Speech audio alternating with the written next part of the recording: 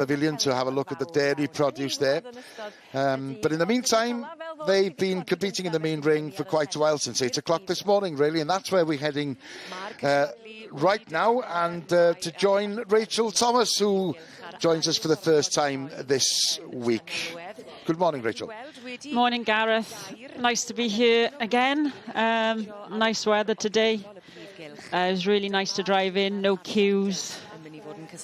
Just walked up past the horse ring, looking nice down there. Not too busy yet, but I noticed the grandstand is looking pretty full already, which is good to see.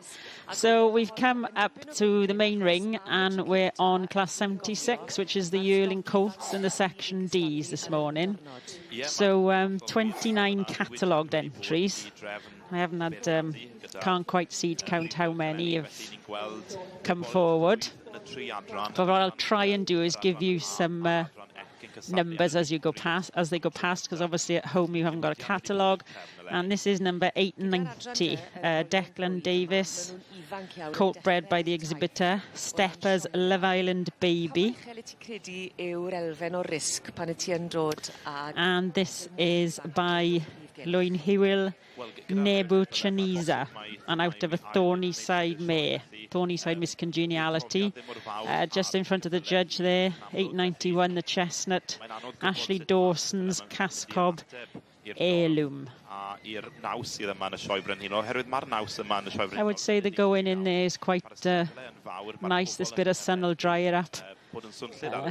Looks to be good ground if we were talking in racing terms. So just in front of us then, 887, and this is Sam Cooper's Charge. Rye Hill Samson Comet. And that's by Gwentland Samson and out of Danaway Casey. So a bit of a close-up there of our judge this morning.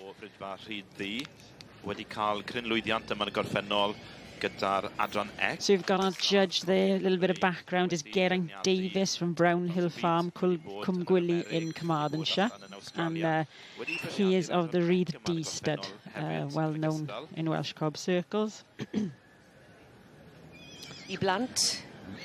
At least we haven't got the record temperatures that we had last year for the stewards and judges out there in their suits. So I think this is 899, I caught that correctly.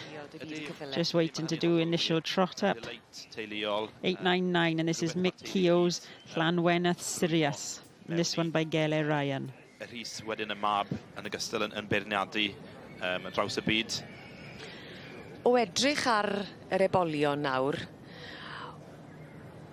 So we can just see in the background there, we've also got the A's and the B's. 893 in front of us. Gele Nico.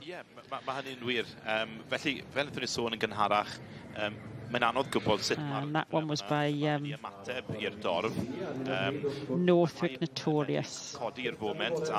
As I know at home you guys are very interested in the breeding, and obviously without a catalogue, it's interesting for you to know.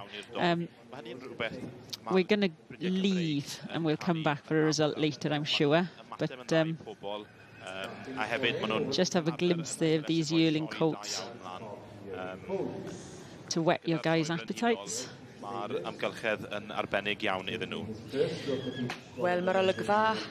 So we've got Geraint Davis there.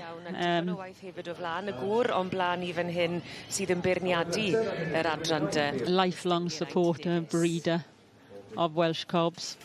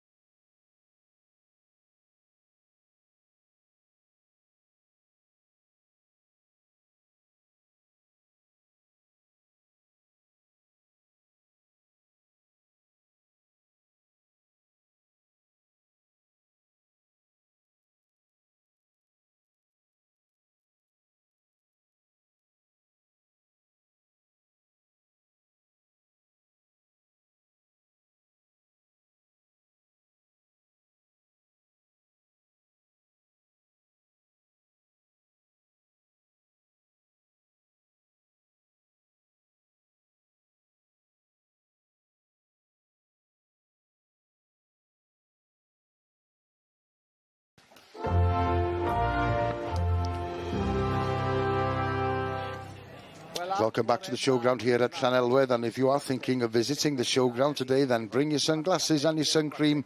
The sun has come out to play. We're going to head to the cattle ring and we'll join Gerald, and for the first time this week we'll join Iwan Thomas as well. Bore da. Bore da, good morning.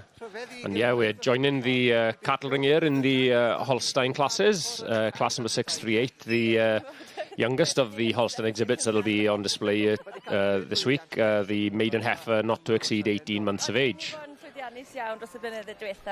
Good morning all, and morning Ewan, and I suppose we're starting in the morning and we're starting with the futures. Yes, certainly that, yeah, always, you always find the dairy classes starting with the youngest animals and working their way towards the matriarchs, and yeah, nice to see the class well supported here in the younger section of the breed. And we've seen in livestock numbers throughout the show that have been up, and are the dairy section up in numbers? Well, there's certainly strong support in the Holstein and Jersey sections. Maybe the other sections a little thinner on the ground, but I think that's just a little bit of testament as to the way the industry is. There's a lot more of the Holstein cows and the Jersey cows being shown throughout the country, really. And you say about throughout the country, there have been several shows throughout the land so far, and a lot of these animals will have been represented in some of them bigger shows, and you do often say that there is a dairy show throughout. Has that been this season yet, or is that to come? No, the National Dairy Show will be later in September. Mainly that is represented with milk animals, so a lot of these animals may have been shown in some local shows and things, but just looking through the list of entries, the main of what we've got in front of us here won't have seen too many shows at all this year in terms of national or sort of regional shows. We're having a good look at our judge there, Mr. Andrew Dennison. Are you familiar with Mr. Yes, certainly. Dennison? No, he's from the renowned Denmeyer herd up in Ulverston and Cumbria, on the Cumbria-Lancashire border there. Yeah, no, very well-known herd. You know, they've had bulls in AI, then bulls that have been used for breeding over many years.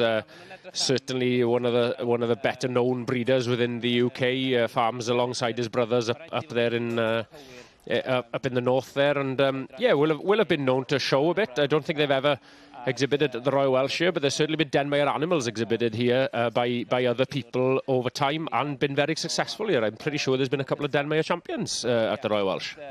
So that is, I didn't actually realise that a lot of prefixes are carried through in the beef industry, so very similar in the dairy industry? Certainly, yeah, no, certainly everything. Every animal that is registered as pedigree within each of the breeds will carry a prefix.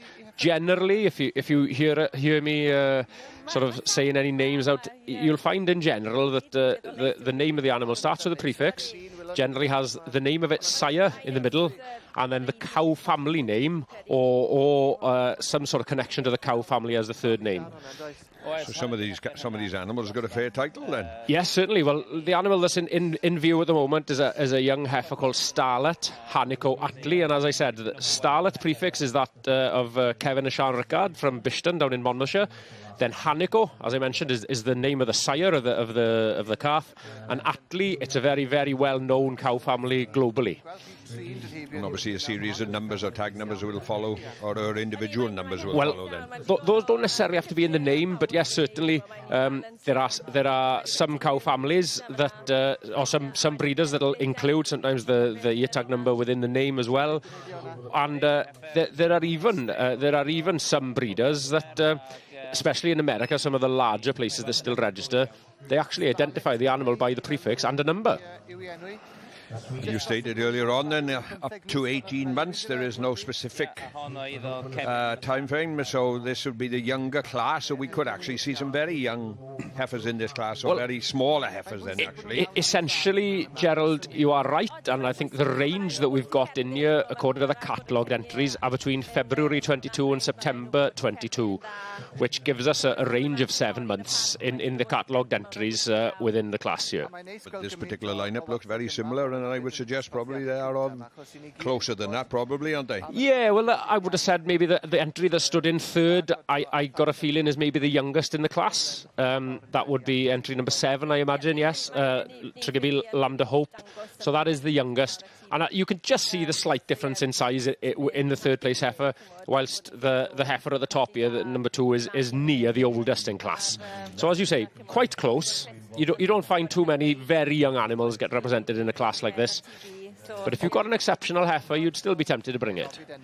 Obviously, I noticed something different then in the beef classes. Then all exhibitors would wear the actual number of the animal that has been entered in the show. These are numbered animals as they are in individual classes. Yes, so the dairy classes, the named entries are actually handed into the show later so you would book your stalls in advance, and then the named entries would come in, and then they're catalogued, which then means they are catalogued from 1 up with individual numbers. Oh, I see. Anyway, we'll have to come back in a while and see what Mr. Dennison has made his decision. Don't forget, you can download the Royal Welsh Show app on Google Play or App Store.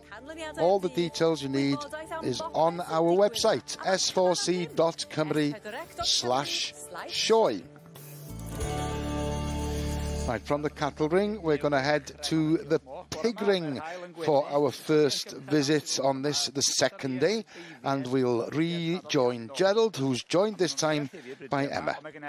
Yes, good morning, and back to the pig ring for the first time, as Gareth stated, and we'll have a new breed to mull over today. I think yesterday we covered the Welsh pigs, so they come under the modern pig breeds, and today we're going to be concentrating more on the traditional pig breeds, which is always lovely to see the different breeds of pigs out there. So this class then is any other traditional breed of pig for a boar born between the 1st of July 22 and the 31st of December 2022.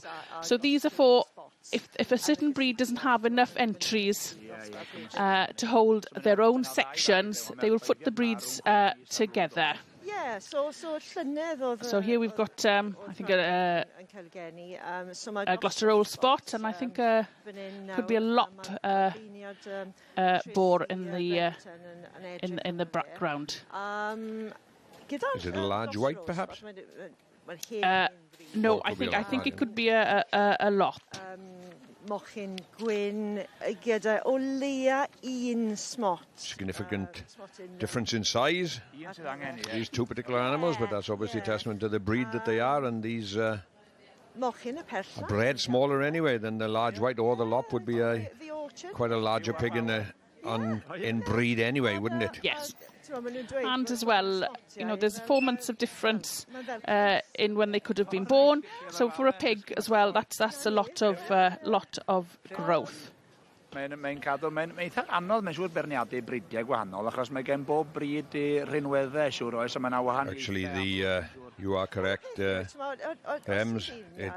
Traditional breeds are the British Lop, the Gloucestershire Old Spot, Oxford Sandy, and the Black. Yeah. 4 breeds that qualify for this particular section. So you are right again, and it is a Lop. So my knowledge of pig's eyes is not great. It's quite difficult as well. So a lot of the white pig breeds are quite similar in how they look. The lop now wouldn't have had the conformation that we saw on the Welsh pigs yesterday. Also longer years as well. I think possibly those years will reach the tip of the nose, whereas with the Welsh pig the tips should reach each other. So there's a bit of an age difference. There's 2 months of difference in age between these young boars then. It's quite funny then that, or is it stated that Gloucestershire Old Spot? Well, obviously that tells me that probably would have derived from the Gloucestershire area, but then like the British Lop, well, could be anywhere in the country realistically, but sheep are from different certain parts, and sort of the name of the name of what they've called is telling us a story. Yes, that from, is from the geographical area that it's come from. Nice young boar there. We also have a different judge today. Yes, the judge there is Mrs. T. Brotherton from Lancashire. Doing well. Right, dwi'n meddwl bod i'n neud ei phenderfyniad reit sydyn. And then I'm wondering if she's made her decision. Yes, she has. And it is the lot there from Michael Paddock. O fe, Carden Goch, i Paddock, Michael Paddock. And lovely young boar there. And hopefully we'll be back again soon to have a look at some more of the traditional breeds on show here today. Oedd hi'n gloi, ie, chwarae teg. O'n i'n mlaen i'r gystadleuaeth nesaf. Diolch i chi, Liz, am y gwmni. Well, we were in the cattle ring earlier. We're going to return there and rejoin Gerald and Ewan. Yes, back to the heifer 18 months and under then in the Holstein section here, and it looks as Mr. Dennison has been busy since we've been away, Ewan, and yes, one final check perhaps before he makes his decision. Yeah, certainly. Generally, you'll find within the dairy classes, a judge will prefer to have a provisional lineup so that he can see sort of the flow of his placing in his head, and then if he feels that anything suits to be moved around a little, he's got that opportunity on the second time around to sort of change a few things around. So yeah, that's sort of what he's done. He's done his provisional lineup. He's had that look down the line, and now he's obviously tapped them back out to have a further look at each of these heifers before pulling them back in. And am I correct in saying that the different to the beef industry, then a lot of this judging is done from side on, isn't it? A lot of the I know beef animals have to walk correctly and obviously have side view, but I noticed that the dairy industry is more, rather than directly behind, we like to see the width of a beef animal, then this is done from side on. You're certainly right, Gerald, in that you'll notice more of the proportions of a dairy animal from its side than you will from behind. But it is important to have the width of the chest through the front and the width of the rump from behind. So you will find that each judge will, as he did there, he stood back, watched them all get around the corner. So you've seen a side profile and then the rear profile as well. In the Holstein breed, then, is there an actual preference in colour-wise, then? Or None at all. At all? They can range anything from nearly all white to nearly all black, and even red and white as well. We haven't got a red and white animal represented in this class, but we will find some later within the day in certain classes that will have red and white representatives as well. And I noticed then that every handler is dressed exactly the same in a white trousers and white shirt, and that is customary for particular breeds. Right, so you're 100% right, Gerald. The breed uniform for showing Holsteins would be white trousers and a white shirt. And as opposed, then you'd use a black shirt in the jersey section and a blue shirt for the Ayrshires. Various uniforms for each. He's made his decision. Yes, he has, and taking the win is Churchvale. No, apologies.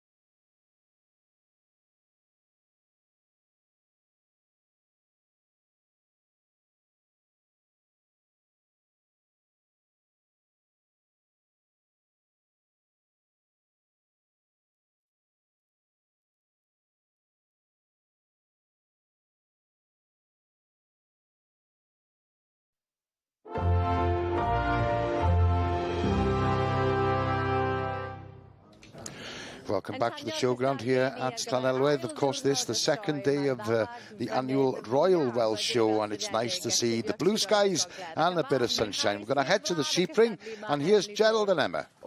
Thank you, Gareth. Yes, first visit to the sheep ring today, and we've got the North Country Cheviot, Gerald.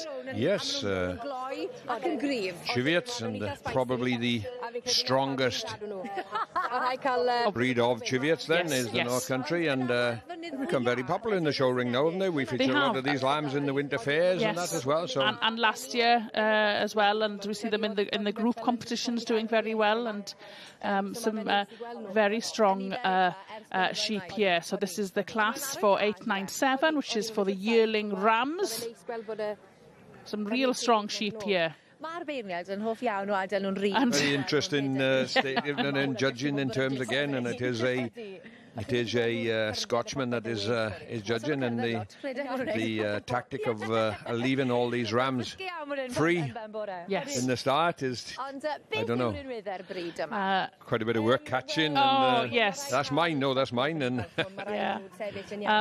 but it is nice to see them, isn't it? He's clearly a judge then that puts a lot of emphasis on how they walk, their locomotion, because if these rams are going to go out and find the ewes, then they need to be able to travel. Actually, then it's a very good eye catcher for the judge to see them actually free and running around the ring, and obviously then his first impression, then he will actually identify what he thinks could well be the first one. So he will have done his sort of preliminary judging when they're running around the ring. Obviously then hands-on, he will check the most essential thing in the teeth, wool, and as he's doing now, and their working parts. But his initial assessment is like seeing a sheep is wild animals supposed to be, aren't they? And running around on the hills of Scotland, and these would be. And he's trying to see them in their natural environment. Then, yes, and how they would hold themselves naturally, not with a handler placing them. Yes, obviously, then making them stand correctly and whatever. Fair comment. Yes, I'd like to see them in their natural. And usually for a traditional breed, then these or a native breed, then these have had a little bit of the bloom. To bring out the colour in their coat, but I think it does help to show off that white face and the white of the legs, doesn't it? Mr. Alan Simpson, a Cane side Caithness. He's travelled a long way down, and they have a flock himself of 40 pedigree and 160 commercial sheep. He's right on the top of Scotland, and he's only 10 miles from John O'Groats. He's travelled a fair old way to come down to the Royal Welsh Show. And it's good to see that he has a lot of sheep in the preliminary class here for him to judge in the start, and we notice that there's quite a strong entry right throughout the whole section, and in this particular section there's 17 rams here for him to go at the start, so that's a good start for him. And as we mentioned yesterday, sheep entries at a 10-year high here, with almost 3,500 sheep entered across all the different classes, so a fantastic display of sheep for anyone to see.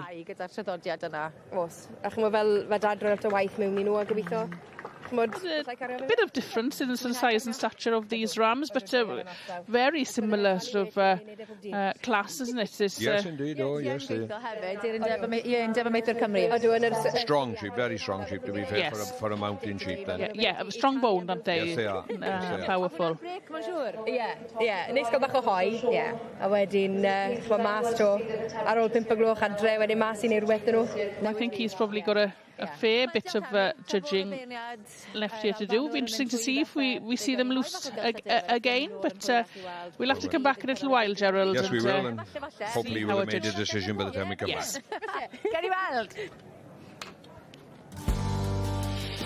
Well, don't forget, you don't actually have to be here at the showground to feel as if you're part of it all. You can follow us on social media. We're on Facebook, Twitter and Instagram. And if you want all the details, then just visit our website. It's s4c.cymru/Sioe.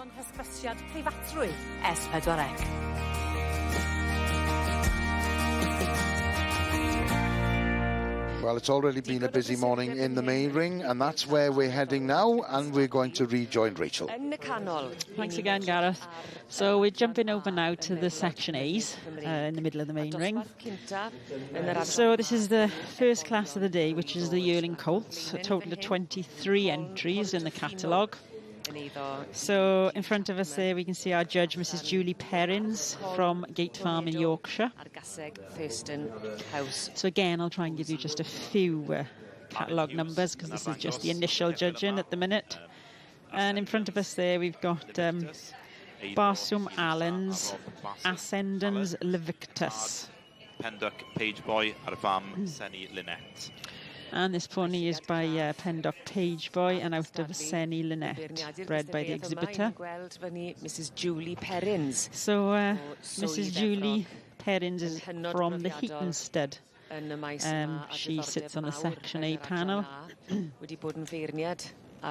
And her father, the late Derek Lockwood, introduced her to ponies, and he started off buying 11 ponies from Countess Anne Granville in 2002, and Springborn Ellie was one of them.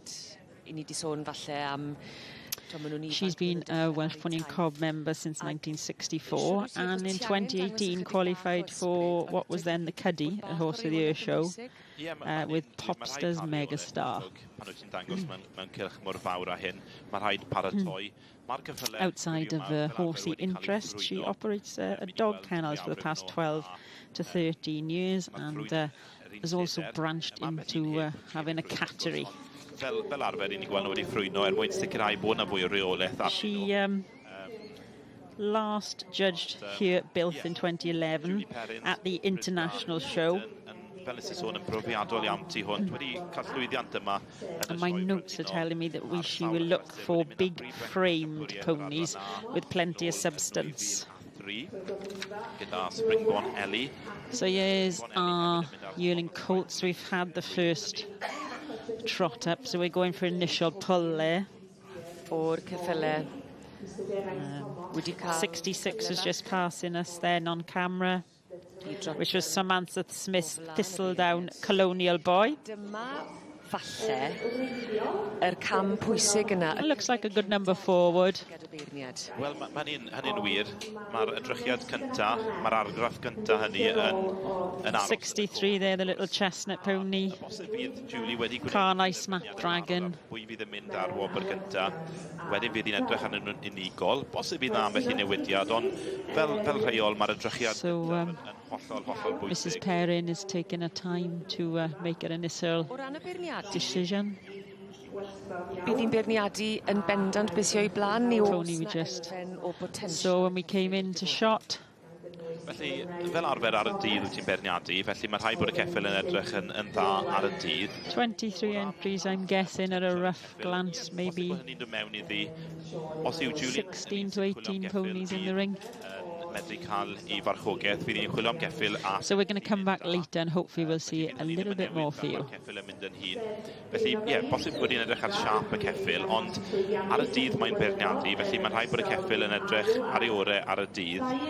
Hang on, it looks like we're going to be in luck and we might see the initial pull. There we are, so I'll try and get a number for you. Sadly, we're going to come back and see those later. This is Julie Perrins. Thank you very much, Rachel. Well, from the main ring, we're going to head into the food hall, which was quite busy yesterday. Well, it's busy there every day, to be perfectly honest. Quite a popular location here at the Royal Welsh. Nia is with Geraint Hughes, who is a food consultant and has been showing here in the food hall on several occasions in the past. And Nia's just asking him how important is the food hall for the food and drink industry. And according to Geraint, it is the most important, probably, section in Wales for the that particular industry. And what people probably don't realise when they come and visit the food hall is that there's an awful lot of activity that goes on upstairs in the business lounge, where people have opportunities to meet representatives from various different business businesses and supermarkets and so on. So the people can come here and show their produce, but can also have the opportunity of going upstairs in that business lounge to sell their produce. So it's an important forum, as it were, for the businesses that come here and visit the Royal Welsh. And it's a busy period, of course, because there's weeks of preparation prior to coming here, before setting up the stall and then having to clear up everything before returning home. Mae yna gynhyrchlwyr yma sydd wedi bod yn dod yma ers blynyddoedd, felly mae yna hen lawia yma hefyd yn does? Yeah, Geraint was just making a point. It's a great opportunity for new businesses, but Nia was emphasising also that, you know, there are several businesses here who have been coming here for years, and it's a great combination, as Geraint is explaining. If you compare it to maybe a rugby squad, you need the player who's got 100 caps to be there to help the youngsters coming through who've only won maybe a handful. And it's the same situation here. It's always great to have the experienced companies here who can help to nurture the younger businesses, as it were. And it's a great combination. It's a healthy combination. And you need that pipeline of new companies coming through. And that's what's great about the Royal Welsh Show. And they've got to be careful of the sausage rolls in the background. But it is a combination, because the food and drink industry is part of the agricultural industry, and that's where I feel that if you separate them, have the food industry over there and the agricultural industry elsewhere, then we need to bring them together. It's quite a valuable thing to have. And of course, Nia's mentioned the fact that a lot of Welsh produce is being exported, and there was an announcement today by Leslie Griffiths, the Rural Affairs Minister, stating that there'd been an increase in Welsh products being exported, which is good news, according to Geraint. And maybe if you were to dig deeper, you might ask the question, how much of that maybe is due to inflation? But compared to last year, it's a far better situation to be in.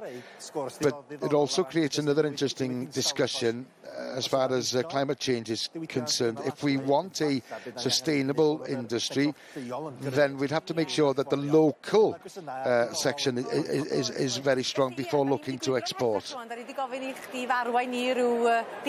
Yeah, Nia's just explaining that Geraint and herself will be wandering around the food hall looking at different stalls.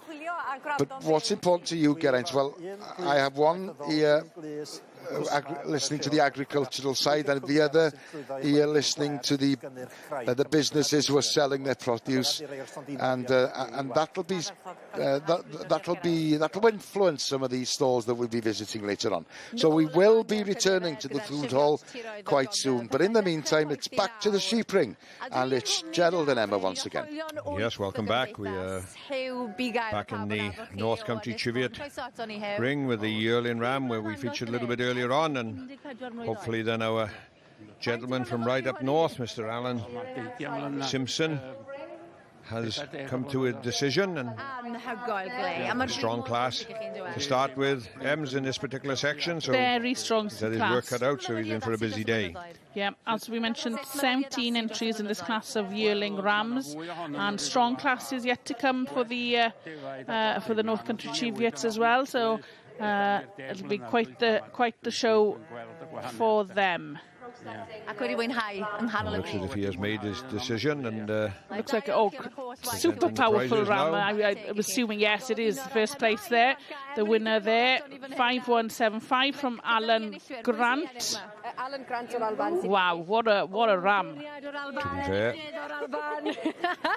Melvin Williams and ail wedyn. Sef Mam. Melvin Williams in second.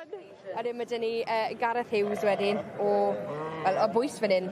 Mr. Gwyn Davis there. O Mawrth. Arbennig. I'm congratulating him, and I know himself keeps this particular breed of North Country Cheviots. It is a real part of the show. Congratulations. Thank you. How was it for you then? Well, it's been a long, hard road, but we bought this lamb in October with this in mind, and we've been feeding him ever since for this show. This was his day. How long of a journey was it for you? 9.5 hours. Amazing. Why was the Welsh show so important to you? I've been reserve champion in a breed 3 times. I've sold a shearling to Ian Evans, who was male champion with the sheep I bred, and I've never got further. So hopefully today's the day. Well, fingers crossed. The sun is shining. It must be a good day. Pob look. Thank you. Thank you.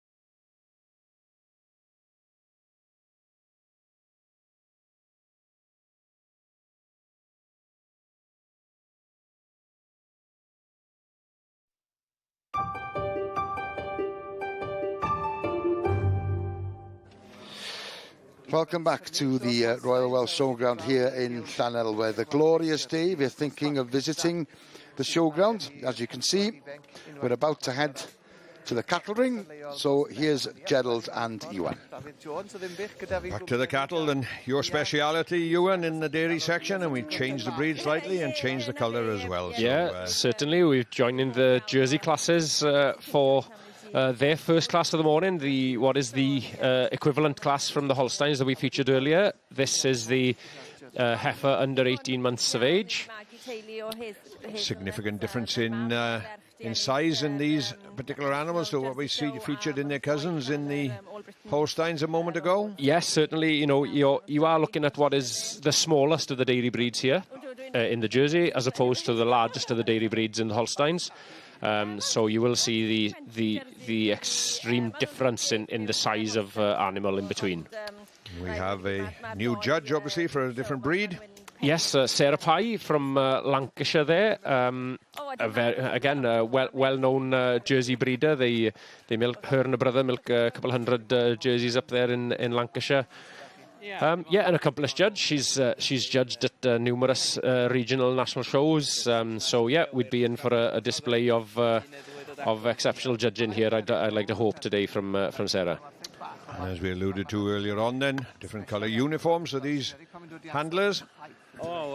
Yes, certainly. As you mentioned earlier, the white shirts with the Holstein exhibitors, and I briefly mentioned the black shirts here for the jerseys. So these are branded jersey shirts for the Jersey showmen. And yeah, I think a very striking combination of the black and white, and I think it's all about trying to show the breed off to the best and trying to make sure that all the exhibitors are equally the same, isn't it? So that so we see in the breed at the best of his advertisement, if you like, and that is, as I say, even including the showmen. Notice then there's a heifer standing, I don't know, is at the top or the bottom of the lineup at the moment, but she's quite dark in colour in comparison to some of her half-sisters or whatever are a lot lighter colour. Well, a little different to the Holstein in terms of being, you know, either they're generally always broken coloured, black and white, you know, to some degree, whether that be mainly white with black spots. You do find that most jerseys are one individual colour, but that can range from a very light brown to the dark black ones. But there is also sometimes a broken coloured jersey. Oh, indeed, I don't think we witnessed any one of them in the show ring then. Is that looked down on? Or? No, I wouldn't have said as such looked down on nowadays. I think years ago it was probably something that you know, traditional Jersey breeders years ago may have thought there was something different in the blood here, and I think you've maybe the way you're chuckling at me, Gerald, you're just thinking you're probably thinking back to the sheep world where a little bit of dropper stuff like that always happens, isn't it? Yes, but no, there's certainly the range of colour here as well. You know, from this very dark sort of looking heifer. And these are more prevalent nowadays, the very black ones. There wouldn't have been that many very, very dark black ones, but they are sort of more prevalent, whether there's a few more bloodlines that are carrying those dark lines just sort of showing up within the breed nowadays. You talk about bloodlines then, and in with this particular breed, there's the jerseys here then. Obviously there's a lot of families throughout the Jersey industry. What sort of numbers would we be talking about in terms of individual family throughout the Jersey breed then? A serious amount. A serious, yes. I think you're talking thousands, Gerald. Yes, indeed. Now, what I would say though, as with any, and I'm sure it's true within the beef world as well, there are certain lines then that everybody desires to have, and that everybody desires to have an impact from. And within each of these breeds, you know, there's a strong family line, Veronica, I'm just trying to look now. There aren't any Veronicas here, but I know James Evans, who owns the heifer that is currently in first place here, has a strong line of these Veronicas. Now then, the heifer that is leading the class here is a Tracy.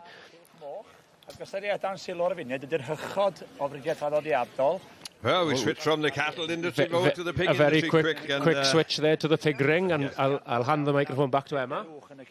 Thank you, Iwan. Tair Gloucester Old Spot or Tylee Ferber. So we're now joining, then we're back with the any other traditional breed, but we are joining the class 1327, which is the sow born before 30th of June 2022. So now we've got a slightly different mix here now then. We've got more of the Gloucester Old spots out in this class. And I think there's a... Oh, no, that is interesting now. We can see the judge there now. We mentioned it yesterday about teat placement and also counting the teats as well. I have to say, I'm not sure what the breed standard for Gloucester Old spots are, but generally... A lot. A lot. I know for commercial pigs, it's more the merrier, but... generally, I think they would like an even number of teats each side. So there's 2 rows of teats on a sow. And as well, these sows have bred, so she will be looking to see if there's a blind or maybe damaged teat as well. Because when a piglet, when they're born, when they latch onto a teat, they will always return to the same teat. And they always suckle in the same order. So if they're if they latch onto a teat that is blind or can't give down any milk, then that piglet obviously won't thrive. So it's important that they are correct in the underline. The underline, top line we call the top of the animal, but in a pig the underline is very, very important. So a lop sow here now then in shot, and we can see that difference with the ears. She's got the very large ears then. You would suggest probably that she would be in pig, and by how low she's carrying her undercarriage. Yes, and as we said yesterday, and the judge then, Mrs. Tracy Bretherton, she has stated that she's looking for a good top line, and it's important that that sows have a strong back. Almost when they're younger, it's slightly arched, because when they are carrying sort of 10, 12 or more piglets, there's a lot of weight in their body, so they need a strong back to be able to carry those piglets. What is the gestation period of a 3 months, 3 weeks, 3 days. And they will have, they are able to breed, so I think, I can't remember what the average is, something like 2.7 or 2.8 litres per year, which makes the pig industry, or the pork industry, I should say, they can produce a lot of meat very quickly in a year, in comparison to, say, beef or lamb then. So very strong. So how many times could they produce in a year? I think the average is something like 2.7, 2.8 litres per year. I'm remembering back to my college days now, Gerald. That was a long time ago. So if I am wrong... I've never studied pigs, even though my father did keep a few porkers and a bacon pig many years ago. But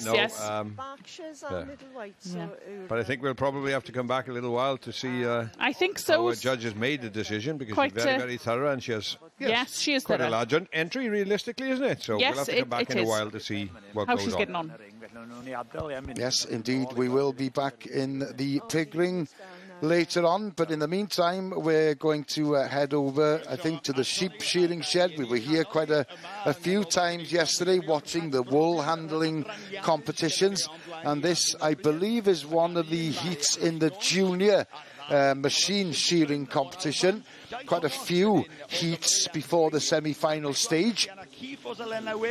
This would be the starters of the, or futures of the sheep industry, and some of these young men and young ladies that are on show here will have aspirations of hitting the big time a little bit later in their careers, and a little bit more mileage under their belts, and shearing a lot more sheep. Then I don't doubt that maybe we are casting our eyes over a future champion eventually, and a young lady there on showing us how to do it very slowly and very precise. And as you will understand, if you're taught to shear the sheep correctly first, you will be told that your speed will come with practice. And I noticed there, Gerald, we've been watching a couple of shearers there. Obviously, you've alluded to the fact that pace is relatively slow compared to what we're going to see later in the week. But I also noticed that young gentleman wasn't using the whole width of the comb there. Would that be a case of making sure he's getting a clean cut so that he's not...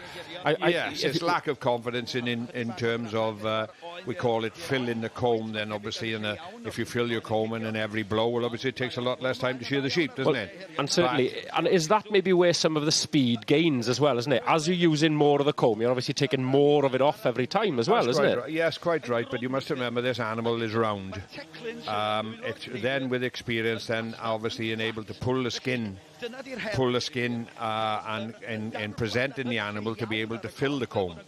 That becomes with experience and practice then. So as we see, under half cutting it's called, or half combing it is called, then obviously if you less risk of cutting the actual length or staple of the wool in half. And obviously if you cut the staple of wool in half, well, obviously you downgrade it, don't you, or downprice it realistically, because it's the length of fibre is what they require for manufacturing and whatever. So yes, it's going through the pace, going through the motions and doing it correctly, because as I stated, once they do go through the pace and do it correctly, obviously speed will come, and then therefore we think all of these young people here that are on here would have had to have gone through various courses, wool board courses and whatever, to reach this particular standard and been taught correctly, because I think it is an actual stipulation here within the Royal Welsh Show, or any of these shows, that you'll have to produce your certificate of, I think it's bronze, silver and gold. They actually go through as a wool board go, and basically it's from novice or junior, as we see, to intermediate standard, and right through to open shearing. So yeah, all of these young people here will have been through the courses and taught professionally by professional shearers themselves, and that's all they need to do now is practice and get on with it. And winning a competition like this is a big plus for them all, and it'd be nice to see that a young gentleman or a young lady will say on their CV at some stage, say, well, I won the junior, I won the intermediate, and now I'm winning the open. But and you're obviously talking about that. That's the progression they make then throughout the circuit. Is they start off here as a junior. They have to have done the courses prior to this, but then within the realms of competition, does that mean they have to take another course to go up a level, or is it just a case of just progression throughout? I think, to be honest with you, yes, they would probably have to go to another course. I was lucky enough to myself then to go on a course of this many years ago, and that was after I'd been to New Zealand, before I could actually become an instructor myself. You have to have a gold seal badge before the British Wool Board will recognise you to be qualified to instruct these younger people how to shear. Then yes, it's something like the British Wool Board has sort of set a standard that they would like the people that are competing and that are shearing these sheep obviously are qualified to do so, isn't it? And we're in the public eye here, and there'd be nothing worse to see a young person go up in there and sort of make a mess, or any person make a mess, and and use it as a practice ground. We've always been taught that you do your practicing at home, don't you, and whatever. So, but these young men or young ladies are putting it through their paces here, very nice, and it'll be quality of the shearing out the back, I'm sure, will be quite good. We see the odd little bit of skin here and there, but that's just part and parcel of it. And so, anyway, I'm sure we will come back to the shearing shed many times throughout the day, and hopefully see the results of this section. Yes, indeed, we will. Very interesting listening to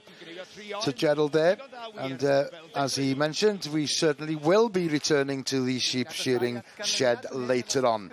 But in the meantime, it's back to the cattle ring, and here once again it's Gerald and Ewan. And we're rejoining the class that we were featuring earlier.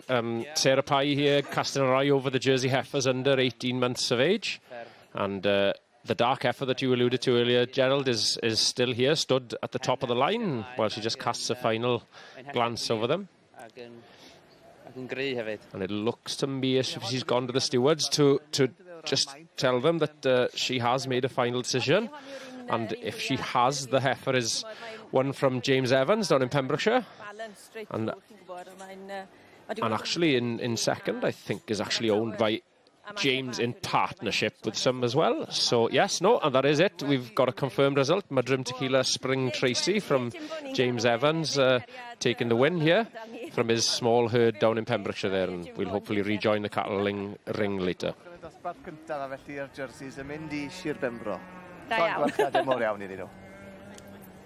Wel, da ni'n dal I aros am ganlyniad yma yn y Culhwch Moch.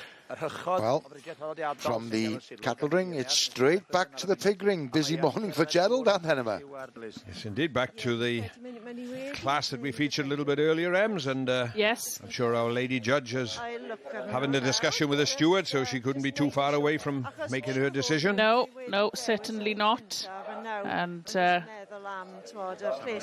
as we said before, we've got 3 Gloucester Old spots in this group then, and a Lop sow. Be interesting to see where she heads to. We'll be under the same sort of format as what we witnessed yesterday, and then winners from each class will all go to an overall traditional pig. Yes. Will we have a championship at the end between the Welsh and overall champion of the Royal Welsh? Yes, at the end of all the showing, there will be, an overall championship for the champion pig of the Royal Welsh Pig Show. So there we go. See Madam Judge then just collecting her red rosette. And is she following this... It's hard to tell. Oh no! And there we go. It's the Gloucester sow there for the young exhibitor, Jay Ferber. Well, mae'n un time. So very great congratulations to her.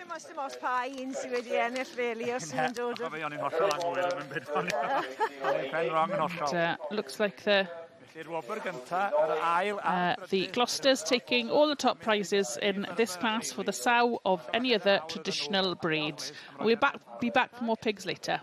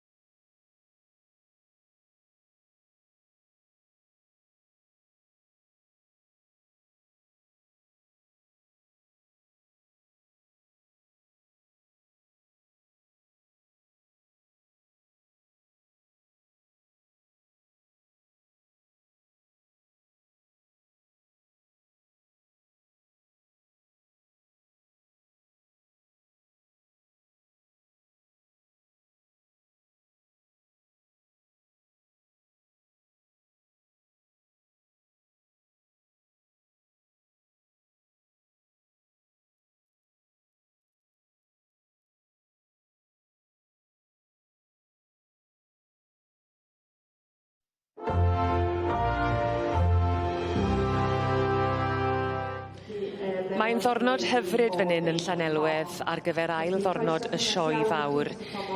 I ni wrth ein bodd fan hyn yn y prif gylch yn edrych ar y cystadlu, a'r cylch wedi rhannu'n dair, Ac wrth i ni edrych tuag at y gwylod ar ochr ddeheuol y cylch, dyma lle fydd y merlod Cymreig teip cob, yr adran ec yn cystadlu drwy gydol y dydd.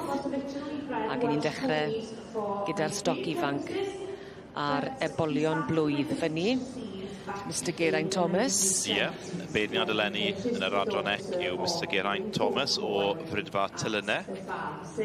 Welcome back to the Royal Welsh. Yes, we're in the main ring at the moment, and we will be joining Rachel.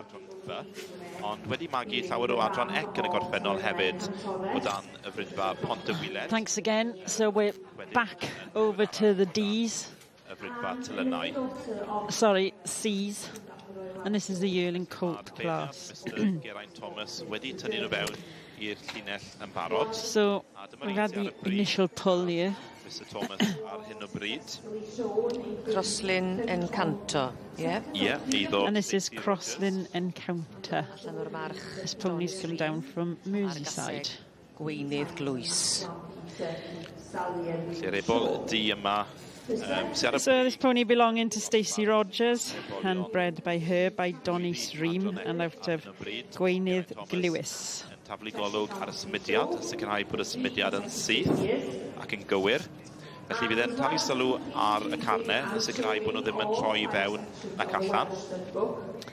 A'r trot fach nôl tuag at. So our yearling coats here today had 25 catalogued entries. We can't quite see how many are forward. Yn gobeithio bod y carnau ddim yn mynd yn disio, Ie, sicrhau bod y carnau yn syth, bod nhw ddim yn troi fewn ac allan pan mae'r ceffyl yn symud. Actually, without seeing the class, this is my favourite. Crosslyn Encanto sydd ar y brig ar hyn o bryd. Pleased handler there, that's nice to see. So up in front of the judge there, 598. Allan o'r march Donis Importance. And this is Owen Jones's Nebo Hugo. Another one by a Donis pony, this time by Donis Importance. And out of Nebo Honeybee. Geraint i'w hylo amdano fe, gyda'r adran ec. Bod e ddim eisiau rhywbeth yn rhy drwm. So some very old prefixes coming out there. Ansawdd pony, felly rhywbeth sydd yn fwy tebyg i'r adran A yn hytrach na'r adran D. So close up there of our C judge Geraint Thomas and Geraint of the Tylenau and Pont Lwyd stud. Felly'r pony yn hytrach na'r cobyn. Felly'r ebol melyn yma. So attractive colt here with that splash under his belly. Pentre Nebo yn Ceredigion, Llanon Ceredigion. Felly Nebo Hugo, y tad wedyn. I think the C's are my personal favourite of the Welsh breeds. Often make really good jumpers and do really well in the M&M worker classes, and equally can carry adults and children. O Menai studs. Yep, Brydfa Menai, Thomas, Jones. So this is Geraint Thomas, a little bit of background info on our judge here. As a youngster, he did ride ponies and as well as hunters and some one-day eventers. And over the years, he's bred all of the Welsh sections. And themselves, they have bred 2 Royal Welsh winners. Mr Thomas is a farmer, farming pigs, cattle and sheep, but has now retired and just keeps horses on the family farm in Gwynedd. Hyd yn hyn, yr ansawdd I weld yn uchel iawn. And my notes are telling me that he will look for very much a pony of cob type with plenty of bone and substance and not too heavy and must move correctly. We'll come back to this class a bit later on and hopefully see the conclusion. Yes, indeed, we will. And, wow, what an impressive sight. The Showground at Llanelwedd, the River Wye, and a bit of blue sky above. Right, let's head to the sheep ring, and we'll join Gerald and Emma. Yes, we're Good job. into the sheep ring now in the first continental breed of today, and familiar to ourselves, as we've talked about these on many times before, the blue Texels. Yes, we've become very strong show sheep. Oh, very popular, haven't they? Yes, absolutely, and great entries, like everything we've covered so far.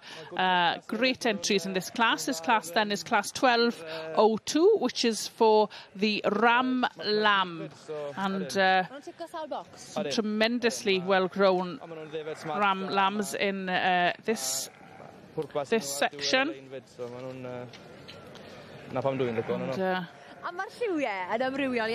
seriously well trimmed, and you can see our judge there, Mr. Alan Short. It's interesting. Another Northern Ireland person has come across on the ferry. Yes, indeed.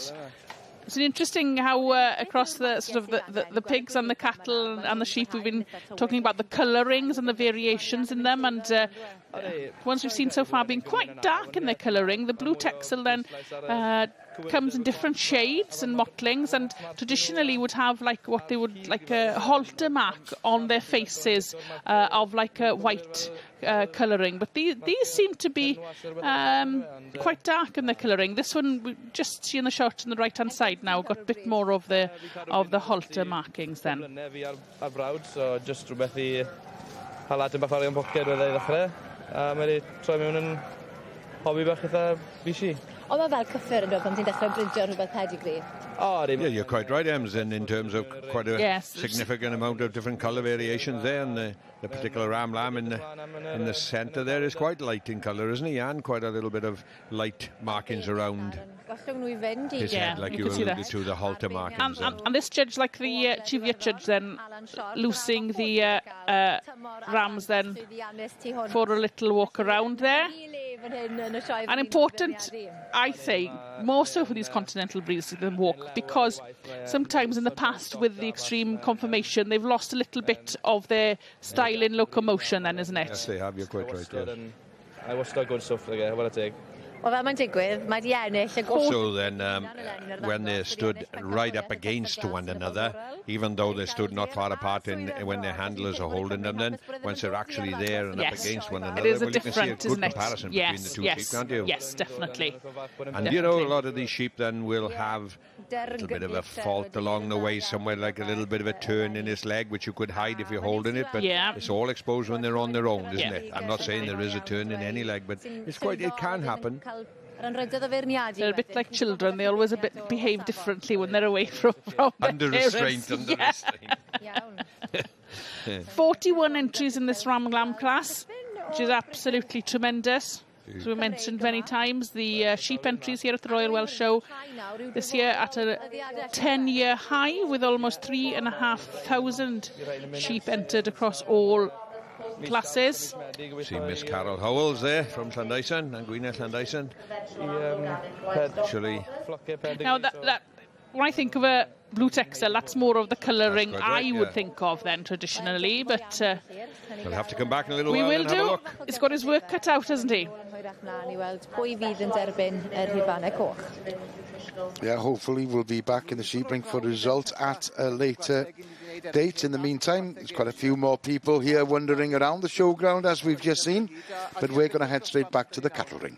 Yes, and we back up to a different breed again, and young heifers again, though, and obviously a different judge this time as well. Yes, John Watson from Highmark up in Wigtonshire in Scotland, come down to judge the Ayrshire classes here. I actually spoke to John about 6 weeks ago. He was very excited and looking forward to coming down to judge the classes. Very well known Ayrshire breeder with a long history within the breed then. Different colour code in dress code for the competitors again. As we alluded to, the breed has their own significant colour scheme. Yes, certainly. Well, the Ayrshire's is actually officially, as this young lady's got the white trousers with the blue shirt. That's the official uniform, but again a branded shirt, as we saw there in the jersey section earlier, branded but with the Ayrshire Society's logo. So this what we're looking at here then, this class, is the junior heifer champion from the Ayrshire classes. So that's why there are 3 featured here. There's the winner from the junior heifer class. The 4, featured here. The first and second from each of the 2 classes this morning, the maiden heifer and the heifer and calf. And stood at the front of the line is a heifer from a neighbour of ours at home there, Geraint Thomas at Treglwys, just across the valley. And then the heifer in view here is from the Galligaredig farm, from the Granville family down in Bridgend. Put you on the spot then, Ewan, in terms of ratio of different breeds throughout the dairy industry in Wales. Then the Holstein probably would be the strongest numbers by far and away. In terms of registered pedigree cattle, certainly Holstein would be by far and away the highest number. I'd essentially probably say over 70%. Indeed, oh yes. So. Then would be followed by sort of the Jersey, and then closely behind those some other breeds. By Saesneg. English commentary is available on this programme and on our main ring webcast. Depending on your device, either press the red button or use the audio selection option. Any problems, contact the S4C Viewers Hotline. And if you are listening on the English language service, it's great to have your company. Of course, we'll be broadcasting here from the Showground until 5 o'clock this afternoon. And we'll be here until the end of the show on Thursday. Right, let's head over to the main ring. And it's welcome back to Rachel Thomas. So we're back to the cobs.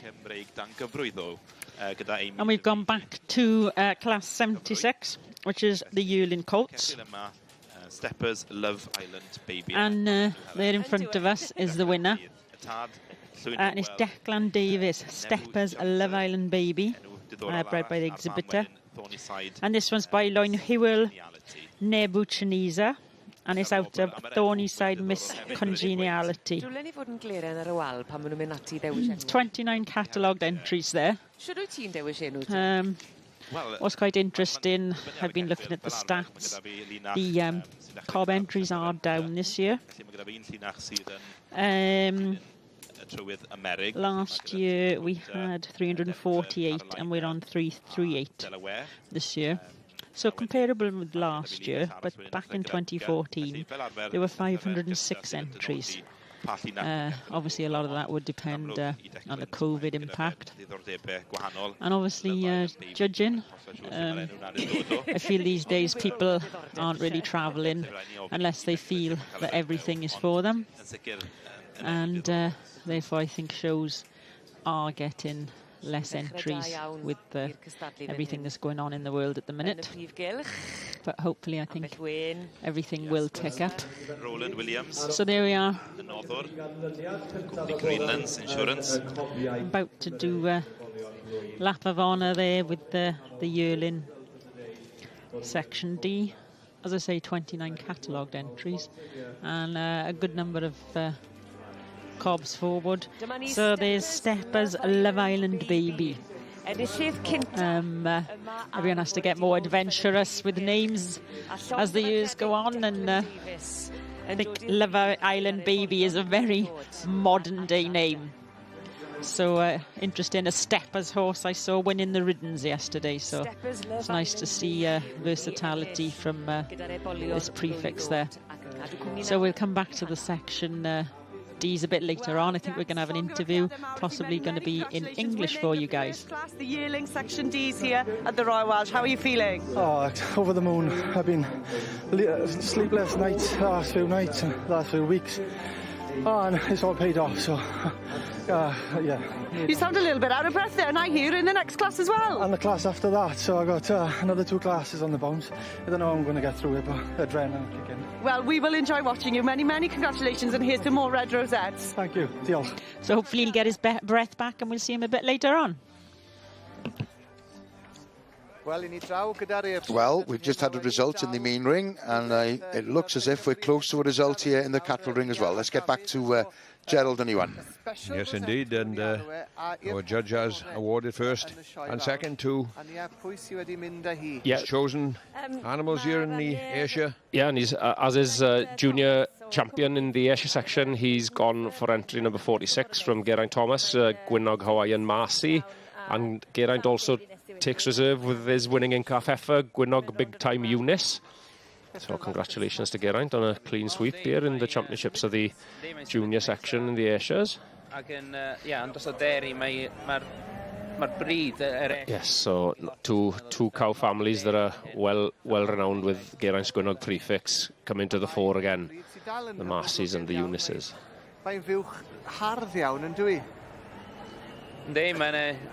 Obviously then, as we alluded to then, the Holstein is the dominant breed within thing, and it's nice to see that some of the people have kept with the traditional breeds of the past years, perhaps.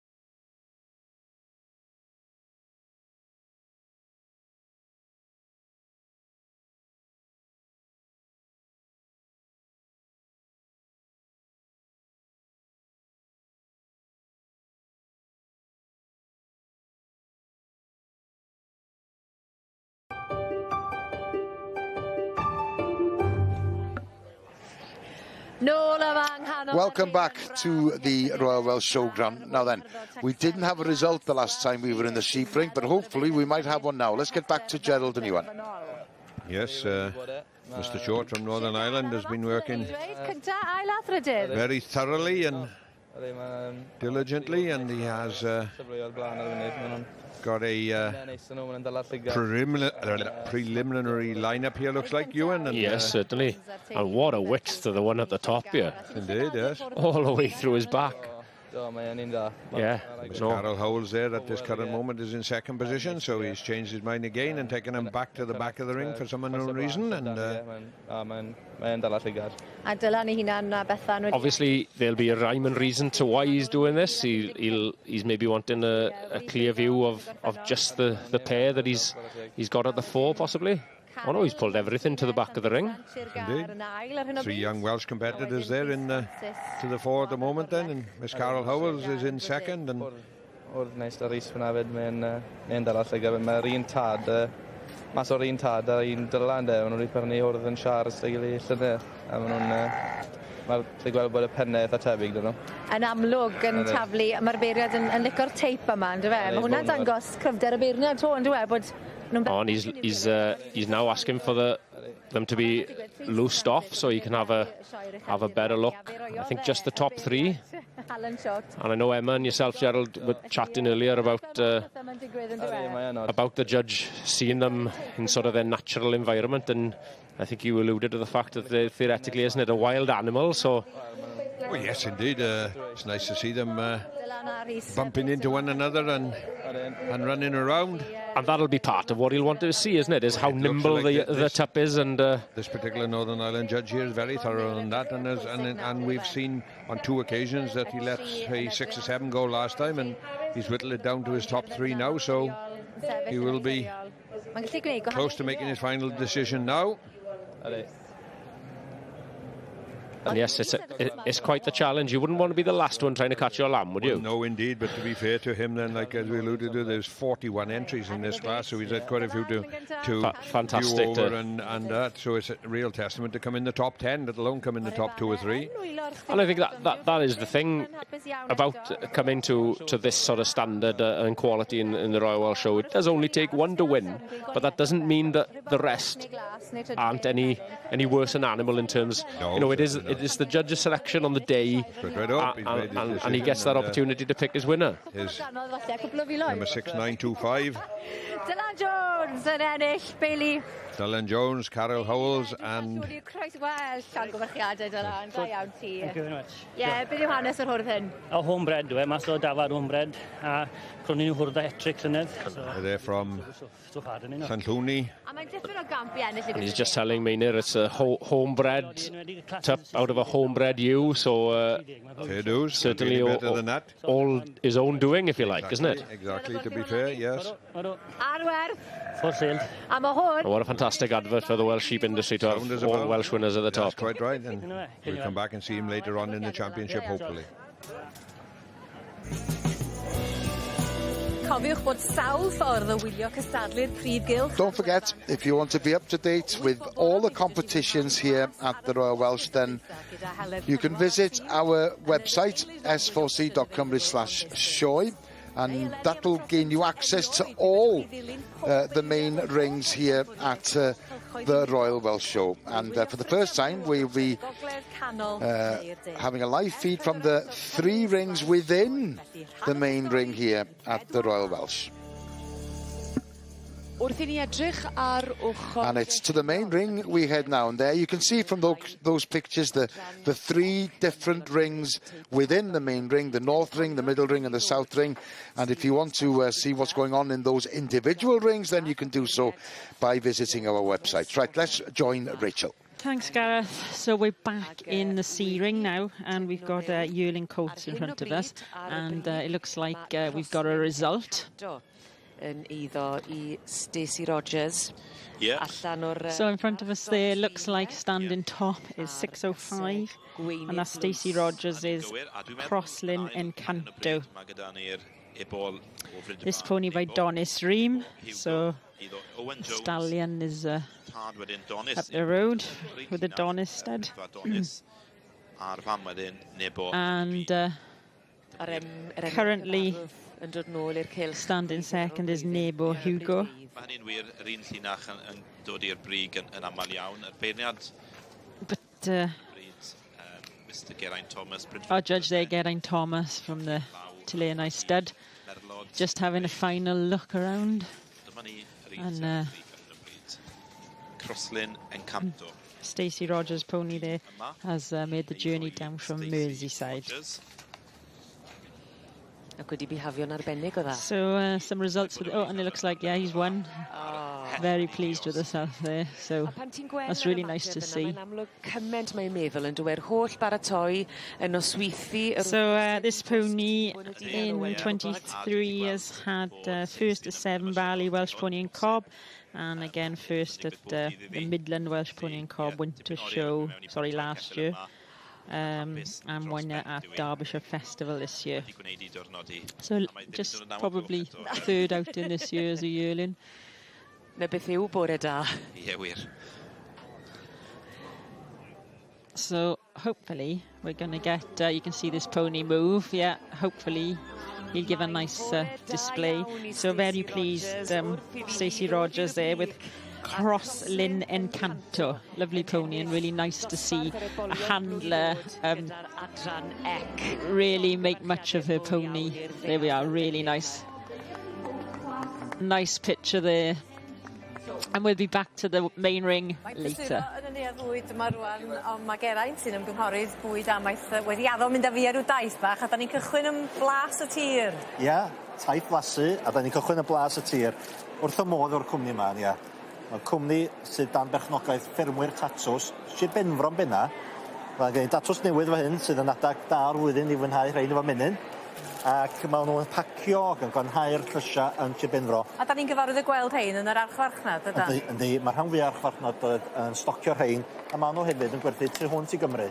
Felly, mae ran yr economi yn dod ag arian i fewn, a dwi wrth y modd gweld lle mae'r cynnyrchwyr a'r proseswyr i cydweithio a cadw'r gwerth yn y lleol. A mae nhw'n arloesi hefyd. Mae hwnna'n newydd. Mae hwnna'n newydd, eitha newydd, ac ymysg y cyntaf ym Mhrydain i gynnig tatws sydd yn niwtral o ran ôl troed carbon. Dyna ni'r brand, a mae hwnnw dal sylw lle mae llygyd nhw ar y dyfodol, ac swn i'n tybio, mae herwydd y strwythyr sydd ganddyn nhw, caniatáu nhw'n gwneud pethau diddorol fel hyn. Ac ar wahan i'r pecynnu, beth am y blas? Blas o'n i, mae chi, un ar un un unia. Tato newis i Benfro. O, mae'n gynnas y beth ar yw'n, be'n i'n disgwyl fod yn nhw. O. Wa, mae'n flas y mynd sy'n dod drwy'r... Reit. Dyma ti'n bell iawn rwan. Na, da ni'n Sir Benfro hyd. Yndan. A dyma ni ffarm chili. Sir Benfro. Anisgw. Ac drwchwch gwledd i'r lygad.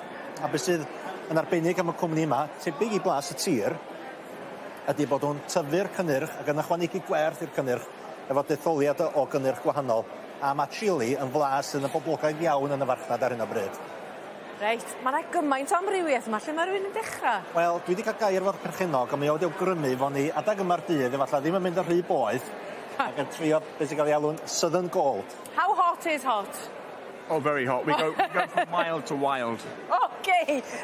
Mae mild amdani, so I get it. Ia, dwi'n meddwl dyna's ar gorau, dyn, ia. Ti'n gwneud y ffordd? Ia. Na ni. Mae'n lliw bendigedig. Beth am yr ansawdd yna? Mae hwnna'n ansawdd y fendigedig. So mae'n llifo yn dda, ac mwstad ac mel di hwn, efo bach o chili. Mae'r mel yn neis, mae o'n rhyw fath o... mae'n bod ydw fydd. Cnysur gwddw mewn ffordd, ydy. Lovely. Ga sandwich. Ie. Lovely. And are you having a good show? It's been a brilliant show. Yesterday was the best single day we've ever had here at the Royal Welsh. And how many times have you been here at the Royal Welsh? 6 years now. Oh, well done. Anyway, nice to see you. Thank you very much. Diolch yn fawr. Mild to wild. Ie, mae hwnna'n llifon, dydi? Ydy, da. Ac oedd hi'n ddiolchfer slogan. A mae pethau fel am bwysig hefyd, ydy? O, ydy ta. Ac oedd y slogan yn pwysleisio'r negas fod y chili di tyfu ddim wedi cael ei hedfan i fewn. Ie, ie. A mae hynny rhywbeth. Mae'r thema fan hyn gyn ti, ie? Ie, achos pryd ydych chi'n crwydro rhwng Cymru, gwybod chi'n weld, rili, di defaid a gwartheg, hwnnw di asgwn cefn diwydiant. Os a ddim rheswm pam yna fydra ni geisio am rhywbeth mwy uchel geisio, lle da ni yn tyfu chilis, lle da ni yn tyfu llysia. Ydy chilis yn hawdd i tyfu? Mae'n rhaid bod nhw. Eitha rwydd, os da chi'n gwybod sut, fel mae bod dim arall. A mae o'n tyfu, mae o'n twnelu tyfu wrth gwrs. Rwan ta, Cwm Farm. Ia, mae hwn yn gwmni gwerth chweil mewn i Rwth efo hyn. A mae Rwth i bod wrth ers blynyddoedd yn datblygu cynnyrch o'r cig mae hi'n gynhyrchu ar y ffarm. Lle mae cadw moch, saddleback, cig eidion, ac yn ychwanegu gwerth drwy gynhyrchu'r charcuterie yma. Ac unwaith eto, dyma beth dwi'n licio gweld ydy cynnyrchwyr yn ychwanegu gwerth, cynnyrch o safon, a mae gynnu ni rhys o fynd sy'n gynnig blasu. Sut wyt ti bore yma, ti'n iawn? Ie, good diolch. A beth ti'n awgrymu? Be ydy'r gwahanol fatha fan hyn? Mae gen ni chorizo fan hyn, mae'r biltong fan hyn, wedyn mae'r cennin a'r bara lawr fyna hefyd. A hwn mae'r boys rygbi'n fita, a'r merched? Ie. Ti am drio bach o'r biltong ma, Geraint? Ia, wir. Ia? Diolch fawr Rhys. A fel chi sôn am y cysylltiad rygbi, mae ho hefyd yn gweithio'n agos efo Ken Owens ac Dan Lydiat. Come forward, Ruth, because you've got some news for us. Fresh from Paris. Yes, so I've just been to the embassy in Paris where I was asked by the ambassador to feed 1,000 guests with our Sheriff's Biltong. So with some fantastic guests there, all readiness for getting some biltong out to Paris. So this will be there for the World Cup? Yes, it will be. Ie, falle fi Ken Owens ddim yna, ond mi fydd y biltong yna. Mae werth chweil. A mae hwn yn becynnu gwahanol i beth da ni wedi weld efo'r nwydd eraill yma, ydy? Ydy, efallai... Yn haws falle i farchnata? Haws i farchnata, ydy. Ond da chi cael rhyw deinwad efo'r cwmni yma, fod o'n cwmni eitha teuluol. Mae'r ansawddychol, mae'r ffordd mae wedi cael becynnu gyflwyno yn awgrymu math yna o safon. Ond mae Rwth a busnes yn stiwt iawn ar ran datblygu cwlion eraill ac yn allforio i Baris. Mae'n ddipyn o blyan yn ei het ti. Ac oedd hi'n deud hefyd bod nhw'n coginio rhain y biltong yma efo aubergines, did you say? Yes. Yeah. The culinary team in France, they were cooking it using it as an ingredient, and they were putting it in aubergines, and they are ready to start feeding the other players in the other teams, and they are looking at the biltong to put in as a product. Don't you give the other team too much advantage. No, llongyfarchiadau newyddion da iawn ydy. Ne, fe digiddig. Felly, o fyma rwan, lle ti am dreulio gweddill y dwrnod? Wel, dwi'n meddwl, saff dweud, dwi'n eisiau cinio, felly dwi'n mynd i grwydro bach fel yr anifiliad, dwi'n meddwl. Arferchog. Diolch i ti. Diolch am dy gwmni. Croeso. Ie, mae wedi bod yn braf iawn. Ac o'r llygad yn wir. Ne, mam, bendigedig, no. Blasus iawn, diolch Geraint. Dyma ni felly canolfan Gneifio Meirion ydy'r lleoliad a rhagbrofion yr adran iau sydd o'n blaen ni ar hyn o bryd. Y dechreuwyr yn ymarfer i crefft ydy'r bobl yma ac mae'n gymysgedd o bob... Yes, and we can see then it is 6 competitors every time in this particular junior section, and we're on heat 5, so if my maths are correct, there'll be 30 competitors already. Already, isn't it, Gerald? That's exactly the thing that we'll have to do a bit of research now and see how many more heats there will be. That's quite correct, yes. And then obviously the highest, will it be specifically however many from each heat, or is it the highest across all the heats that generally go through, Gerald? No, they'll all be pooled in one, and I think there will be a semi-final, and then obviously semi-final will probably consist of 12. And then it'll be whittled down to the 6 finalists, which will take to the final later on today to compete for Junior Sheeran Champion 2023. And as I say, it'll be, to be fair, testament to them all to have come here and gone up on the stage, and obviously nerves will be playing a big part because there is, as we've seen, a large crowd watching, and it does get a little bit more fever pitch as the competition hots up, and the crowd will be cheering them on to the best of their ability. Now, while I was listening yesterday, while you were doing a bit of commentary on the wool handling, Gerald, you mentioned full wool when you were talking about that. Just describe maybe the difference, because we're obviously not looking at full wool ewes here, are we? No, indeed, no.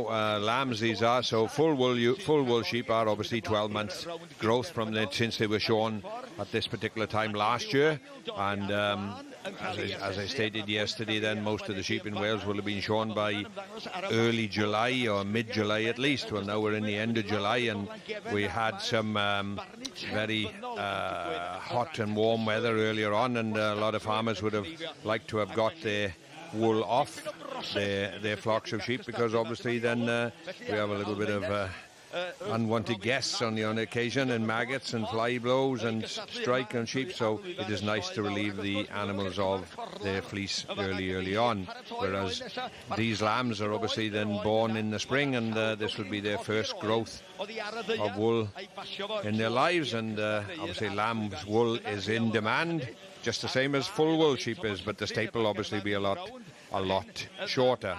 Now, it is a general belief that lambs shorn in their first year of their life, then obviously throughout the first winter of their lives, then they will grow a little bit better, and a lot of replacement ewe lambs are sent away for wintering on dairy farms to graze excess grass, and obviously they remain clean throughout the first winter and will grow a little bit better. And that'll be a lot to do with intakes of food and the fact they're more comfortable. You always find that if I'm looking at it from an industry perspective, a different industry, but you clip a dairy cow, you can raise her intakes by clipping hair off her and things, and that would be very much the same with these, isn't it? Yes, indeed, yes. Anyway, well, let's hope we come back and feature maybe with this, or we should see the final or semi-final of this in juniors.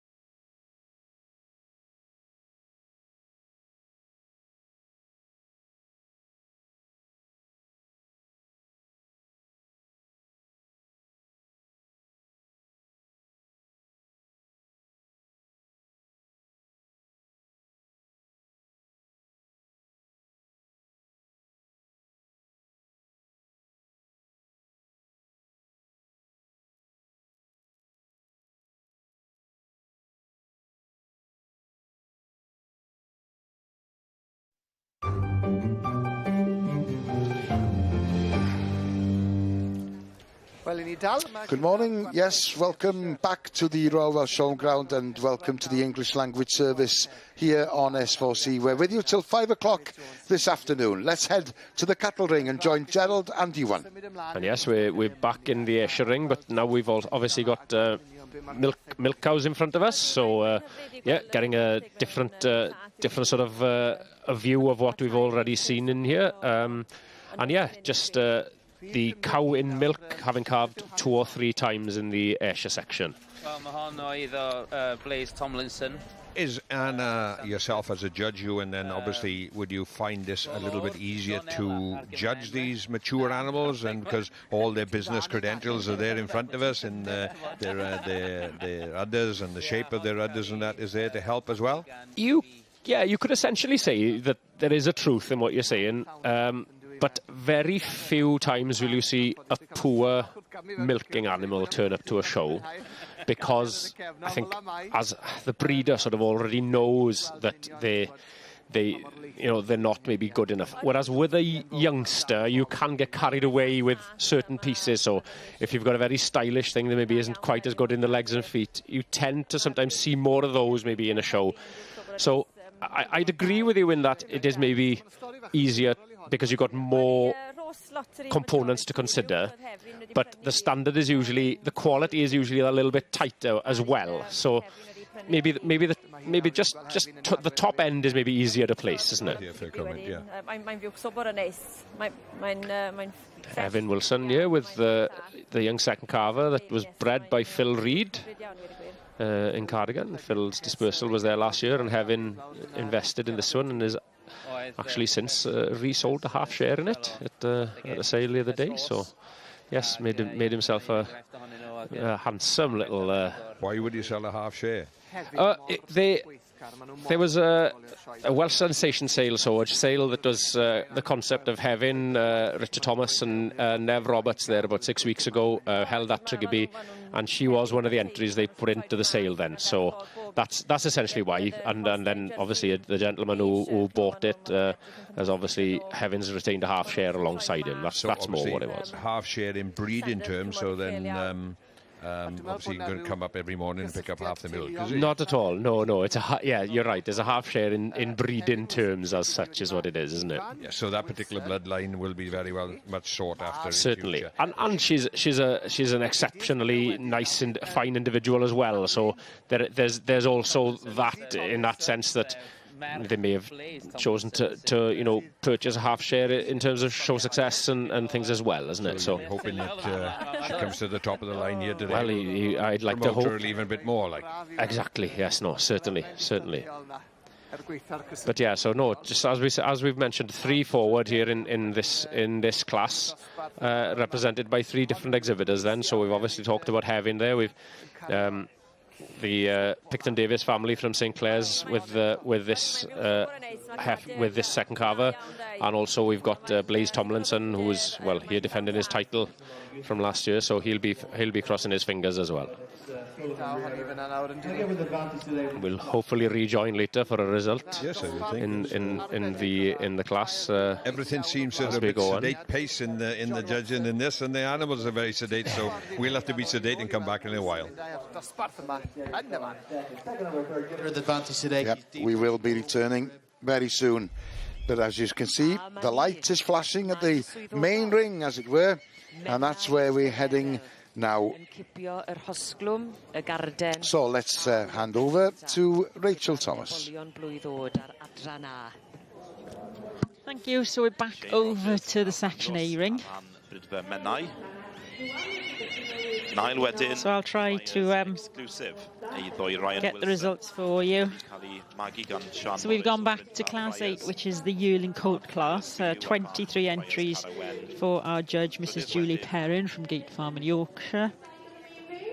Samantha Redding, Glebedale, Silvercoin.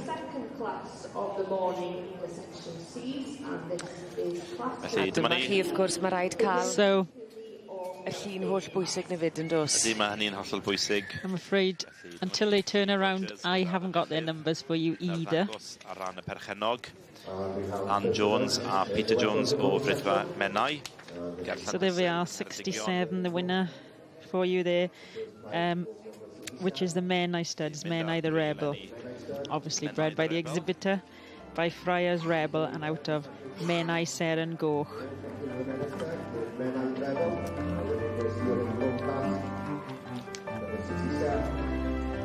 So Menai stud there picking up the yearling colt section A's. Shane Rogers and rhoi trot fach. Menai the Rebel, and we're hoping there will be an interview with this pony. I'r ebolion blwydd oed gyda'r adran A leni. A Shane Rogers. So only a few outings for this pony this year.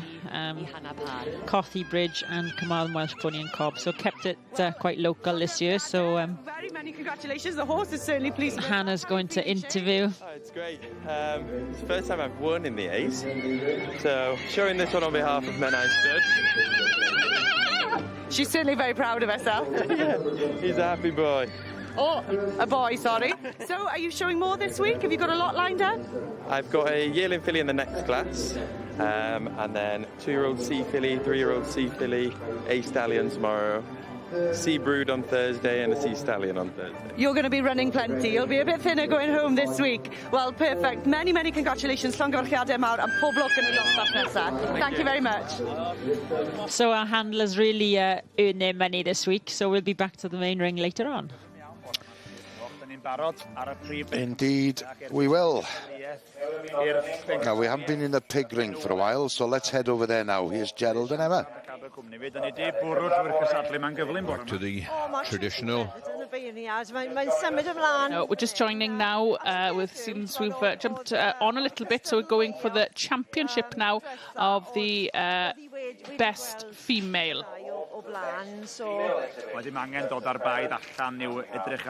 So few pigs here that we haven't seen yet, and it looks like we have then the sow we saw earlier, which was the Gloucester Roll spot, and it looks like then the lop then in the young and older gilt. I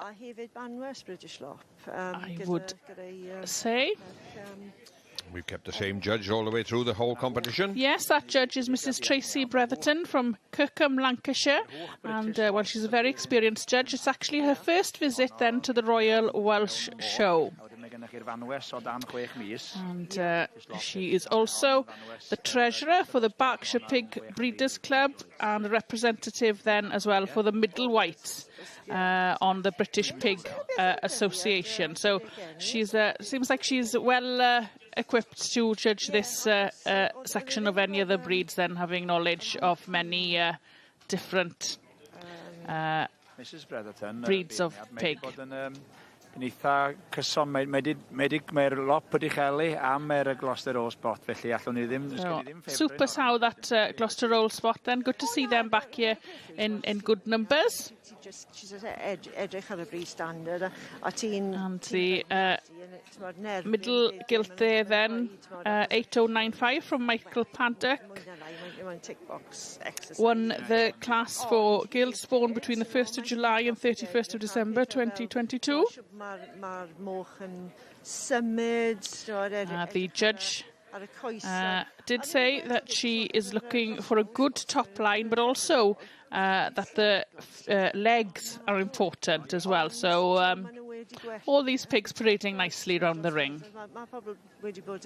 She's talking to the steward, so it looks as if a decision perhaps is not too far away. Yeah. Well, she would have seen these pigs before, like in their individual classes, so she must have a little bit of a favourite, I would imagine. Would have thought so, wouldn't you? Strong sow there. Parading very nicely. Well, dwi'n licio behaving very well, these pigs. Fair, very placid today, but the weather is nice. And it does suit them. Doesn't put no pressure on them at all, No. No blowing, and as of last year, running for shade. I think that Sioe just give the judge a nudge then, just to say that I am here. Yeah, but, look at me. Yeah. Yeah. Mae nerves ti yn mynd yn ofnadwy o'r amser hyn. Short out. The judges' cards. The younger gilt as well is also from Michael Paddock. So that would be a gilt born in 2023. So the younger gilt. Off on a mission. And oh, it looks like it's going to be one of the lops. But which one? Oh, indeed. It's senior Sioe. Yeah, from Michael Paddock. So we'll see her coming back then later on, hopefully, against the male champion. A mynd i'r un o'n i wedi dewis, i'r Gloucester All Spot, Jay Ferber a'r teulu. Liz, mae wedi bod yn bleser gyda'r cwmni chi bore yma. Diolch yn fawr i chi. Fi'n joio. Mwynewch y sioe. Diolch yn fawr iawn. Wel, croeso nôl ato ni i ddosbarth 661. Well, we'll leave the pig ring and we'll head over quickly to the cattle ring. It's been really busy day there so far. It's going to get busier this afternoon, of course. But let's join Gerald and Iwan. And yes, John coming towards a decision in this class. Obviously been working his way through while we've been away. Yes, indeed, and Mae'n fiwch so bore neis. he is Mae'n real traditional deliberating and looks as if he hasn't made his final decision yet, but Deirinus mae llawn cadur llath da. three good animals representing the breed. Three fantastic animals, to be fair. Each a variety within the breed, though, representing all things within the breed. We've got the slightly stronger, squarer, more traditional sort of cow in first. Granted, the second place then is that little bit finer boned, a little cleaner, but still bags of Ayrshire character. And then the slightly sort of taller, sleeker sort in third as well. So, yeah, no, three different animals, and probably that's where he's deliberating so much. I think he can probably see the qualities in each of them, and it's just about weighing up which way he feels he wants to put them. Obviously, these animals are as a classifier, then a lot of figures are available to yourself to assess an individual animal, but he is only on visible assessment only. Yeah, certainly, and which is what he's looking at. But that animal needs to be in good form on the day, and we have a winner in Sandyford, Clolord Donella.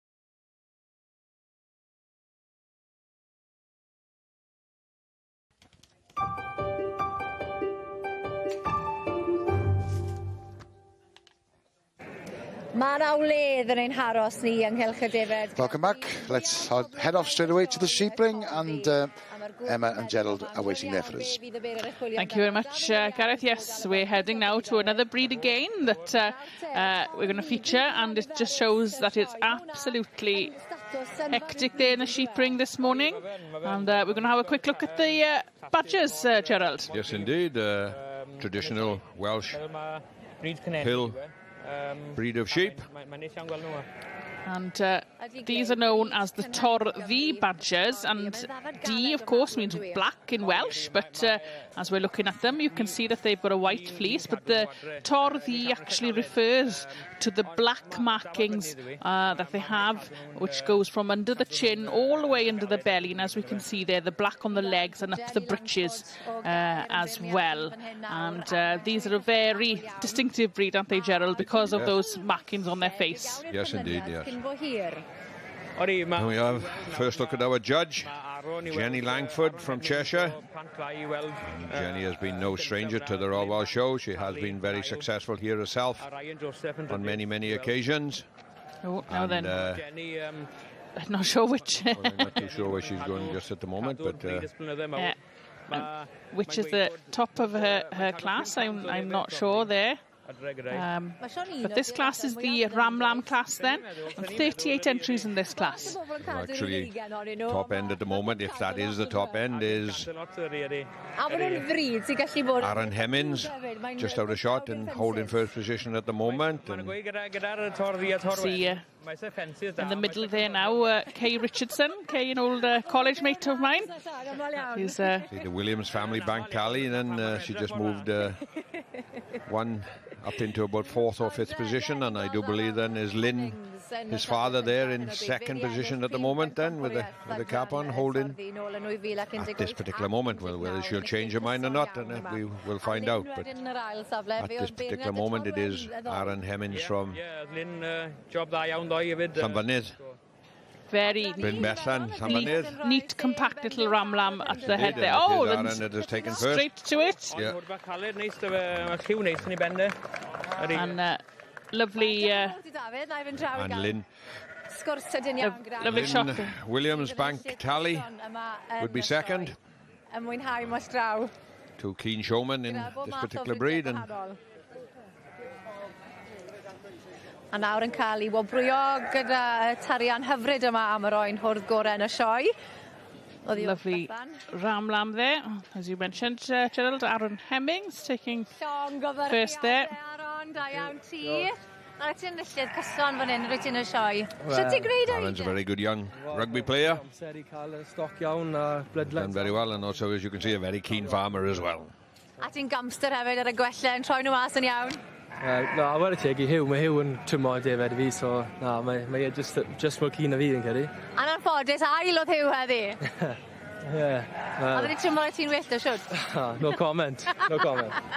Sian gwerchiadau fawr iawn, da iawn. Wrth I ni edrych ar rhan uchel. Right, we leave the sheep ring and head over to the main ring. Here's Rachel again. Thanks, Gareth. So we're back up now with the section Ds. And this is 77. So it's the Yearling Filly class, or gelding. A good entry year of 40 entries. Possibly just over half have come forward. So we've got our judge there, Geraint Davies, Reed Easted. Yeah, he's made his decision. And it looks like our winner is 918, which is Malcolm Cross and Willowcourt Neon. Bred by the exhibitor, by Willowcourt Lewis, and out of Sanws Mawen. So 918 there, and this cob has been out to NPS area 25, and she won there. So probably a second show out now. It's the Royal Welsh. And second we have number 943, Andrew Thomas, Caiderwyn Mabley. Another one bred by the exhibitor, and this one by Gela Luke, and out of Caiderwyn Matilda. And we're not going to see in shot, but I'll tell you the result anyway. Third place, Ian Manning and Mornant Lady Rosina. Another one, homebred. And that one is by Gela Boas and out of Maisamo Rosina. So I think we're going to see, hopefully see a lap of honour, so you'll just get to see them move. Yn codi'n y prif gylch gyda'r rheini sydd yn cystadlu yn ogystal. So Yearling filly Dwi'm yn gweld bai arnyn nhw o gwbl.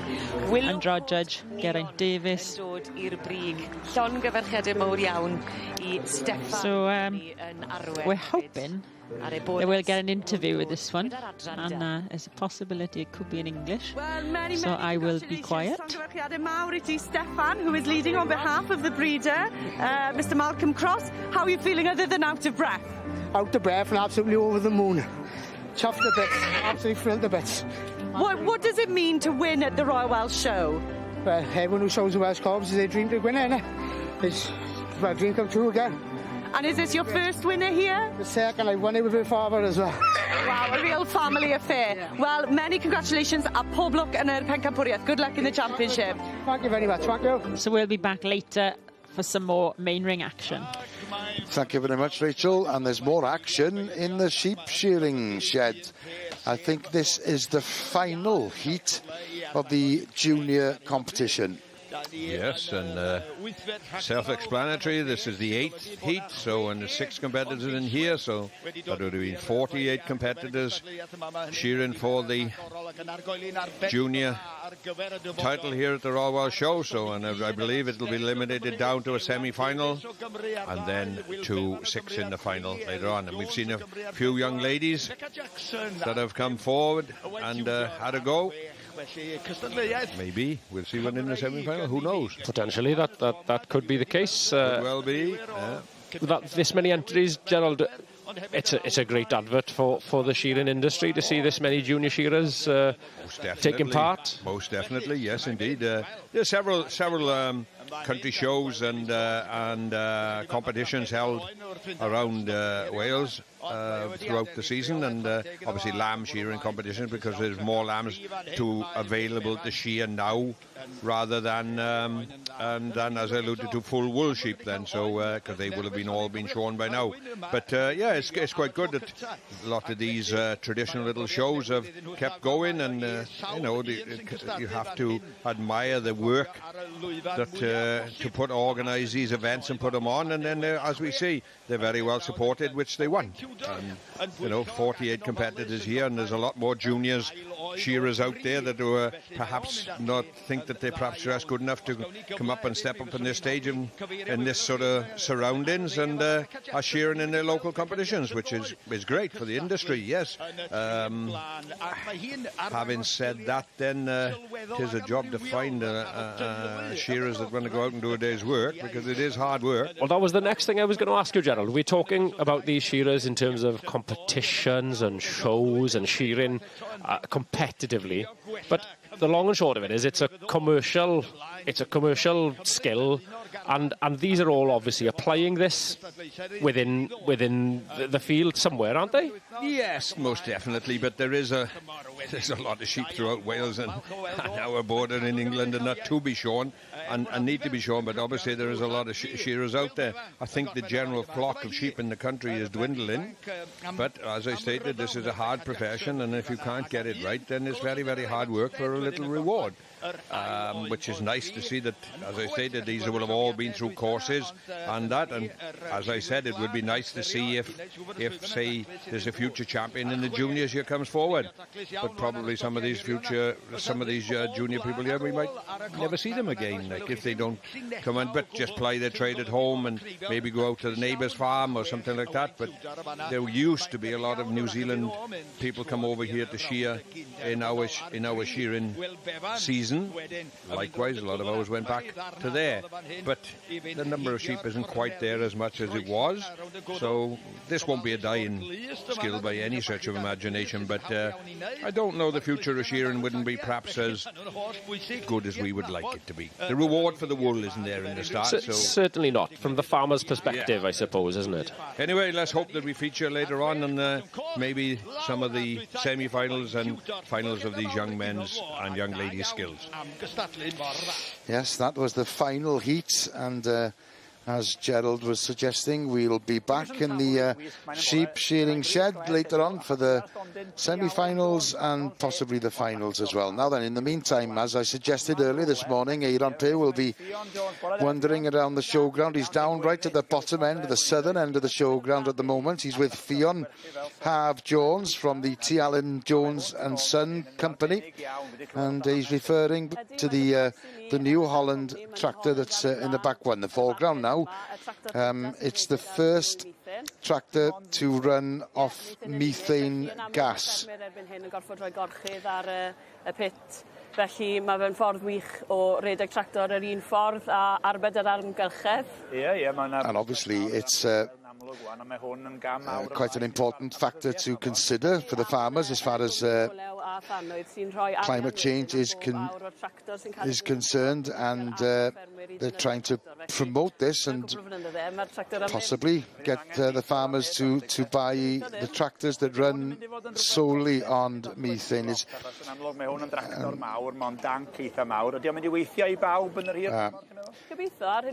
Aaron's just asking, in the long term, is this something that practically could work in the future?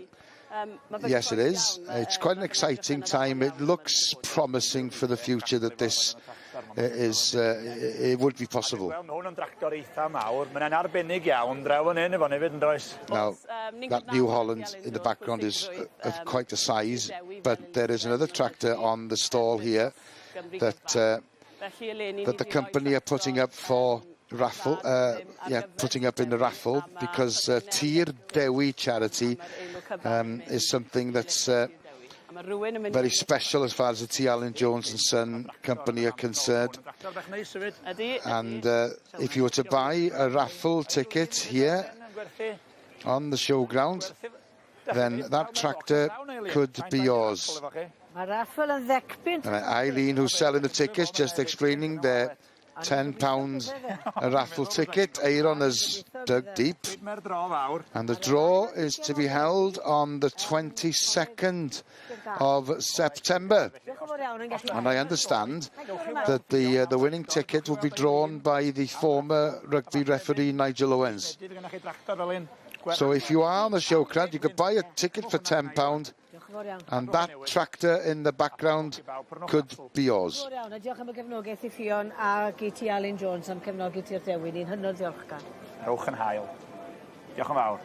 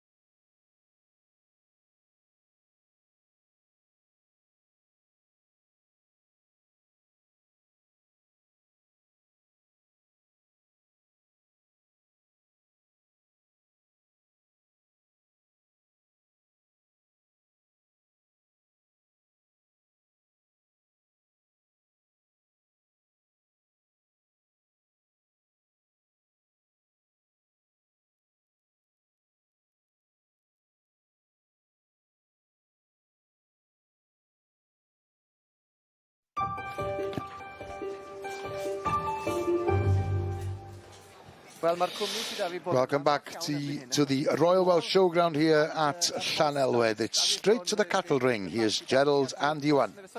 Yes, and we're joining the first of our in milk classes in the Holstein section here, the senior heifer in milk. So these will be first calving heifers, but the older proportion of what's been entered to the show. So these have had to have been born before the 28th of February 2021. But as I say, each of these 5 exhibits that are forward have calved once. So they've all had one calf.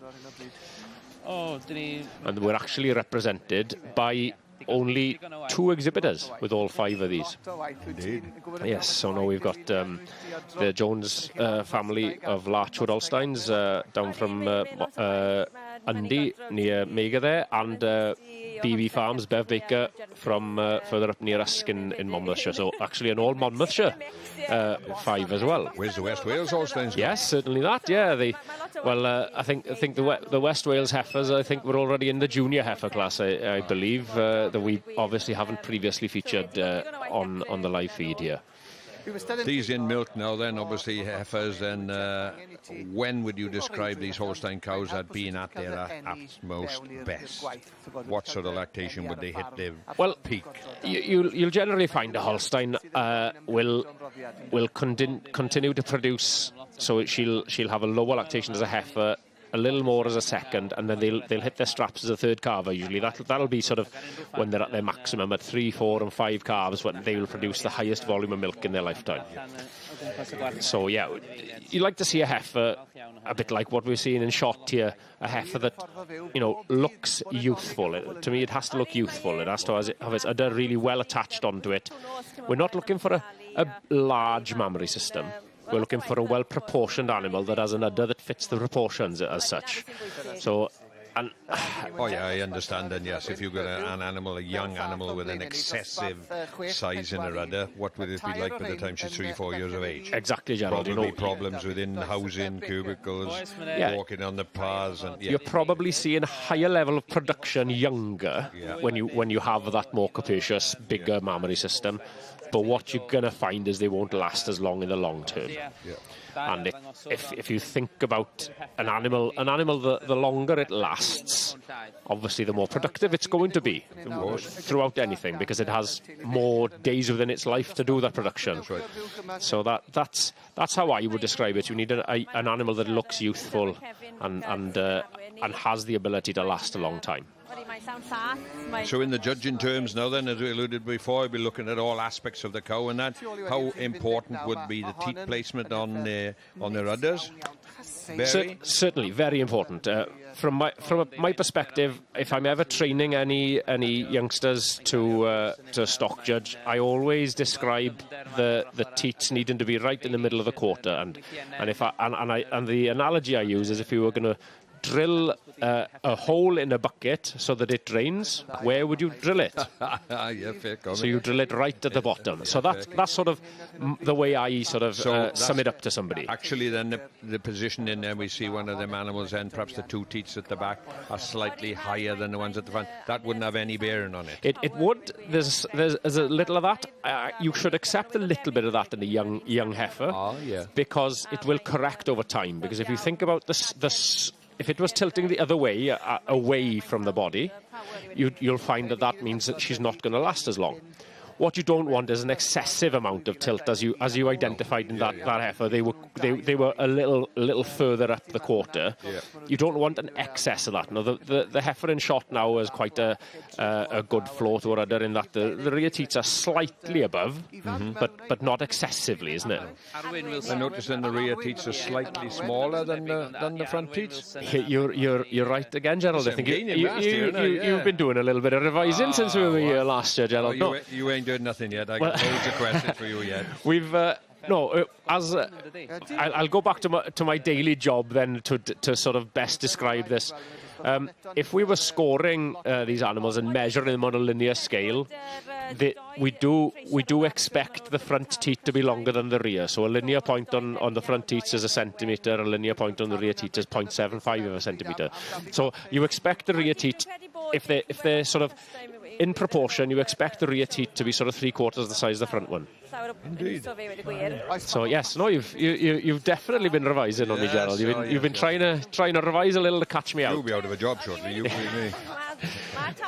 No, indeed, no. It's interesting to see for the different types of, like, this is a Holstein, and we alluded to the colour and whatever, and it is quite interesting to see the different sizes in the business end of them, which is the rudders, like, isn't it? But anyway, we think we'll have to come back and see whether our judge will come to a judge in this class a little bit later on. Yes, by the time we return, Andrew Dennison, the judge, will have made a decision. We'll have to wait and see. Now then, we leave the cattle ring and we join Nia in the South Glamorgan Pavilion. And there's certainly plenty going on in the background. And this is where you could see the dairy produce. And she's with Sian James, who's been a steward here for a number of years by now.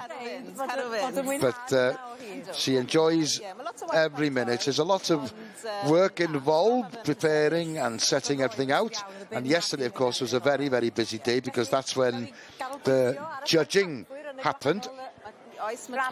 So I think we're going to have a look at the different kind of cheeses that have come to the fore. That's Tavy cheese, which is a hard-pressed cheese. It's a kind of Gouda, won the gold medal. And they had the highest number of points, the best Welsh cheese and the best organic cheese. So they've achieved the Triple Crown, as it were.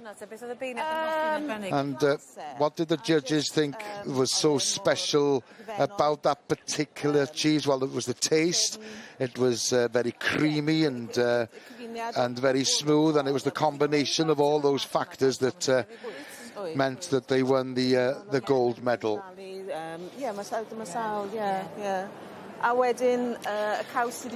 Moving on to the Supreme Champion is the Red Leicester from the South Carnarvon Creameries. And according to Sian, she thinks this is a new cheese, a new produce that they've developed. And Nia just noticed there's a lot of people from the various cheese companies who've come to have a look. And of course, what they're trying to achieve here is to be able to attract companies to come here and perhaps buy some of these cheeses and sell them on. Now then, usually they have about 4 judges who were here yesterday, of course, and when they choose the Supreme Champion, then all 4 judges would come together and have a conversation before making the final decision. And obviously Sian, as a steward, can eavesdrop on that particular conversation, and of course she can have a little taste of what's on offer. Now this company is who produced this sheep's cheese is from Pembrokeshire, a company called Unique Dairy. It's not a Stilton, albeit it's a blue cheese. Once again, it's a very... Sometimes people have reservations about eating goat's cheese or sheep's cheese, but if you were to taste this, you wouldn't realise that it was a sheep's cheese. It's very smooth, it's sweet, and even though it's a blue cheese, it doesn't strike you as being particularly sharp. And I think this particular cheese will go a long way. So Sian, from all the gold-winning medals here, which cheese did you prefer? And Sian preferred the Red Leicester, a bit more of a kick to that particular cheese. And of course we can't buy the cheeses here, but for all the companies and businesses who bring their cheeses here, then they have an opportunity to advertise and hopefully be able to sell their cheeses elsewhere. And of course, if they've won an award, a prize here at the Royal Welsh Show, then they can show the certificates and obviously put that on their particular stalls. And Sian is here. She's working as a steward. Every day has an opportunity from now and again to go and walk around the showground. But she's looking forward to tomorrow afternoon to head to the sheep shearing shed. It's going to be exciting there tomorrow, by the way. Actually, her daughter was competing yesterday in the wool handling competition, but she enjoys the excitement of the sheep shearing shed. And that's all from the South Glamorgan Pavilion for the time being. We'll return quickly to the main ring and we'll join Rachel Thomas. Thanks, Gareth. So we're back to the Section A yearling filio gelding class. So Mrs. Perrins, we think, has made her final decision. She's just taking one quick look around before handing out the rosettes. So this yearling filly or gelding class had 47 entries. So a good entry again there for the Section A's. I have learnt while commentating on the Welsh breeds that the Section A's are very sort of two distinct types of pony. Your more sort of showy pony and your more mountain hill type pony, sort of more maybe traditional and old-fashioned. And I believe depending on the judge depends on the type of ponies and obviously the numbers forward each year. So many of these Section A's I think I could see coming out with a child and a saddle in a lead rein or first ridden class. Ideal child's pony. I'm a big fan of Section A's as children's ponies. I know we've got many wonderful native breeds, but I feel the Section A really does complete the picture for me personally. So it looks like, yeah, Mrs. Perrin has made her choice. Yeah, that's it. Steward's taking his hat off, and it looks like they're staying as they are. Well, Anita Jeffries. So there's the winner there, Class 9, and it is number 118, and it's Roland Williams, Dargale Baby Doll. And for you breeding enthusiasts, it's by Dargale Aristocrat and out of Dargale Bess. And we can just see, I think that was the back of Colin Tibby in the background, with 105 Baroness Rudbeck's Saltas Miss Mabel. And that one is by Nantwyl Pennaig and the Dam Salastas Mitz Bliss.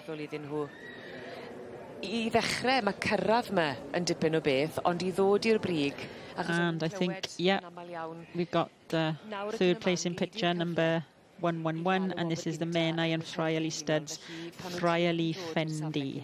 And this one is by Friarly Sensation and out of Friarly Height of Fashion. So yearling filly and gelding there. We will be going for obviously the special prize then for the champion yearling. So we'll see the colt coming back for that. So hopefully we'll get a picture of this pony moving. And maybe we'll come back for the championship a bit later on. So there we go, winner of the Section A yearling class, filly or gelding, Roland Williams is Dargale Baby Doll. So, nice picture there, enjoying the lap of honour under the grandstand. And we'll be back to the main ring a little bit later on.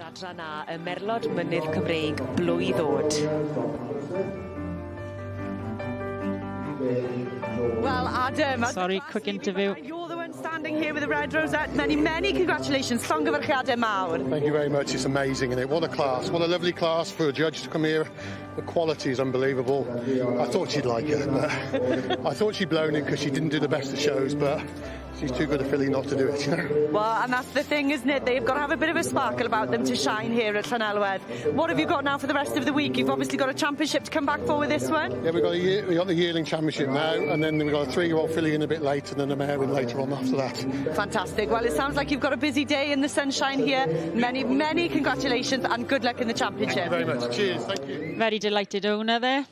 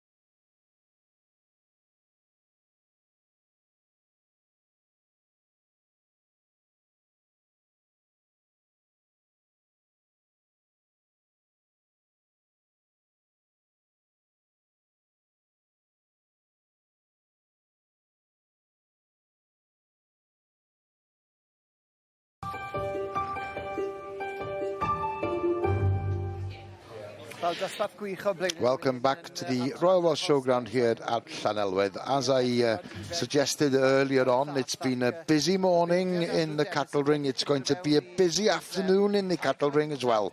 So let's head over there now and join Gerald and Ewan. And yeah, we're rejoining the class that we left earlier, the Holstein Senior Heifer in Milk. And Andrew Dennison pulled in what I would say is his preliminary lineup at the moment. And he's gone for the 2 white heifers from Larchwood Holsteins at the 4 of the class at the moment. And yeah, quite a spectacle heifers, to be fair, lined up there together. Quite the spectacle. Money's worth there then? Yes, certainly is. Well, there's a money's worth stood there just in terms of commercial value, without factoring in the fact that all 5 of these heifers, in fact, are out of some very, very well-known global families as well. So genetically, I think we can raise the value even further in terms of what's stood in the ring here.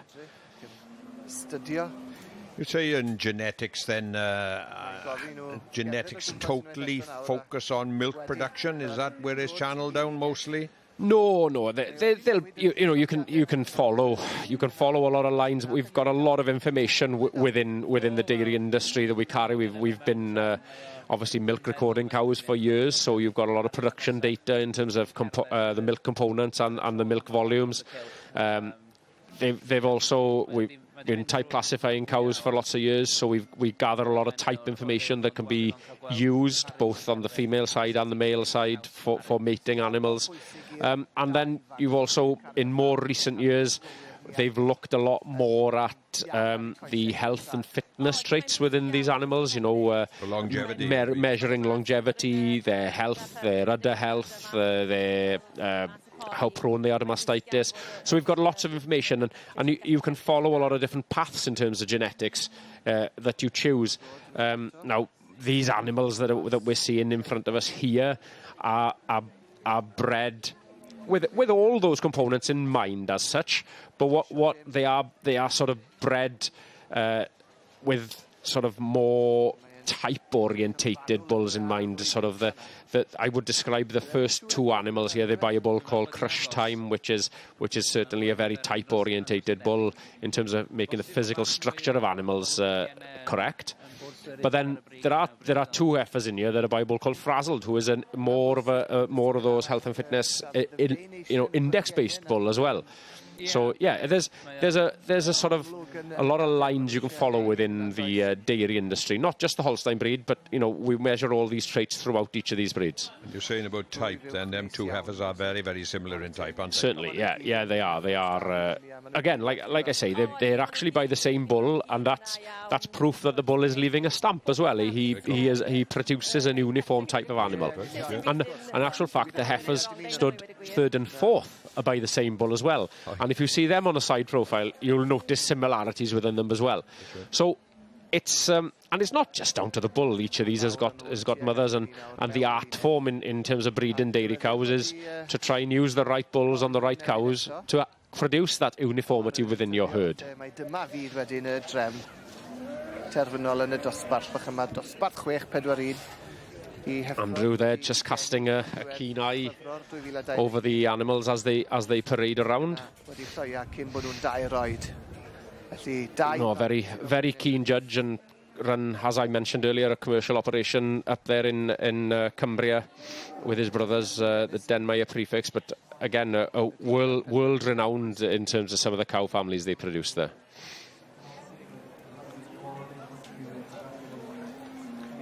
Most of the dairy herds that you work with then remain one breed?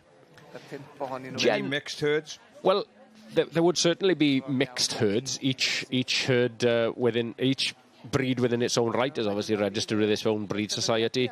Yeah, there'll be guys here today exhibiting in 2 and maybe sometimes 3 different breeds. The Wilson family at Tregaby, for example, will have had Holsteins here, Jerseys here, and that Ayrshire cow that we witnessed earlier. The Morgan family in Underbulla will certainly have Holsteins and Jerseys forward. All go through the same parlour, all the milk going all the same. Well, generally, yes. There are certain instances where that may differ. I was actually judging at Royal Lancashire Show on Saturday. We have a winner. We've Larchwood Crush Time Natasha from the Jones family down in Undy, and congratulations to them on the win in that class. Larchwood Crush Time Natasha Araya. Thank you very much, Ewan and Gerald. Right, let's head over back to the main ring, and we'll welcome back Rachel. Dydd Mawrth, Dornod. Thanks a lot, Gareth. So we're back over to class 53 in the C. ring. Under judge Geraint Thomas at the Tlenau stud. And we're looking at the yearling filly o geldins here. So, interestingly enough, looking at the entry numbers, the C entries have stayed pretty constant. This year being 309 and last year 323. But the C's have hovered at between the 3 and 350 mark pretty constantly since 2016. So nice to see that they're popular, and as I said earlier, a favourite breed of mine. I was lucky enough to sort of accidentally inherit a section C, a River Valley pony, and he carried me in many classes and was an absolutely brilliant jumper, so they're a very versatile breed.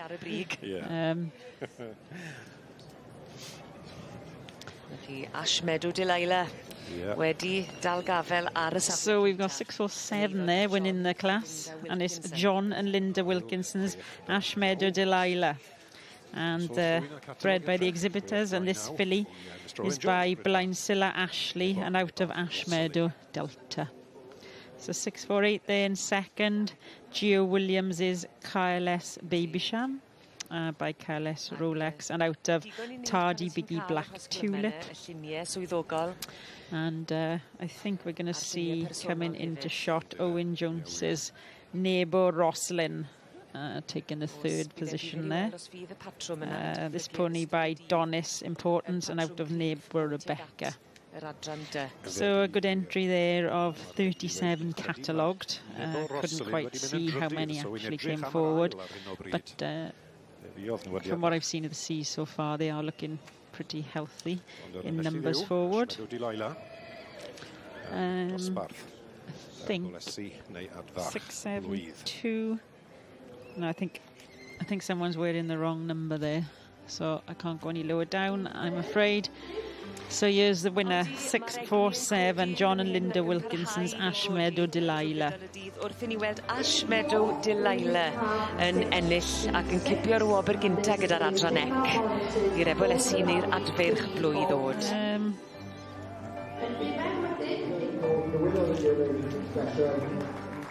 So we just flipped over to the Section A yearling championship there, and it's gone to the colt.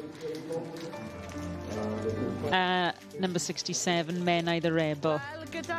So it looks like we're going to get an interview here. And of course we've got Shane. Many congratulations to you, Shane. Another good run, and the pony's done well. Thomas, gwedwch wrthyn ni, sut ma' hwn yn teimlo? Mae fe'n anhygoel, chmod. Mae dod I Llanelwedd blyn a I ddod yn y cardiau mae'n meddwl lot, ond... So Menai the Rebel there for anyone watching. 2 outings this year, winning at Carmarthen Welsh Pony and Cob Show, and third at Cothi Bridge this year, and coming on now and picking up the ultimate accolade with winning the yearling championship at the Royal Welsh. So very pleased breeders and exhibitors there, and no doubt they will have many more to show this week. So we'll be coming back to the main ring a little bit later.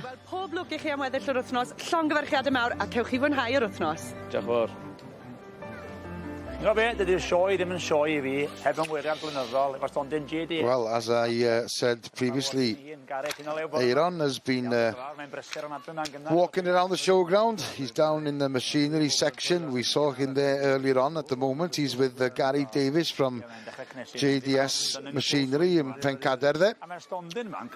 And Aaron's just suggesting to Gary that slowly but surely this particular section is taking over the showground. It just seems to get bigger and bigger every year. There's a great variety of different types of tractors here on this particular stand, and obviously they supply tractors to a variety of people, stock farmers, dairy farmers, people with maybe just a couple of acres available. And Aaron's just suggesting perhaps a tractor of that size might be quite attractive to people who run caravan parks, for example. And Gary saying another use, of course, is that that some people use them to tow the boats out of the water. And Aaron just suggesting to Gary, when is he likely to go into the boat selling trade? Not very soon was the answer. Now then, we're looking at the RTVs here. Another vehicle that seems to be quite popular these days, and but Aaron's referring to the white RTV, which is a very is the latest model, and as it suggests on the windscreen there, it's 100% electric powered. And as Gary's explaining, new on the market, you could charge it within a period of 8 hours and just use a normal socket. So and it doesn't take that long to charge, and that's the way forward. That's the way people are looking. And especially in places like caravan parks, because obviously they want the noise reduction factor is something that they like to consider. And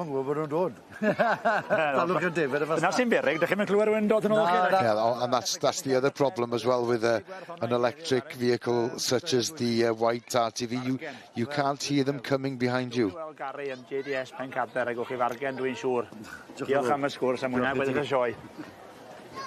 Aaron Pewn, dipyn o salesman yn dydi o reit a draw ni at Alex rwan i gadw. Well, that's the view of the showground at the moment. And we're just going to have a quick look at the weather forecast. As you can see, there's a bit of a breeze out there today, but it's going to be dry for the rest of the day. A few showers, most of them up towards the north, moving down towards the southeast. The temperature here this afternoon at Llanelwedd, around 17 degrees centigrade. It's going to be dry overnight, and the temperatures here at Llanelwedd overnight, about 5 o'clock in the morning, will be around 8 degrees centigrade. But tomorrow, a bit of a change. There'll be some sunshine in the morning, but as you can see, the clouds and the rain moving in from the southeast later on in the afternoon. And the temperature here at Llanelwedd tomorrow is around 17 degrees centigrade. If you're coming to visit the showground tomorrow, then you might need your Wellingtons and an umbrella.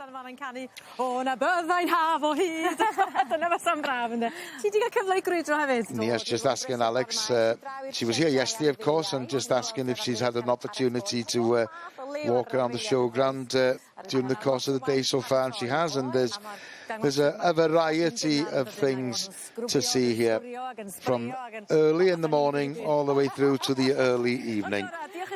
Right, we're going to leave you for the news headlines, but we'll be back very shortly.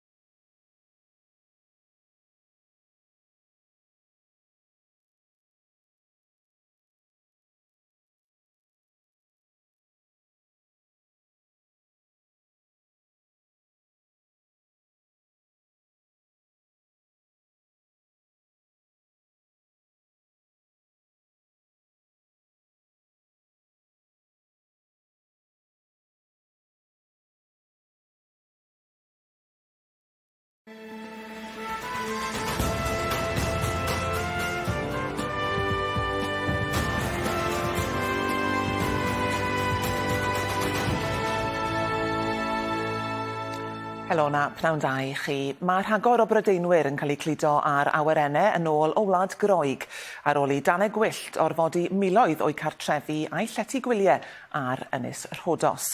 Mae yna amcangyfri bod hyd at 10,000 o dwristiaid o Bryden ar wyliau yno. Mae tanau newydd wedi cynnig dros nos a'r sefyllfa ymhell o fod o dan reolaeth.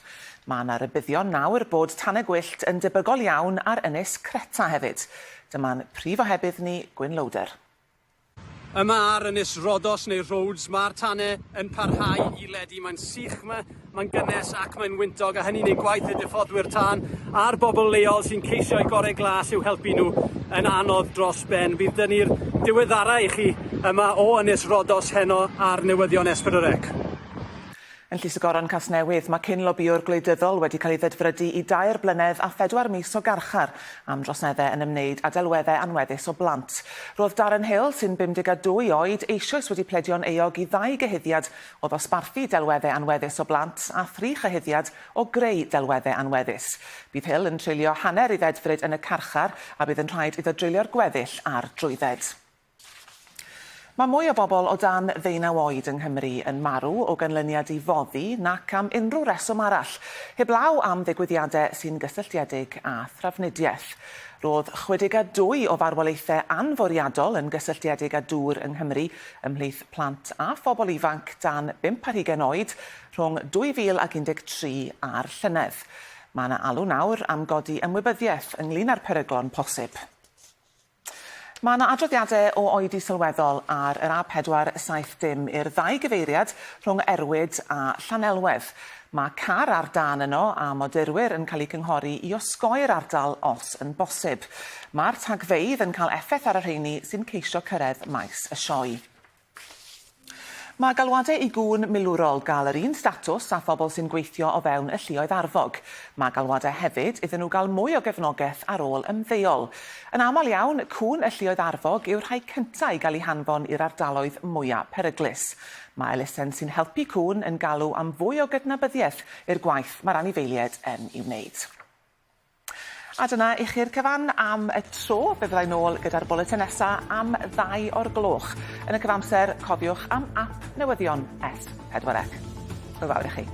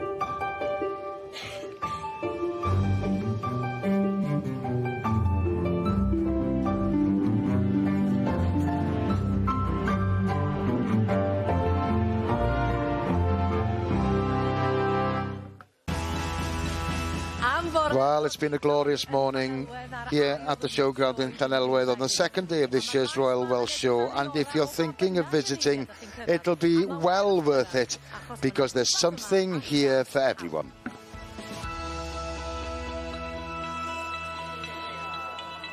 Yes, welcome back.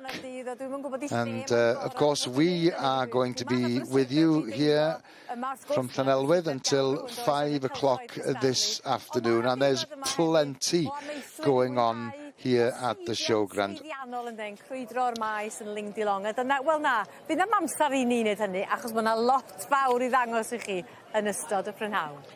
Well, during the course of the afternoon we'll see the last of the dairy cattle competitions. And in the sheep ring, we'll be featuring the Torddi badger-faced Welsh mountain sheep. And don't forget our live feeds from the 3 rings within the main ring. You can see all the classes in the north, middle and south ring. Just visit our website, s4c.cymru/Sioe.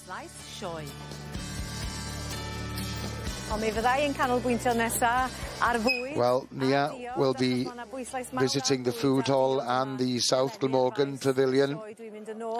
During the course of the afternoon, she'll be visiting the dairy produce once again, and then she'll be visiting the Tesco tent where she'll be watching a steaks competition. Apparently, 8 particular steaks have made it to the final. All will be revealed in the Tesco tent a bit later on. But for the meantime, we're going to head to the main ring, and here's Rachel Thomas. Afternoon, Rachel. Thanks, Gareth. So we're back up with the Section Ds, and we're in the 2-year-old colt class. 12 entries in the catalogue. For our judge, Geraint Davies from Rhydd Stud. So currently standing at the top is CJ Merrick's Brynaidon Skywalker. CJ Merrick. And in second place, I think, if I can see, is 955, which is Pantaddiwe Twisog Cymru. Teulu Cyfan. So I think our judge Geraint Davies has made his final decision, and possibly just waiting for us.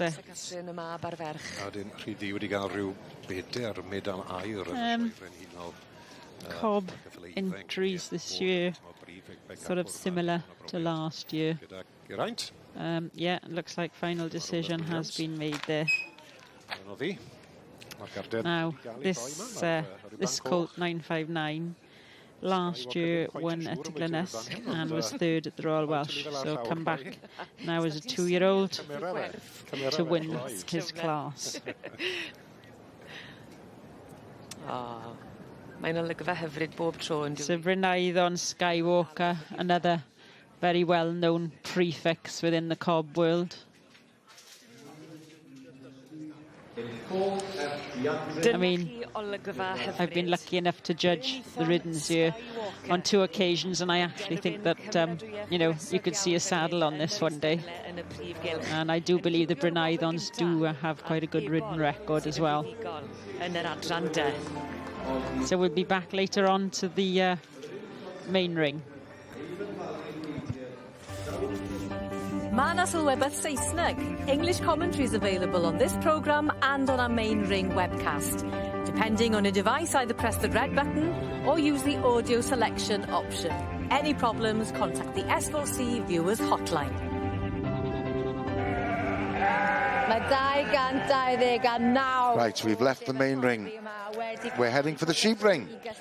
So it's good afternoon to Gerald Lewis and Emma Thomas. Yes, and we're back in the badger-faced Torddi section, and we are with class 808, which is the ewe over 2-year-old, which has reared a lamb this year then in 2023. Another exceptional strong. 23 entries in this class, and normally you would see the number of entries diminish for the old classes of older sheep, but to have 23 in this class is absolutely fantastic. To be fair, the breeders doing themselves very proud. They've really increased in numbers here over the years, popular with small holders, and I think a lot of younger show people have got into showing them as well. And the breed characteristics about them, though, they are a Welsh ewe, and they're stronger ewe. They're a good commercial ewe as well, and you can cross them with anything you want to, actually. And they're a very versatile ewe, to be honest. I've had a few myself and crossed them with various rams, and I've had to do very little to them. They're very hardy. Easy care then, they are. Yeah. You know. Obviously, perhaps then, as of past, then perhaps we could say that perhaps their wool wouldn't have been of much significant value because of all the colour and the kemp and that was within, but that makes no difference now. And well, no wool, unfortunately, all wool is of such a low value. That's right. You know, if as you alluded to earlier on, the Nems and the breed characteristics, that solid line has got to go from right through underneath your body all the way. And that's the Torddi, like we said. The D means black in Welsh, and that doesn't refer to the colour of their fleece, because as you can see, they're white, but it's that black marking then underneath, goes from all the way under the chin, underneath, and up the breeches and under the tail then. Very tight fleece on these. Yes, they're hardy sheep, aren't they? Yes. Very hardy sheep. So if they've got a tight fleece, the rain won't get down to their skin when they're out on the mountains. And we can see that the tails are left long on these ewes, and that's so that the udders are protected in harsh conditions. That's right. So they won't get any mastitis or anything like that. Mae'n anodd ofnadw cael pob beth yn berffaith. Look yw lot of it. Yes, the contributors speaking to Maynir just saying that it's very difficult to get all the markings, all the points correct on one sheep. That's the winner.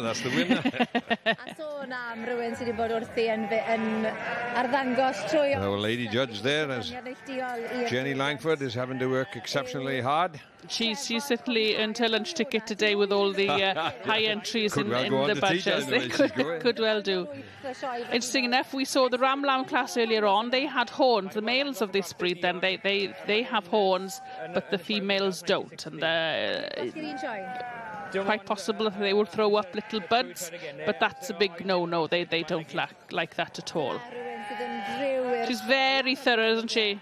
Yes, indeed, to be fair. And of course, checking the udders on these ewes, because they've bred, they've produced milk before, so it's very important that their udders are correct. No lumps or blind quarters or anything, because generally they'd have a single lamb, but sometimes they do have twins. That's right.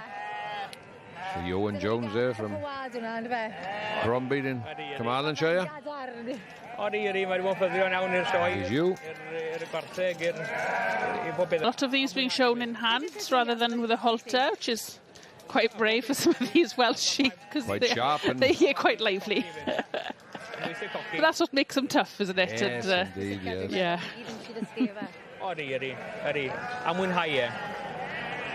To be fair to these shepherds who have worked very hard and have spent quite a while handling and trimming and preparing them for the show, so testament to them that they're very quiet and for the judge to examine.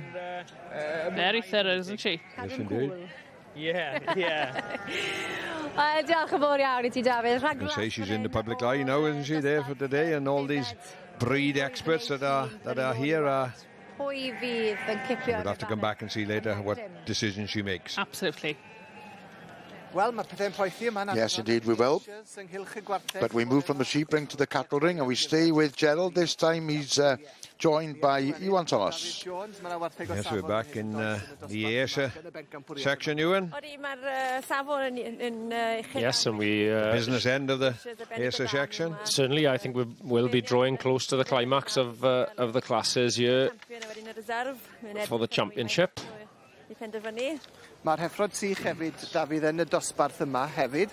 So we've got each of the exhibits from all the classes represented. So we've got the two junior champion, the champion and junior reserve champion from what we saw earlier, and then obviously the winning mature cow here, our all-star provider Honesty, and the winning junior cow, which was also from Blaise Tomlinson, but under his own prefix of Sandyford Clolod Donella. And then the second place from the junior cows here, Ross Lottery Majority. O, ydy, mae'n fiwch, mae'n powerhouse o fiwch, dweud y gwir. Absolute powerhouse of a cow. Absolute powerhouse of a cow. O'r pen reit nôl, dweud y gwir. I think, if I remember rightly, this cow's been at the Royal Welsh previously. I think she may have... she either won the heifers or the second calvers a few years ago. But no, a cow that's had a lot of success for... well, she's actually the young lady that's leading the one nearest to us in the shot is actually the owner, the one that's at the top of the shot. But it's just how it is, isn't it? But obviously each of them leading something different. But yeah, Hefin on the halter here of the powerhouse cow that is in picture now.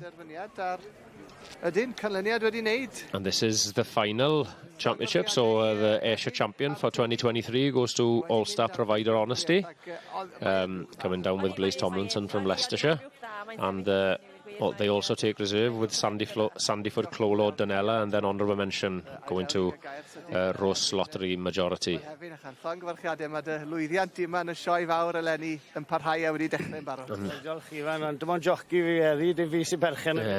Hefin just telling Ivan that he's only the jockey for the day for this cow, so she's obviously Ivan, his son's joint ownership with Evie's girlfriend, so travelled down from, as I said, travelled down from Leicestershire with Evie's father, Blaise, alongside the cow that's in reserve champion. Yeah, a cow that's calved since last October and looking well. She was actually the champion as well at Agri Scott, so the dairy show that goes alongside the Royal Highland in Scotland back in October. She's quite special. Yeah, very special. She's done well over the years, and good to bring her to the Welsh finally. We didn't think she'd make it. She calved back in October, so she's been calved a while now. But we got Hefin on the strap today, so he's done a good job. So Ivan will be happy. I think he knows what he's doing by now, doesn't he? I'd like to hope so. Good luck in the main championship. She's a cracking cow. Hopefully, we'll see how we get on. Diolch yn fawr.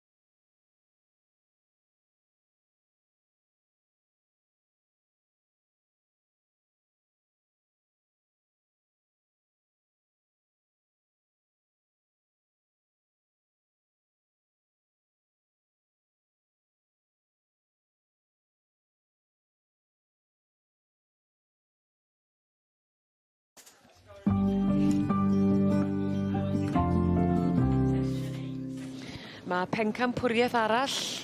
Welcome back to the Showground at Llanelwedd, and it's the second day of this year's Royal Welsh Show. There's plenty going on here. It's going to be a very, very busy afternoon, so let's head off straight away to the main ring and we'll join Rachel Thomas. Thanks, Gareth. We're on the section C's now. Ac wrth gwrs gyda'r pencampwriaethau Merob, mae'r ail yn cael dod mewn. And we're on class 54 in front of us, which is the... Yeah, mae wedi digwydd fyd, mae wedi digwydd. Ar hyd y blynyddau. 54, sorry, this is a special. Yn beirniadu o Wynedd. And this will be the Yearling Championship for our judge, Geraint Thomas, of the Tylean Eisteddfod. A mae'r het... Looks like he's pulled the filly forward. Yeah, yr ebol sy'n wedi gael I fyd. Oh, no. And there we are, it's the Yearling Colt. Pan yn enillodd hi? The pony coming down from Merseyside. O, ddi, o, derig y golwg o dwi'n llyfen to. This is Stacey Rogers, Crosslyn Encanto. Stacey Rogers a Crosslyn Encanto. I actually did love this pony from the first time we saw him this morning. And a genuinely delighted handler and owner there. So we're hoping that we're going to see this pony move. Stacey Rogers. So this Crosslyn Encanto, bred by Stacey herself, and this pony's by Donis Ream and out of Gwynedd Glywys. So just posing for a picture there with the judge and the sponsors.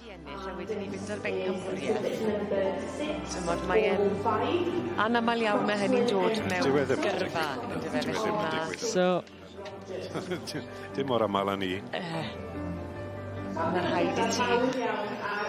So this pony is 605, been out 2 outings this year, winning at Severn Valley and Derbyshire Festival. And last year looks like a win at one of the Welsh Pony and Cob Foal shows. So very delighted Stacey Rogers there. So I'm hoping we'll see this pony move, because I think he moved very well in his class. Oh, I think he wants to go.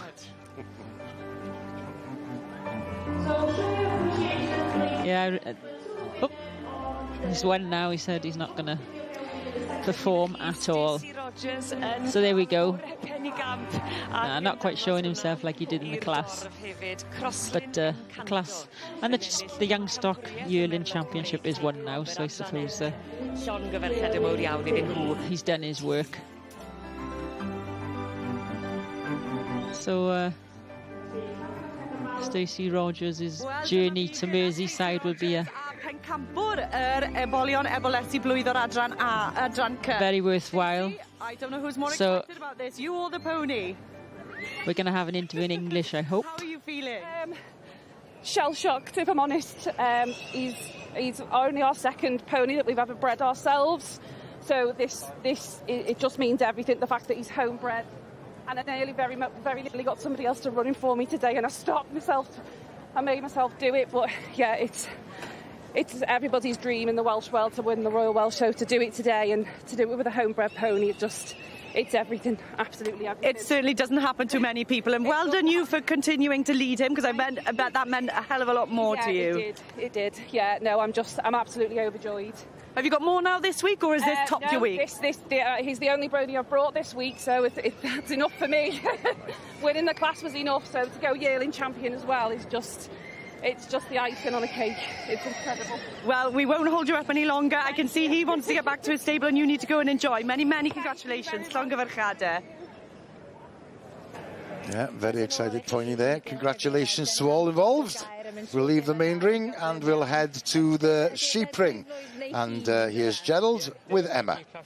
Yes, we're back into the Badger Face Torthi section, and our judge, Jenny Langford from Cheshire, been working very hard and has trimmed the class down. Not quite too sure to how many is remaining, but obviously these would be her choice. Well, she will be in with a chance of. She started with 23, so she looks like she's been busy while we've been away. Yeah. The top end here at the moment is one of the members of the Williams family from Bank Tally. We've seen his father was in second place, in which we featured before in the Ram Lam, to Aaron Hemmings, and this time he's still at the top of the line so far, but she hasn't made her mind up yet, and she's still deliberating, so maybe we're in for a surprise yet, Ems. Yeah, we might have a little switch around yet again. Who knows? So you there now then, 4473 from Malcolm Evans, bred by the exhibitor. Strong you there now. Am I correct in Malcolm Evans took the championship of this breed last year? Yes, I think he did, yes. A ram or a yearling ram, if I can remember correctly. We've seen him many times in the ring. Odi, ma fe'n... Chi wedi cael y Royal Seal of Approval? Do wir. And then second place then is... she's made a decision, and it is indeed Hugh Williams. Bank Tally family will into the top end of the class this time, and I'm sure they'll be delighted. Ond Hugh gyda fi ddoi yn siarad. And this you as well. A dyma fe, enillydd, Hugh! There we go. Maynard just going to have a word with... They are quite lively, these badgers. Brilliant. A ti wedi bod gweithio galed trwy gydol yr wythnos yn trimo. Faint ti wedi bod yn trimo, Lenny? Wel, 19 am fy hunan, a wedyn cwpl o gan ffrindiau wedyn, so... Yeah, just saying he's had a busy show preparing and trimming sheep for this show, and he has trimmed 19 for himself and done some others then as well for friends, so he's not had much sleep this show. Dim yfed cymaint a beth ti'n iawn wedyn, yn cael rest. Sa'n yfed cael mor gormod anyway, so dan control, dan rheolaeth, fel maen nhw'n gweud. We'll see this you now. She'll come back in the ring for the female championship, so hopefully we'll see some more of the badgers again later on today, Gerald. Yes, most definitely a very popular breed, but obviously with the numbers that we've seen entered in these classes, and to, as I say, get a prize in the class is a huge achievement. But to come to the top end is a fantastic. Absolutely. Teulu sydd wedi bod yn driw i'r sioes blynyddoedd. Diolch yn fawr, thank you. Thank you, Gerald. Thank you, Emma. Well, Nia, as you can see, is still in the South Glamorgan Pavilion looking at the dairy produce, and she's joined by Matthew Jones, who farms in Nantgaredig, which is just outside Carmarthen, has a business, a dairy business called Stand Light, and he has just asking him how he felt when he saw all the judges here yesterday. Quite exciting, and it was nice to see so many people competing here, so but very pleased of course to see our produce with the card Stand Light with the silver medal, and it was for a butter, an unsalted butter. And Nia just asking Matthew who makes the butter for you, and well, it's my partner Helen who makes the butter. I concentrate more so on the milk, so well done, Helen. And let's turn our attention to the milk. Stand Life, milk stand translated literally into English is the name of the business, and Matthew's milk has been judged to be clean and smooth. And there's quite a few things you have to consider, of course. It's the amount of cream that's included, and not so much with the skimmed, obviously. How it feels when you taste it. But over the years, over the last couple of years, since the vending machines have appeared in the farms, a lot of the competitors this year were smaller businesses who have these vending machines in the farmyard. As far as Matthew's concerned, their vending machine is on the in the farmyard, and it's quite popular, especially in the Dyfed, the old Dyfed region, the Carmarthenshire and Ceredigion area. And as Matthew's explaining here, when these vending machines first appeared, they were quite popular, and especially during the COVID period. But since then, people now want to know from where the milk comes, and when they do visit, they engage in a conversation. They come from all over the place, from England, everywhere. And of course, as Nia suggested, the taste is far much better. And as Matthew is alluding to, the people who visit his farm and buy the milk locally from him just say that there's no comparison as to the taste. It's far better than what you can buy in any supermarket.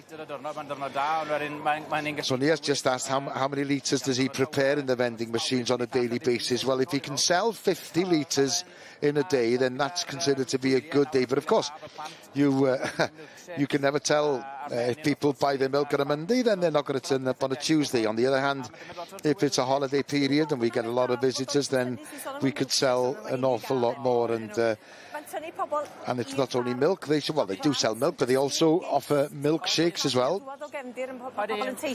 And when people do come and visit, it can be educational for people who maybe or perhaps do not come from an agricultural background. So there's an opportunity for them to visit the farm, to buy the milk. There's a shop in the farmyard as well. But there's an opportunity to have a chat and learn a little bit more as to where the milk come from.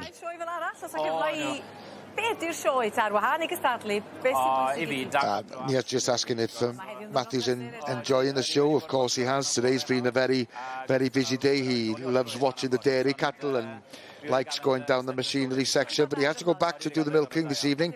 He's had 2 days here, so he's enjoyed himself, and now he's heading for home. Mwynhau gweddill y sioe. Mwynhau, diolch.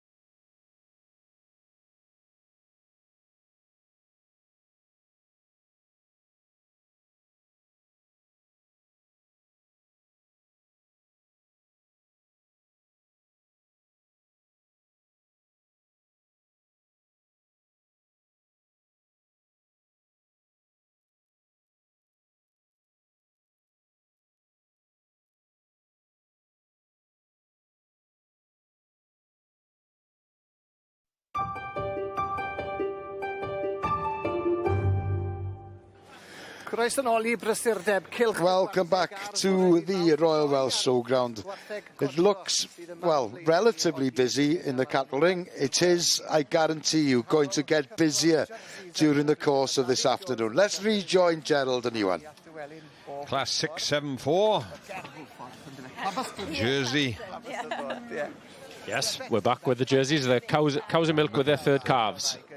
So these, well, as the description says, they've calved 3 times each of the exhibits in the ring at the moment. So to quote you from earlier on, they're at their best.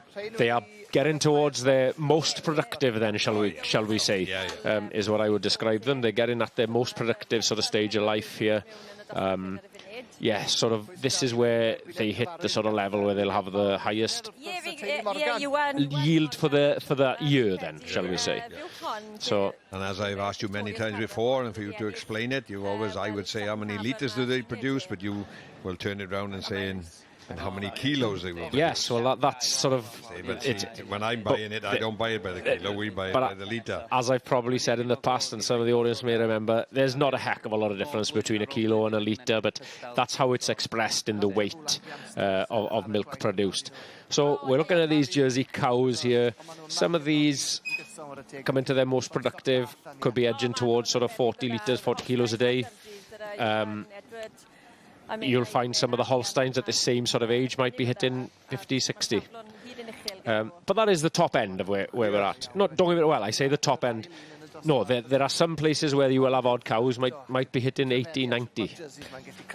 But it does depend on the system you operate. Yeah, size-wise, then these Jersey, obviously there's a Holstein cow in the background, which would be probably, I would say, not far off double the size. Yeah, you're looking at probably mature weight with these Jerseys of around that 500 kilos top end. Yeah. Mature weight on some of these Holsteins could be 800. Fair comment. So, obviously, if you're running a big car, you have to put a lot of petrol in. If you're running a small car, you might have to put a little less petrol in. You've hit the nail on the head. The Jersey cow is probably the most renowned for being very good at converting. She's exceptionally good at converting.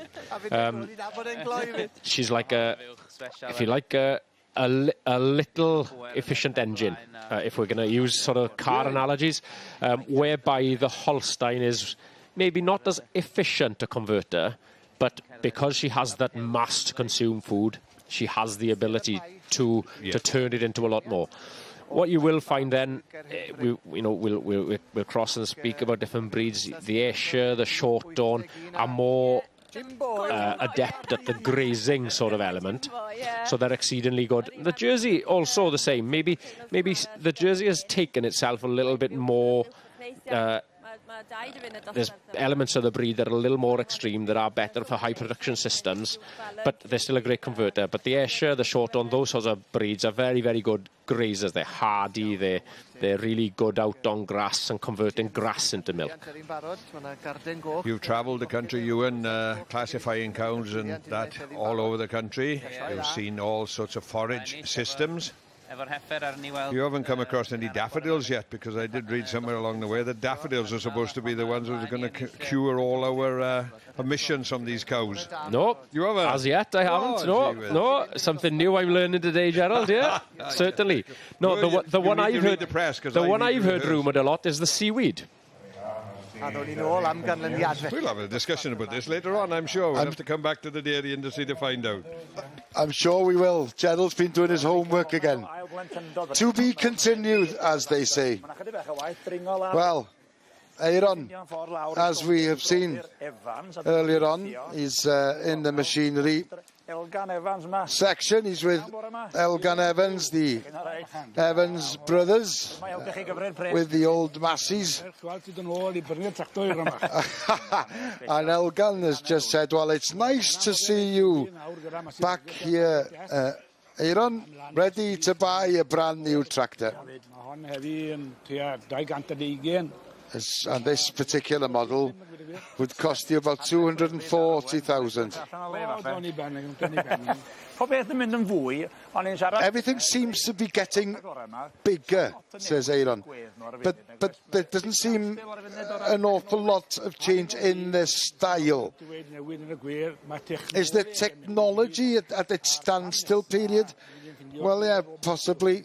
The next stage, you might find with artificial intelligence, the robots might be doing the work on the land, and I think that's a definite. You see it already with the milking, and that seems to be coming in more and more. And that's probably the next step. And they don't say, I'm getting a bit worried now. There might not be any need for me in the future. There's plenty of room for idiots like you and me, said Elgan. And Aaron's referring, there is a section here on the showground, by the way, with vintage farm machinery that it's well worth a visit if you have an opportunity. But obviously, here we're into the modern age. And they can produce and put together so much more bales per hour than any machine that you'd see at the vintage section, especially with the new technology. You don't need the net, the plastic's there already.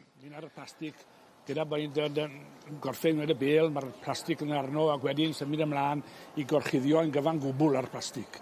So os dim o'r net, mae hynny'n fantes fawr I ffarmwr. And that's a great advantage to any farmer, that you don't need the old net, as it were. And business in general, Elgan, you have a place in Machynlleth as well, as I know, because that's Aaron's part of the world. There's also a depot in Crosshands and Haverfordwest and Llanrystyd, just outside Aberystwyth. Yeah, business is going very, very well. We cover a large area of Wales, as you know, Aaron, and trying our best to keep the farmers happy. It's not an easy job all the time, but there we are. We have to try and keep them smiling, and especially when they visit the showground here in Llanelwedd. Yeah, Elgan just said we'll be delivering the tractor to you once the show is over. Well, you don't have to actually be here to feel as if you're part of the show. You can follow us on social media. We're on Facebook, Twitter and Instagram. All you have to do is visit our website, which is s4c.cymru/Sioe.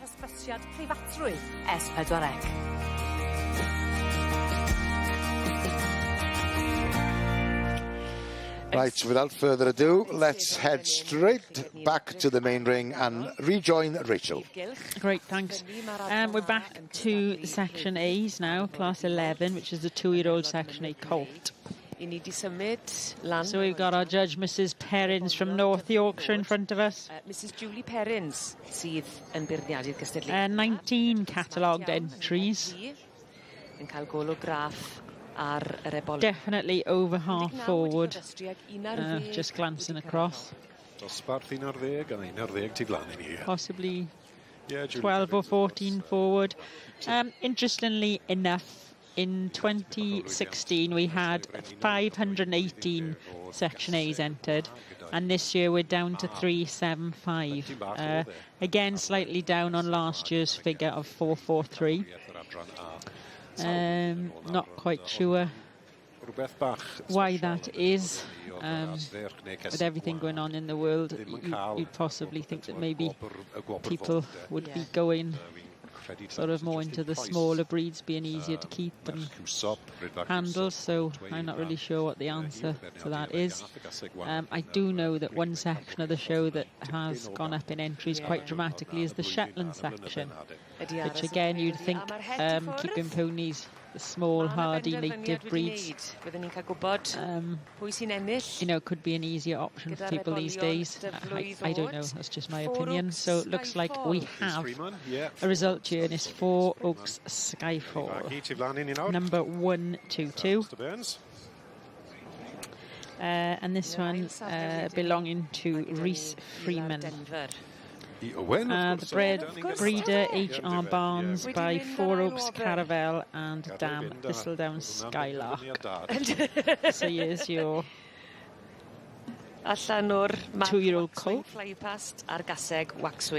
And this pony, incidentally, last year, as a yearling, won at the Royal Welsh and also at Lampeter Stallion Show. So quite an in-form pony there. And it looks like our second pony. There we are, 133. And this is Owen Rhys-Griffiths' Elar Denver. And that's bred by Owen himself, and it's by Waxwing Fly Past and out of Waxwing Datey Diner. And this pony last year was third in the yearling class here. So pony has moved up a place. I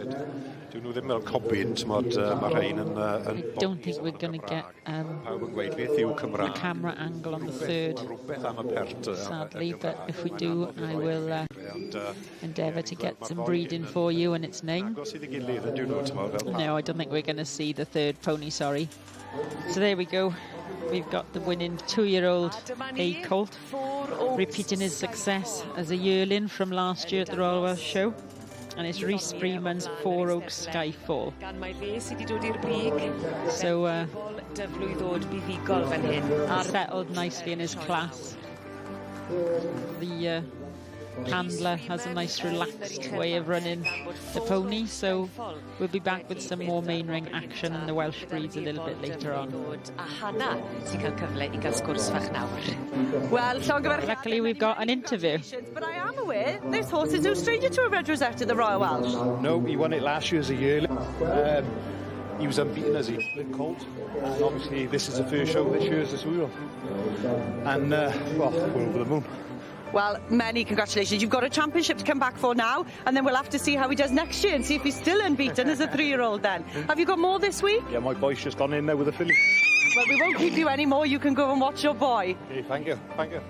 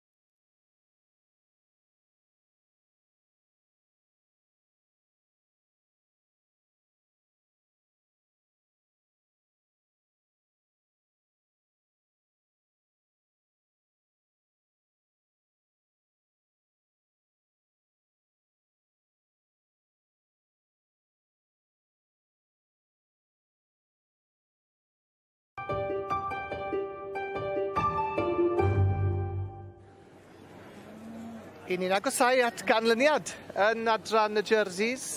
I ni'n nosbarth 6-7-4 fan hyn o'r te i wartheg sydd wedi lloia tair gwaith. Welcome back to the Royal Welsh Showground, and we're with the Jersey Dairy Cattle, and it's back to the commentators Gerald Lewis and Iwan Thomas. It's the Jersey, back in the Jersey class then, Ewan, with third lactation, as you said. Yeah, the third lactation cows, and Sarah's been working hard during the time we've been away, sort of sorting out her placings. And currently sitting at the top of the class, we've got Kevin and Sian Rickard with their bought-in young cow Whitefire Wizard Flash. I know maybe this is a hypothetical question, but these cows, obviously, this is a 4-day event, and these cows would have come up on probably Saturday or Sunday, certainly, Gerald, yeah. How would these cows react now then to be going through other parlours, which obviously they've got to be milked here? How would they react? Would it upset them? Would it? Well, as such, Gerald, if for anybody that's listening at home, if you were to happen to take a loiter up to the dairy shed, there isn't actually a parlour. It's a milking line. So you actually attach your bucket to the milking line. So this cow is now coming from being milked in a parlour at home, as you said, to here where she's going to be milked just tied up with a portable bucket. Right. So there is a big difference, and some, you are right, some cows will react differently to it, and some will settle in well, and that's why it's maybe you do find that it's not always necessarily what you describe as the best cow that always comes to the fore in terms of form and function and shape, because they also have to be good at settling into the show, enjoying the experience of being in the show, because it's like any of us. Obviously, aren't they? Because they milk twice a day at home. Creatures of habit. From throughout the winter period, obviously, from the cubicles and on their loose housing or whatever their system is, to the parlour and back to the silage phase, or fed behind the barrier, to here when they only would see probably the cowmen and the stockmen on their farms. And you've seen a lot of people here. Certainly. And they are animals of performance, aren't they? They certainly are. Now, the only great difference from the cow's perspective, if she learns to enjoy the experience of being in the show, which most of these do, they're adept at it. Most of these, it won't be their first outing most of the time when they come here. What you will find is they'll often change up a gear when they get here, because what you're getting now is a cow that's, rather than being fed as a herd, she is now being individually managed. Oh, of course she is. Tied in a stall. And mollycoddled a little bit more than... Fed individually. And just sort of everything is hand-delivered to her instead. Personal then, isn't it? Yeah, personal. So you will often find a lot of cows will change up a gear when they get here. And a lot of what you're seeing here is work that's been done at home, in terms of feeding these cows, and the very best of them... The managers of a show cow, they know exactly what that cow needs. If she needs a little more protein, a little more hay, a little more, and they deliver it all to them. And that's when you get to the real crux of being at the very best of the form. Well, she's going back to her original position in here. Leading wise then, obviously they've been led as calves, wouldn't they? So it's customary. And these particular showmen know they've got a good animal, so they will spend time with them animals all the way through their life. I think whether they've been shown as a calf or not, the leading element is about spending the time doing it. In actual fact, there's some black and white cows that are in the show here. They're from friends of mine that I did my work placement with 20 years ago, and I happened to be down there one day a couple of weeks ago, and I helped them to lead them, and they were all milkers that have been freshly halter trained now. Indeed. And it is just about going through the routine of tying them up and teaching them to lead. There we go, she's made a decision in this. Yeah, and well, the people I had mentioned there about halter training them, this is actually the daughter-in-law from there on the halter, Sian Rickard. So this is Kevin and Sian's cow, Whitefire Wizard Flash. This is taking the win here from Bishton. very, very, very, very busy family. They have a farm shop and everything, so excellent, and congratulations to them.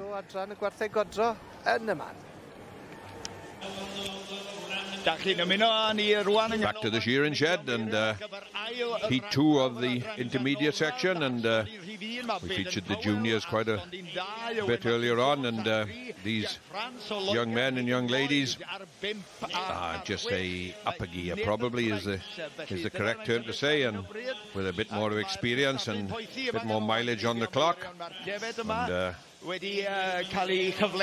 and yes, as you mentioned, Gerald, they are. We can specifically see the change of pace here. They're a little faster than what we saw earlier, and that probably comes back to what you'd mentioned earlier about that confidence, the fact that they've been doing it for that bit longer. These guys here in the intermediate will surely have a good few summers of shearing under their belts. Oh yes, most definitely. There's no age limit and whatever, and I think in all aspects of work, some young men start shearing when they were very young, especially if dad was a competitive shearer or a shearer that was travelling the world, and some of these young boys or young girls would have been probably as soon as they were strong enough maybe to handle the actual lamb, they would have been shearing. So that's a pretty interesting one then, Gerald. You said about that. Any lower limit to who could compete here at the Royal Welsh, or is it just a case of if you've got the badges, the correct badges, the correct courses done, and the skills, you'd be able to do it? No, it's open to anybody. I mean, there's nothing wrong with it if a person starts shearing in his later years of his life and obviously competing at the same level as these. It is an actual level of ability which this competition is based on more than actually age and experience then. So young or old, if your body feels able, you have the skills, you are welcome to compete as long as you obviously have the correct skills and have passed the correct courses. Oh yes, most definite. They all have aspirations of being the best, the fastest, and whatever. But as you know, there is people will be shearing in the open competition here. Then will spend probably 11, maybe 12 months of the year shearing sheep, and on the different continents, obviously in different countries, and chasing the shearing around the world. But taking from experience from myself, your body will not withstand it for a great length of time. Some look after your body and look after your condition and eat correctly, and yes, running and whatever will help your source. But if you've done a hard day's shearing, you don't really want to go running. But it's a good thing. It's you using obviously not only your legs are, as every aspect of yourself when you're shearing, is your legs, your hands, and your second hand or your redundant hand probably does equally as much work as your whichever hand you are shearing, left or right. But no, it's all down to basic look after yourself. And there we go, number 5 is just pulled out, and that was Hayden Lloyd, and he's just a fraction in front of the others, but we'll have to come back to another heat to see who comes to the fore. Thanks, Gerald. Thanks, Ewan. Well, we've seen the sheep being sheared. We're going to go back to the sheep ring itself now, and we'll stay with Gerald, who's joined by Emma. Yes, we'll be back in the blue texel, and just Carol Morgan there jumping in on the result of this class 1205, which is the yearling blue texel ewe, so yearling ewes, and lovely shot of the head there. And as we mentioned earlier, then the halter markings on these blue texels, and very attractive ewe indeed. Yes, and very, very strong classes here in the show, and this was no exception at all. And to be honest with you, to come to the top end of the yearling ewe is exceptional, and well done to the Morgan family in Llangwynir and Llandyson. Lots of pleased exhibitors there. This card's given out down the line. To get one at all is something special. But take home the red card is really exceptional achievement. And obviously to come out in the final lineup later on in the that's right, yes, chance at the overall Blue Championship is... This is one of the breeds probably that's gained in strength in recent years now, isn't it? Absolutely, very popular in the show ring. So 47 ewe lamb starting this class, so yeah, it's a tremendous achievement. We see them, good few of them in the winter fair as well. Yes, they're quite a good carcass breed, aren't they? They are. Good luck to Miss Carol, and we hopefully will feature it later on. Yes. Sioe arbennig iawn. Diolch yn fawr. Diolch, Carol. Pob lwc i ti hwyrach. Diolch.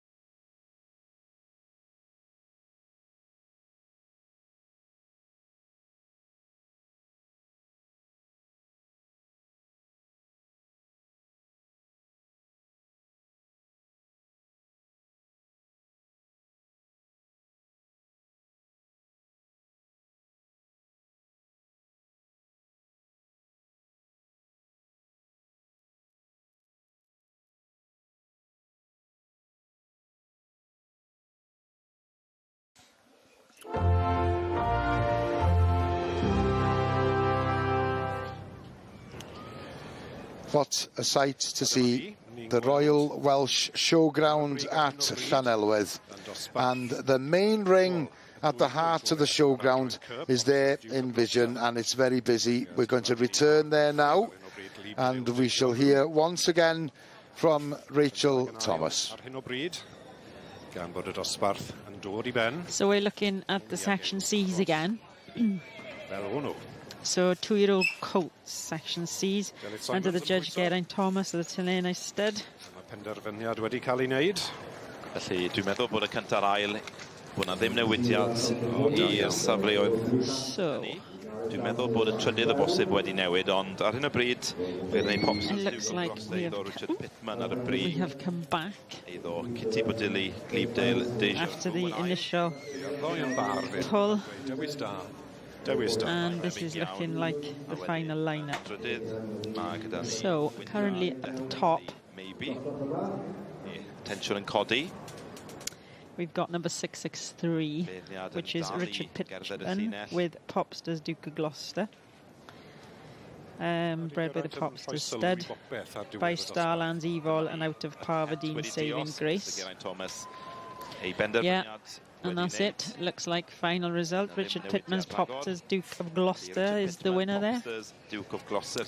Second prize, then we've got 651, which is C.A. Bodley's Glebdale Deja Vu. And this one by Parvadine Darius and out of Glebdale Delightful.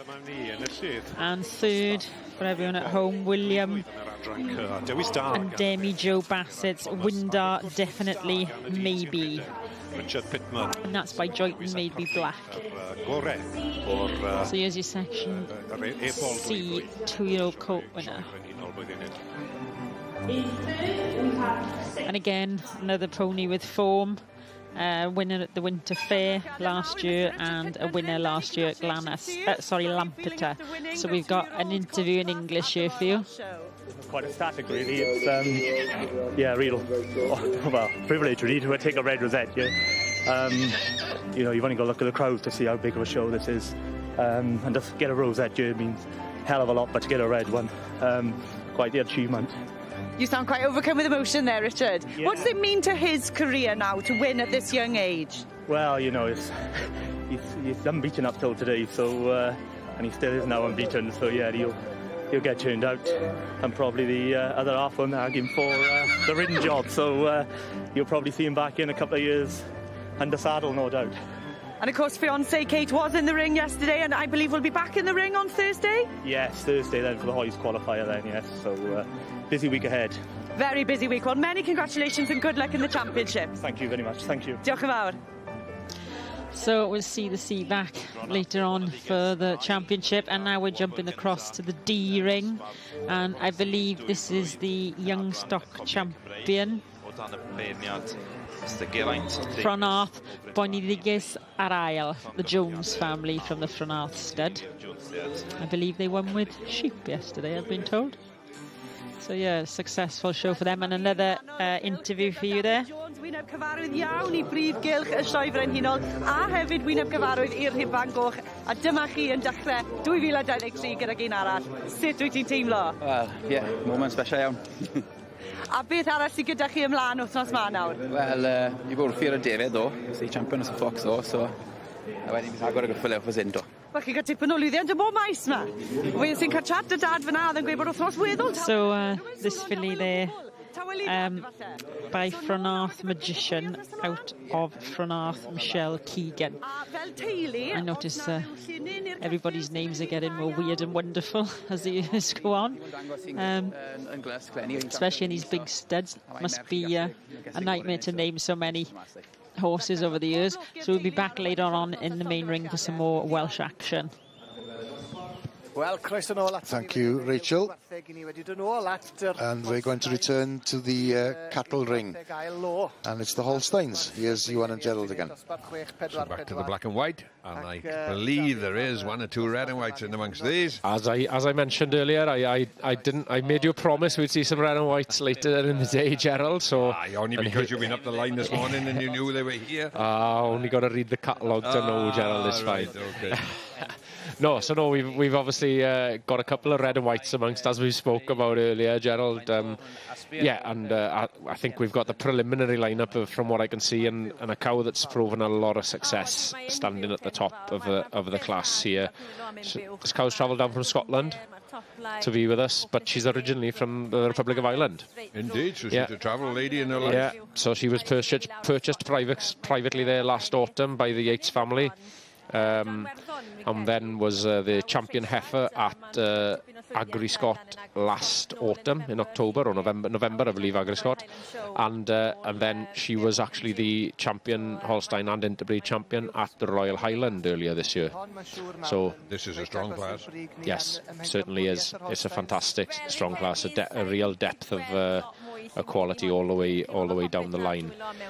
In your family lines that you've alluded to many times in the Holstein world, I take it that there is a lot of families that we will never ever see, because a lot of families will not even show or interested in showing the Holstein breed or go into the local shows or even to a show of this standard. So there's a lot of exceptional good commercial cows out there that probably don't come into the public eye at all then. Gosh, there is a massive amount, and also on the flip side of that as well, Gerald, you'll also find that you'll find some cow families that are extremely well known, that have branches everywhere. Well, the cow currently stood in second, the red and white cow, is a Roxy. Now Roxy is one of the most well-known Holstein cow families. They go back to a cow called a Glenridge Citation Roxy in Canada, and there are lines of Roxys all over the world, and different lines. They've even come to the point now where you'll find Roxys with different names to the family. Ray, Rochelle. There's a family, a line in Holland called Cinderella. There's the advancement in genetics, embryo transfers, the fact it's totally global, it just means they touch everywhere. Distinct markings in here, but anyway, we'll have to come back a little bit later on and we certainly will, Gerald. Mr. Dennison has done in this particular class. Ar stondin Tesco yma ar faes y sioe, mae yna gystadleuaeth ar hyn o bryd, a mae yna dipyn o densiwn I deimlo yma. Well, Nia is at the Tesco stand, as you can see. There's a steak competition going on, being judged as we speak. Nia's joined by Chris Morgan, who is a lamb and beef processing company not far from Mawrth and Tidwell. And Envis, who's also there, is representing Tesco. Now then, 40 farms presented a steak each, as it were. And the 40 has been whittled down to 8 to be judged and to see what they taste like, how tender they are. And those are the lucky judges who will be tasting the steaks in a short while. And according to Enwys, obviously they'll be judging the taste. They'll be judging the tenderness, as Trace is saying once again, because it's worth remembering when people go shopping in places like Tesco, they shop with their eyes. So it's got to look appealing. Now, marbling is a phrase that's quite often heard when somebody is buying a steak. So, and it's an important thing to bear in mind, because more marbling on the steak, the tastier it is. And as we can see, there's a chef here at the stand as well who will be cooking the steaks. And of course, another element, another factor as far as the judging is concerned, is how sustainable the farms who produce the meat, the steaks, are. A'i waith bob dydd yw datblygu gwahanol bethau I roi i'r cwsmer yn y siopie. Ac fydd yn coginio bob un yn union yn rhyw fath. The chef here is going to be cooking every steak individually. And of course the judges we saw earlier on, after having looked closely at the steaks prior to being cooked, will be able to taste each one individually and then come to a decision as they look closer to study. And Nia's going to have a chat with one of the judges, John Davis, a familiar face. This is a new job for you, John. Well, it's more of a pleasure than a job, to be perfectly honest. Now then, what you're looking for? Enjoy the taste, and as somebody who enjoys his meat, have the opportunity to do this is a great pleasure. And of course, we've got to remember the backstory. Because as we know, and as I would say, we do produce the best meat in the world. This is the first one. There's another 7 to go. I'm really looking forward to it. And special. Well, Chris is offering Nia a quick taster. This is the first. Yes, this is the first steak to have been cooked. Yeah, John likes his steaks rare. And as Chris is saying, obviously people have their own preference as to how they like their steaks cooked.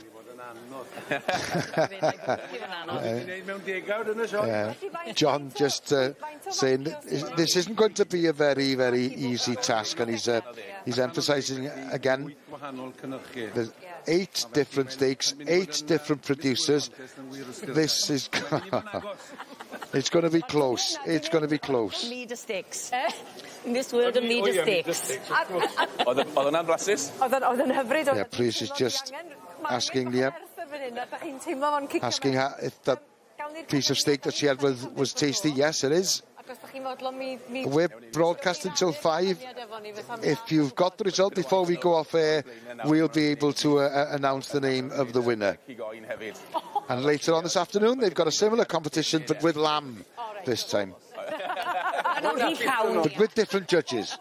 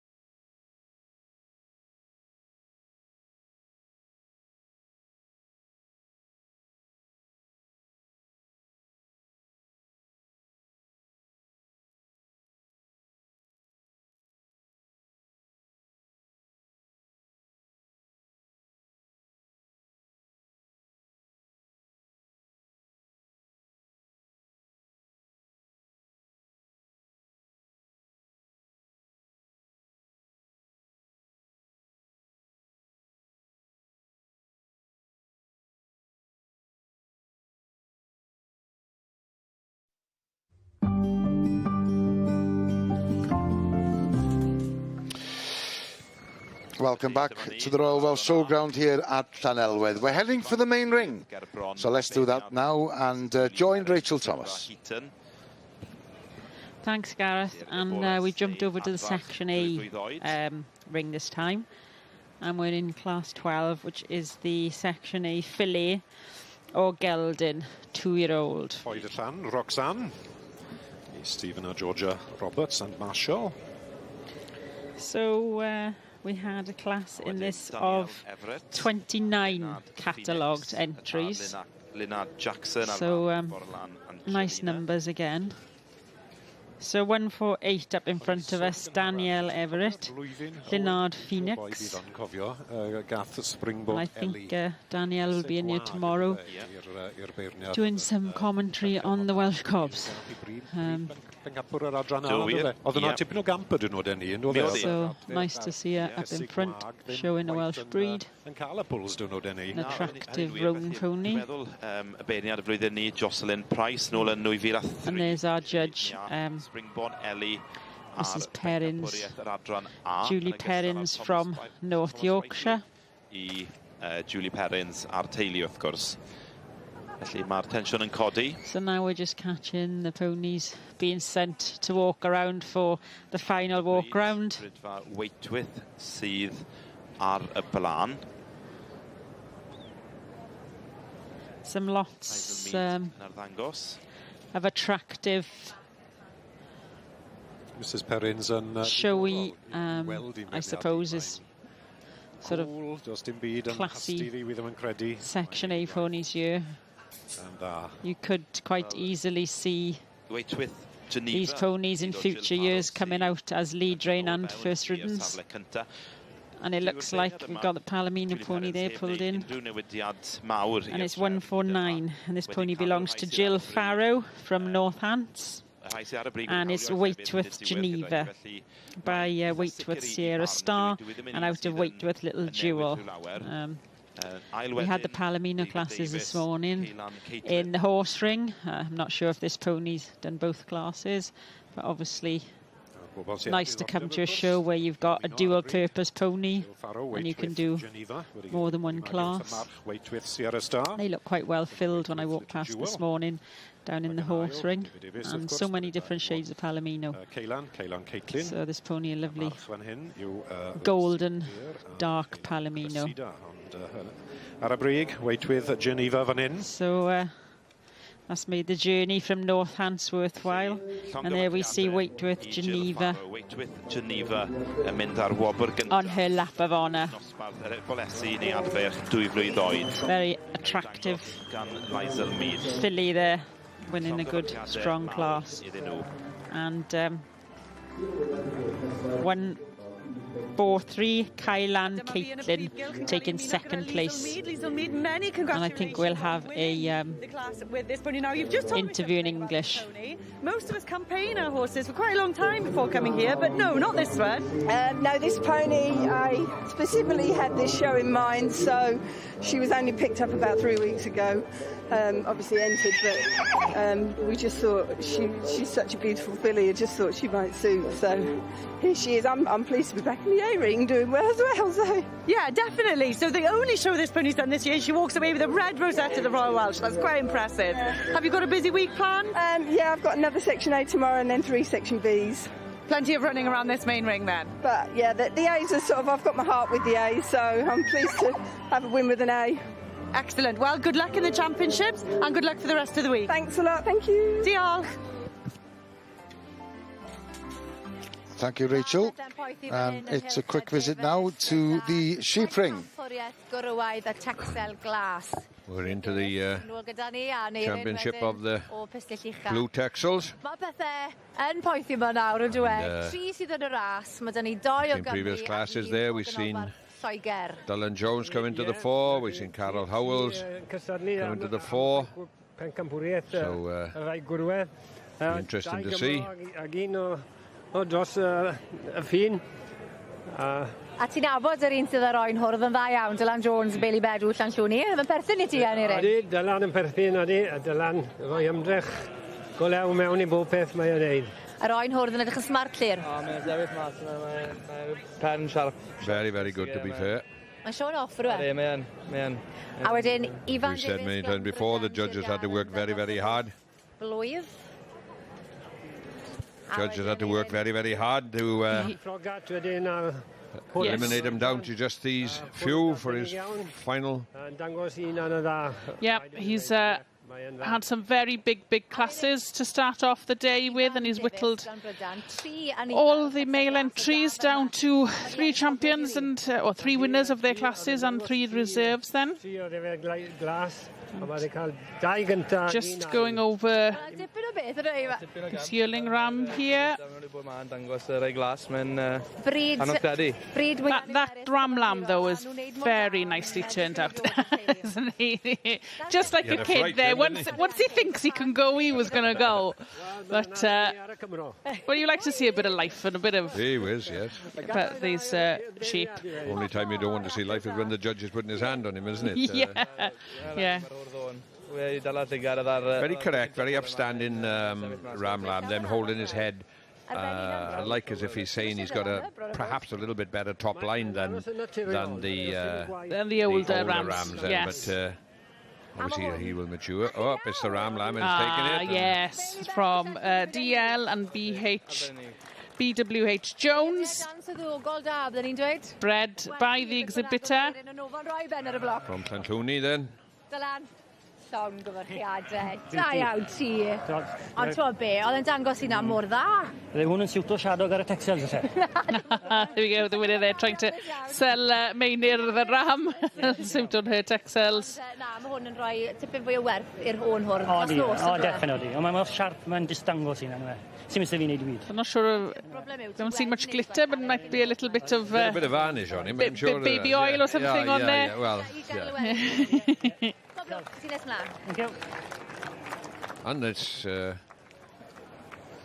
back to the Holsteins, and these Holsteins in the second lactation then. Our judge has been working while we've been away. As we stated earlier on, we got a bit of mixed colours, but that certainly wouldn't bother our judge, I'm sure. No, not at all. As I try and make everyone at home aware, it's the colour hasn't no sort of impact on the judging of the animals. It's all about the physical structure, the balance, and I think he's given the nod to the steward there for the winner. So it's the cow that I was talking about there earlier, ED Crushable Acclaim, the cow that I mentioned had a lot of success already.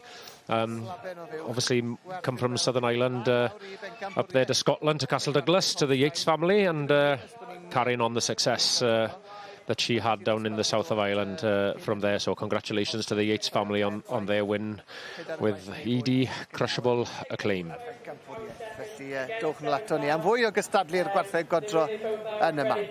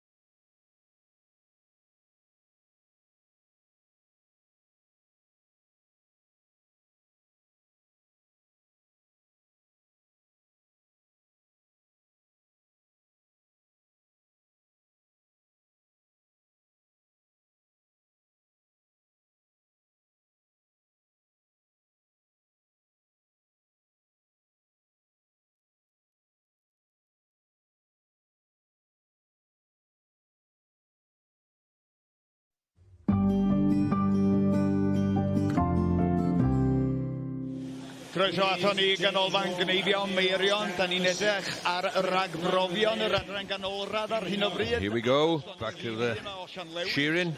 Heat 3 in the intermediate section.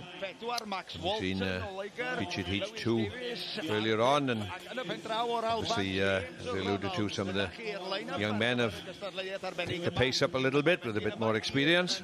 Now, we see in shot here, this is obviously the judge with a little buzzer in his hand here, so what's he looking for here now, Gerald? Second cuts, actually, and a second cut is called where he would have actually cut the fleece in half with his initial blow, and then, as you alluded to about filling the comb, probably took that off, that second cut off, and the next thing, and then you see them little bits of wool on the floor, or them little bits that were riding up in front of the blade of the shear in there. That would be the second cut, and obviously he would deem the second cut as being maybe a point penalty or two, but it depends how many times he clicks the button. How many times he wants to press that. That's now, good, right? Obviously we've got this judge at the front here, Gerald, but there's a lot of work for a judge at the back that we don't see. The finished product is judged on appearance.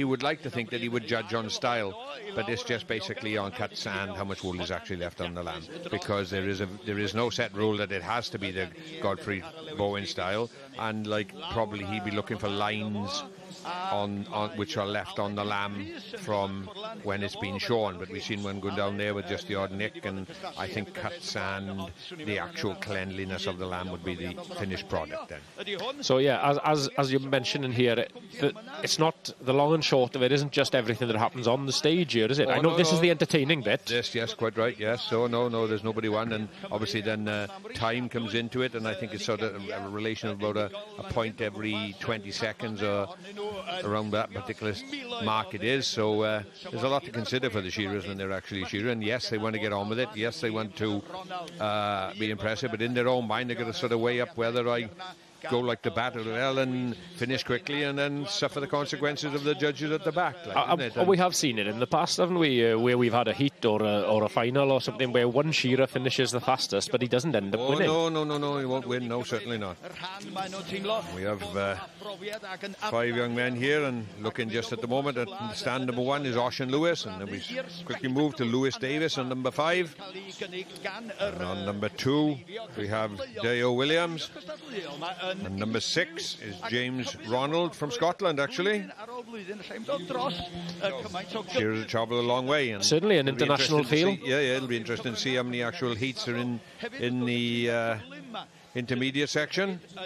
But to be another testament, and we must remember then somebody has got to supply these lambs, and a serious amount of sheep will actually get shorn over the 3-day period in the competition here in the Royal Welsh then. And you're mentioning the number of lambs that are going to get used. There's work that goes into this beforehand. We noticed as that lamb was getting turned over, it had already been crutched, it had already been cleaned before. Yes, indeed, yes. Every lamb will be actually tailed and crutched and shorn just above the teat level there, just a width of a comb, so as we don't want no embarrassments, and a competitor might just take the teat off a lamb, and obviously that would be a disaster for the lamb, but for the farmer as well that is supplying these lambs. So anyway, nice to have featured the 3rd heat, and let's hope that we feature a few more along. Yeah, we certainly will, and after the heats it's the semi-finals and the final. We will definitely be back in the sheep shearing shed later on this afternoon. In the meantime, it's back to the main ring, and it's over to Rachel Thomas once again. Thank you, Gareth. So we're back in the Welsh Cobs, and this is the 3-year-old colt.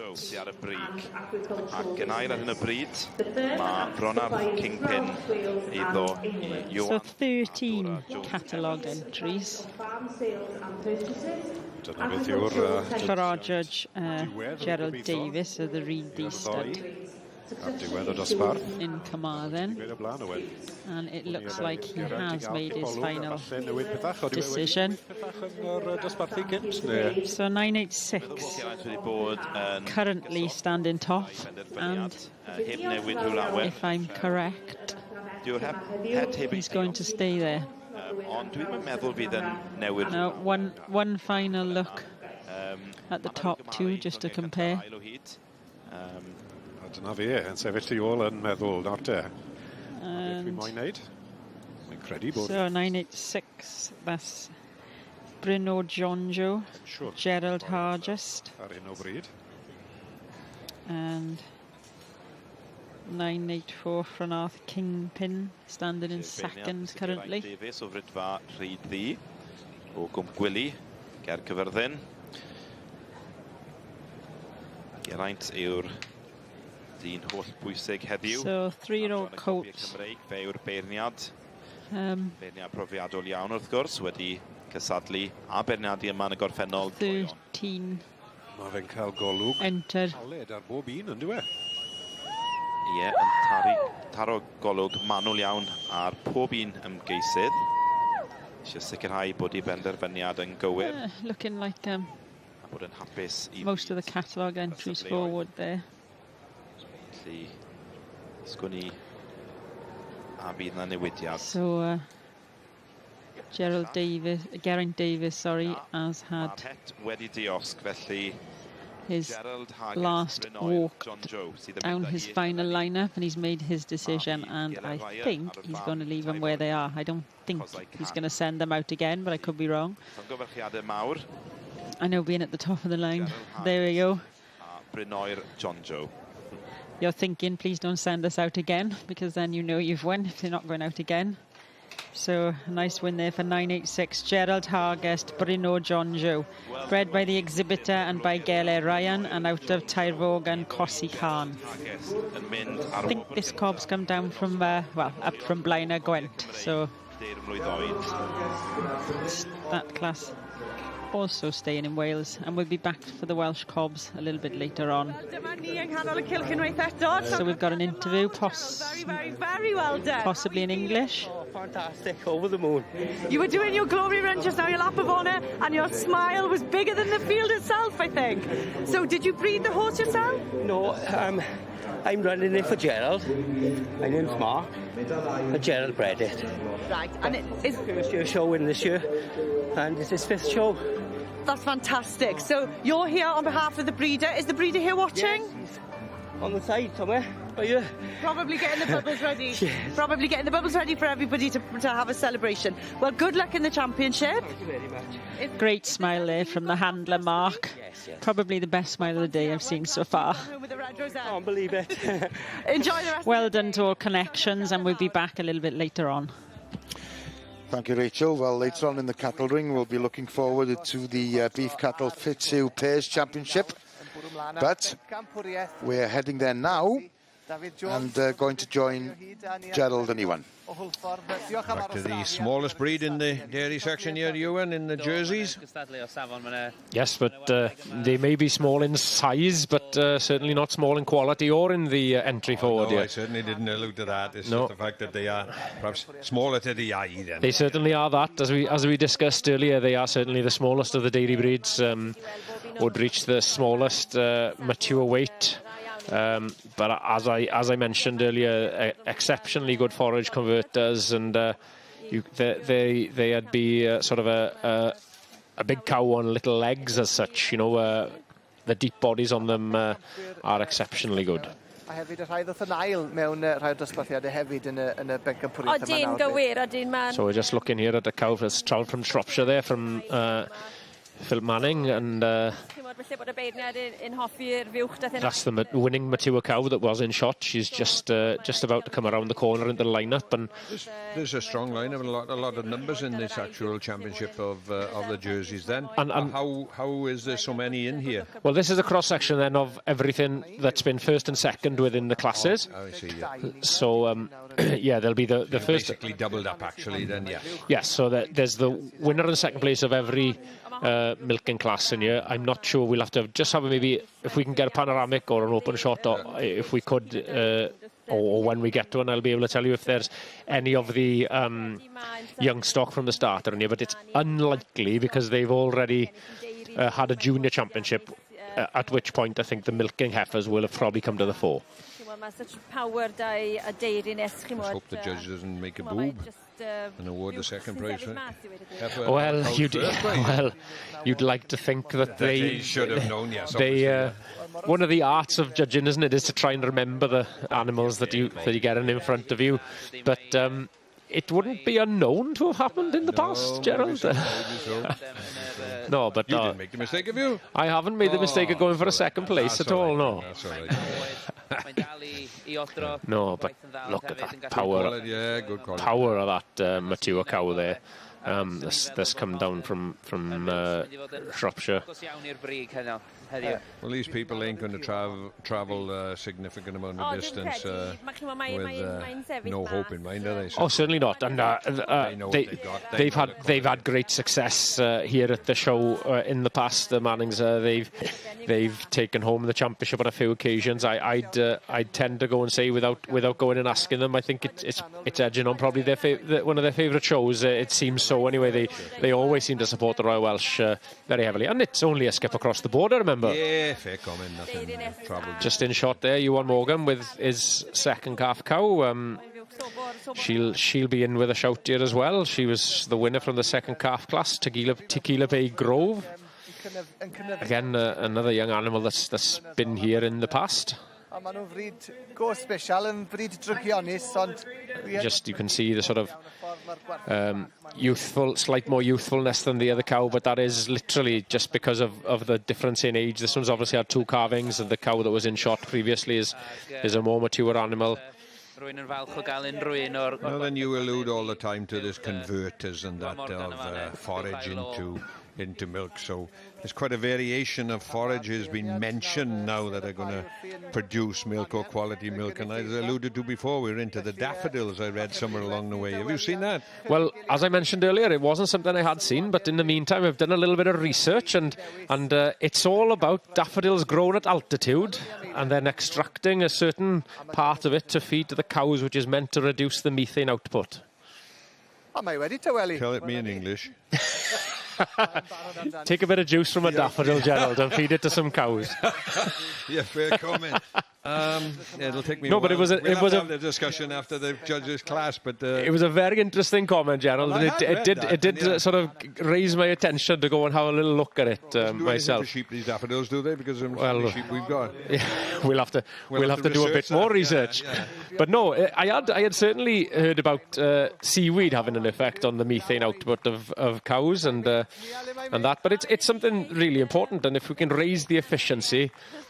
Be that through, and there we are, we have a champion. We have a champion, Windy Ridge Tequila Diamond, the mature cow that was in shot there before, and maybe the cameraman knew something we didn't. He seemed to feature a lot in the shot there. Yes, indeed. And unusual then to chap your champion out of a lineup like that then? Wouldn't she have selected him into? No, certainly not. Generally, we find it within the dairy ring that we noticed we had the angle across, and that you do select the champion over there. But congratulations to the Mannings on their win here in the Jersey section. Yes, well done indeed, and we'll hop over quickly to the sheep ring. Yes, we're just back. That's right. Yes, we're just joining the female championship at the moment.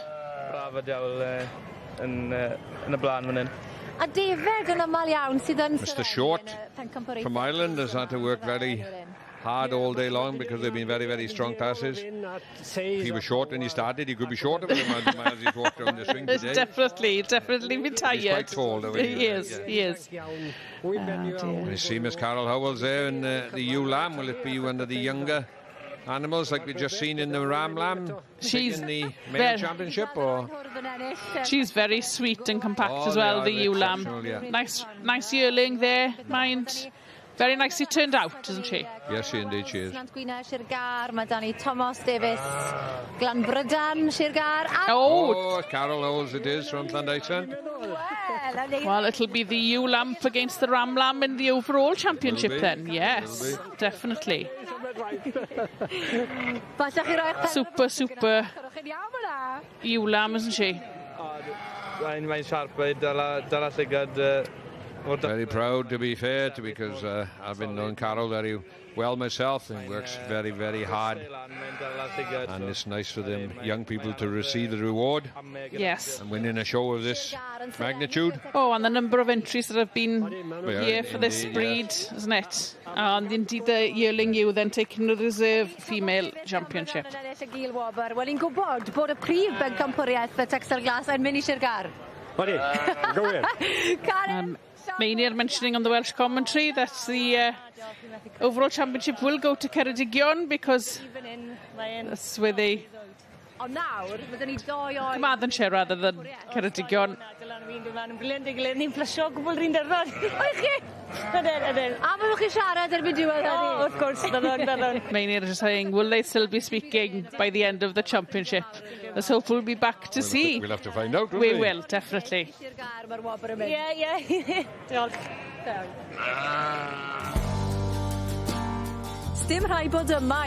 Well, you don't necessarily have to be here at the Showground to feel part of the show, because you can catch up with everything on the social media. We're on Facebook, Twitter and Instagram, and all the information that you need is to be had at our website, which is s4c.cymru/Sioe. Well, dwi 'di torchi'n llewis, mae 'na waith yma. Well, Aaron looks as if he's busy for work. He's with the blacksmiths, and the blacksmith, Elgan Harris, is keeping company, and he himself is a steward here at the Fariri section at the Royal Welsh. Today there's been some competitions going on in the background, and they're shoeing hunters at the moment. That's the competition that's been held in the background.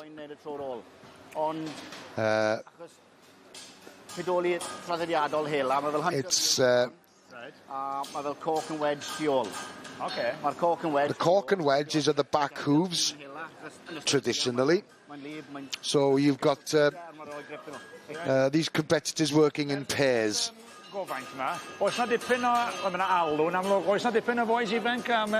Aaron's just asking Elgan if there are any young competitors coming through. Not as much as there used to be in the past, apparently, according to Elgan.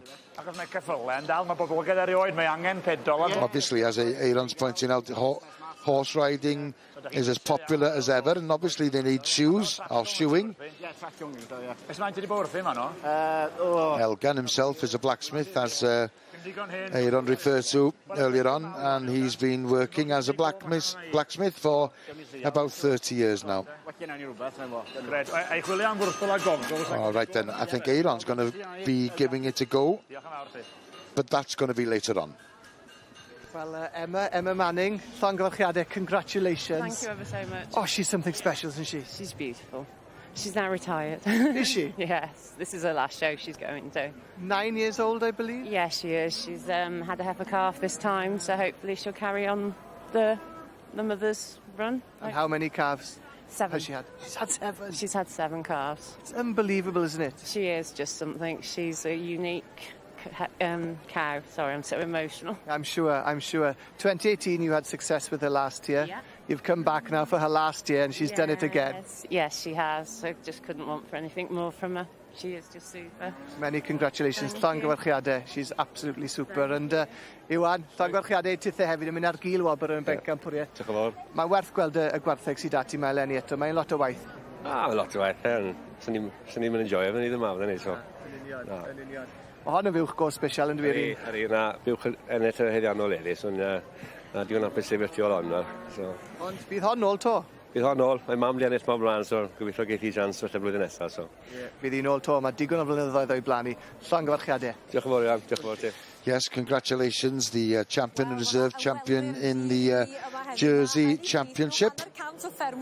And as you can see, it's quite busy here at the Royal Welsh Showground, and apparently there are some farmers from Estonia who are on a visit here to Built Wells. Now then, we've seen a bit of sunshine here at Llanelwyd during the course of the day, but elsewhere there have been a few scattered showers, mostly up in the north. Generally, it's quite dry, and the Wind can be a bit chilly, but the temperature this afternoon at Llanelwedd is about 17 degrees centigrade. It's going to be dry for most of us this evening, and in Llanelwedd the temperature will be about 8 degrees centigrade. On the other hand, up in Abergele, for instance, and Pwllheli, it'll be 14 degrees centigrade. Now, overnight, well, there's going to be a change. In the morning, it's going to start quite clear, but then from the south-west come the winds and the rain.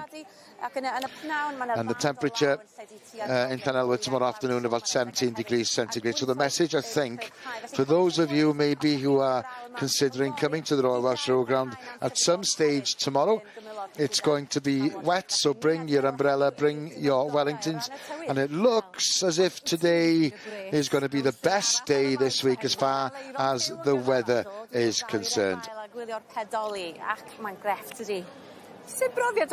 Yeah, Nia, just asking Alex. Alex apparently had been up in the blacksmith's area earlier on and had witnessed what we've just seen, Aaron, and she found it fascinating. And it's nice to see the old traditions, as Nia's mentioning to Alex, and that sound, that tap sound, yeah, it's a bit nostalgic.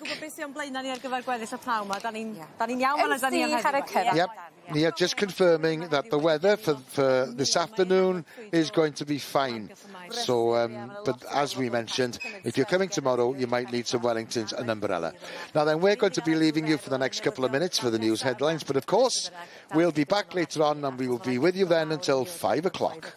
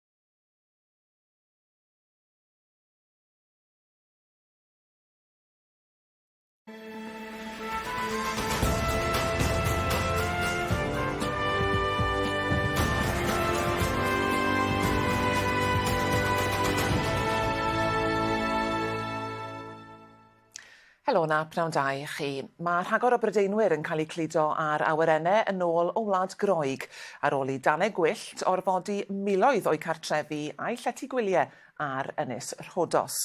Mae yna amcangyfri bod hyd at 10,000 o dwristiaid o Bryden ar wyliau yno. Mae tannau gwyllt yn dal i losgi ar ynysoedd Corfu ac Efia hefyd. Ac mae yna rybuddion nawr bod tannau gwyllt yn debygol iawn ar Ynys Creta hefyd, ynys fwyaf Gwlad Groeg.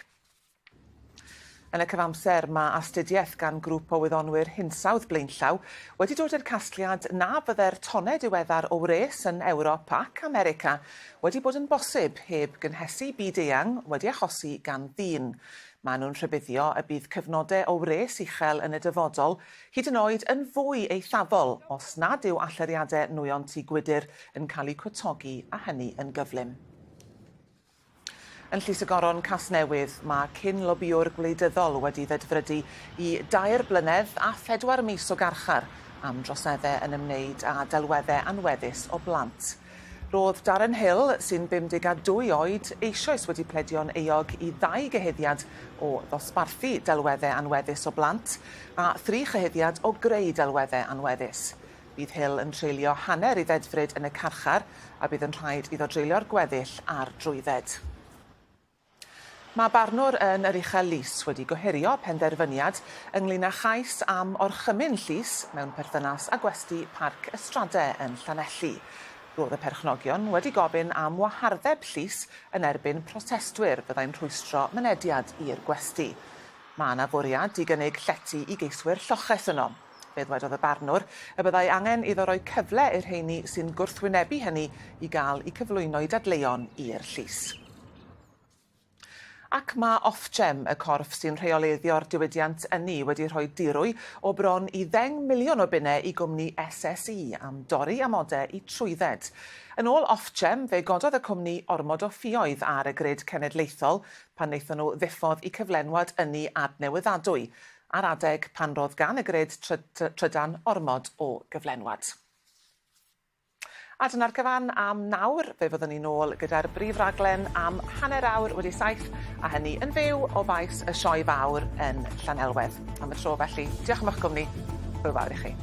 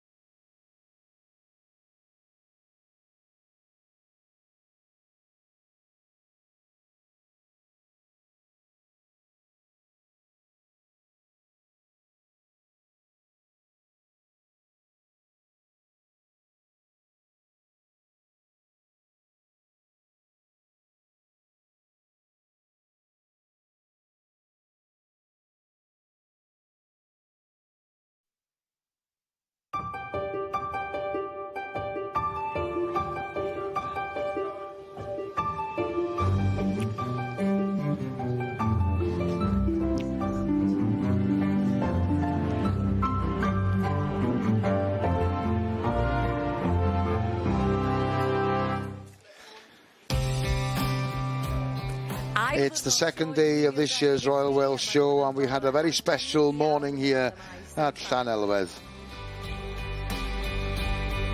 And this afternoon it'll be the highlight of the day as we look forward to the team of 5 in the beef section. Will the limbs do the double this year?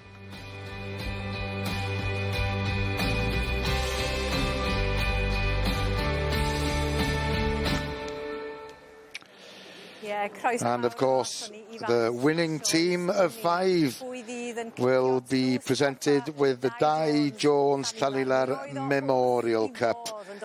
He used to enjoy the beef section team of 5 on a Tuesday afternoon, and it is, as I said before, the highlight of the day to many people visiting the Royal Welsh Showground this afternoon. Also this afternoon, the FUW and the FAW, the Farmers Union of Wales and the Football Association of Wales, will be launching an interesting new joint venture concentrating on mental health issues. Well, coming up later this afternoon in the cattle ring, we'll be looking at the Holstein Championship. And then in the sheep ring, of course, we'll be featuring the Blue Texels once again.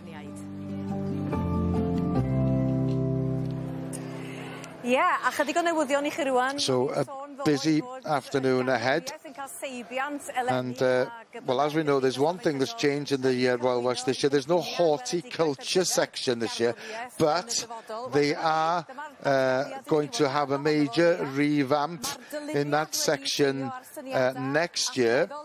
And at the moment, there is an announcement to be made quite shortly about the horticulture section that's to be included in the Royal Welsh next year. It'll be a section, obviously, that will host quite a few competitions. There'll be floral arts displays there as well, similar to what was there in the previous years. And hopefully it'll be another area that's going to attract so many visitors to the Royal Welsh Showground, and that's going to happen next year. But to the present, and it's straight to the main ring. And here's Rachel Thomas again. Thanks, Gareth. So we're back to the section C's. And it looks like this is the 2-year-old fillies, I believe. Yeah, I'm correct. It's the 2-year-old filly or gelding class in the C's. So we see the winner there, David Oliver. 15 catalogued entries. So there we see David Oliver with Roswen Cindy by Donis Lawan and out of Roswen Cara. We can't quite see in shot there, but second in that class was Mia Smith's Crossfield Lady Gaga. So we'll have a C Young Stock champion hopefully after this interview.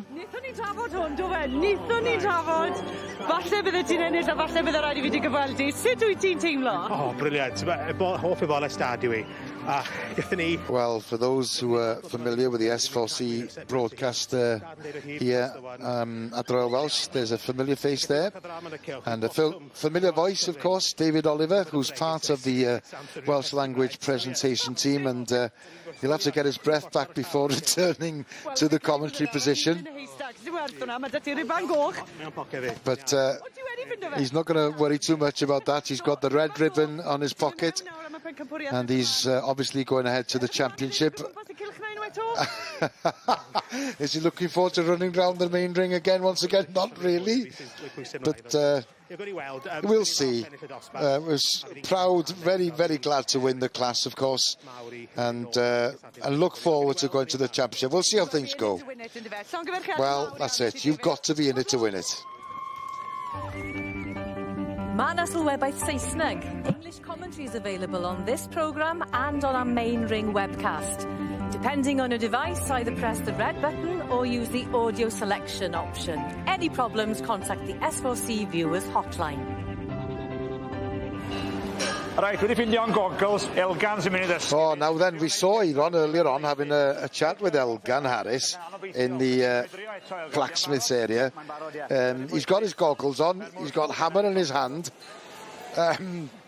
Well, who knows what's going to happen within the next couple of minutes. Yeah, well, he's just given everybody a warning. Stand back. Yeah, brushing it off. A wedyn, cau'r pen rwan, ie? Criso hwnna ar y gilydd wedyn. Right, bring those two ends together. A fe, ie, ar ochr arall. He's been given expert tips by Elgan. Don't forget the other side. Yeah, it's all in the wrist. Ie, tymach fwy. Bit more. Right. Ie, nawr yn iawn. A wedyn nôl at einan fel dwi'n gwybod. Nôl at einan? Ie, na. And back towards yourself. Hang on. Take your time. Right, so dwrwch hwnna, dwrwch y bedol yna. Right. Right, a symudwch y tongs lan fyna. Yeah, it's trying to get the combination between the tongs in one hand, placing the shoe somewhere else, and then using the hammer in the right place. Right, fel to? Ie, a na fe a leflu fe off wedyn. Fel And then and then level it off. No, the other side. Flat. Yna fi on board. A fe. Ti'n nhw'n arni wan? I think that just proves that it's not quite as easy as one thinks. Ie, a well o wy'n resta, dwi'n mynd. Yeah. So, just dal I fynd round a round, na mi gan chi bedo. Ie, gadwch chi mlaen. Gowch chi gadw mlaen. Yes, that's fair enough, Aaron. Elgan can carry on and I'll just watch. Let's see how the expert does it. Quick brush.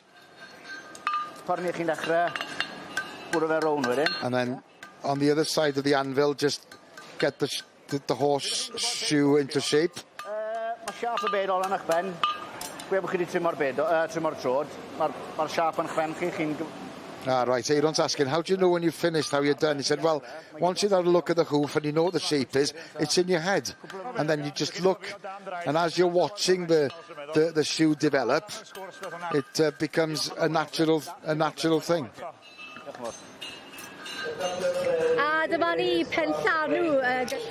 And here we are. We mentioned the blue texels earlier on. We're heading for the highlight in this particular section, the championship, so let's join Gerald and Emma.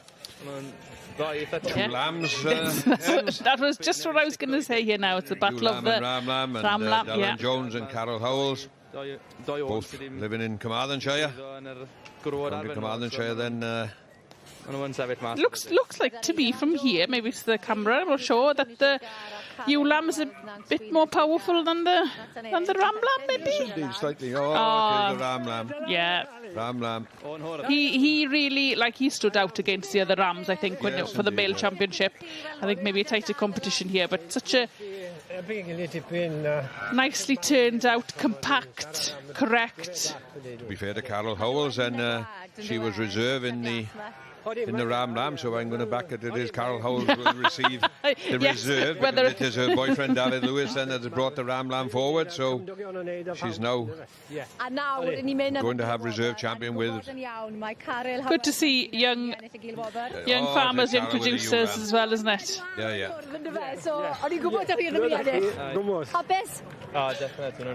Lovely pair of sheep here. Wel, war y teg, yr ifanc yn syrenu fan hyn heddi. Llawn gyfyrchiadau mor iawn, Dylan. Da iawn ti. The judge looking very happy with his choices there, isn't he? Just wonder, Emma, as far as Dylan's concerned, is there a case of a ram lamb ding dong? Ding dong. Dreams come true there. I'll leave you answer that. I don't know what to say. He's certainly very pleased, isn't he? True testament to have bred it and yes. brought it to the show, and that's such quality and quantity in the classes to come out on top. Well, very, very good. To be paired, young people in Carmarthenshire have done very, very well. And bringing in all the family and emphasising about, as you mentioned earlier on, all the hard work that's involved to get to this stage. The secret.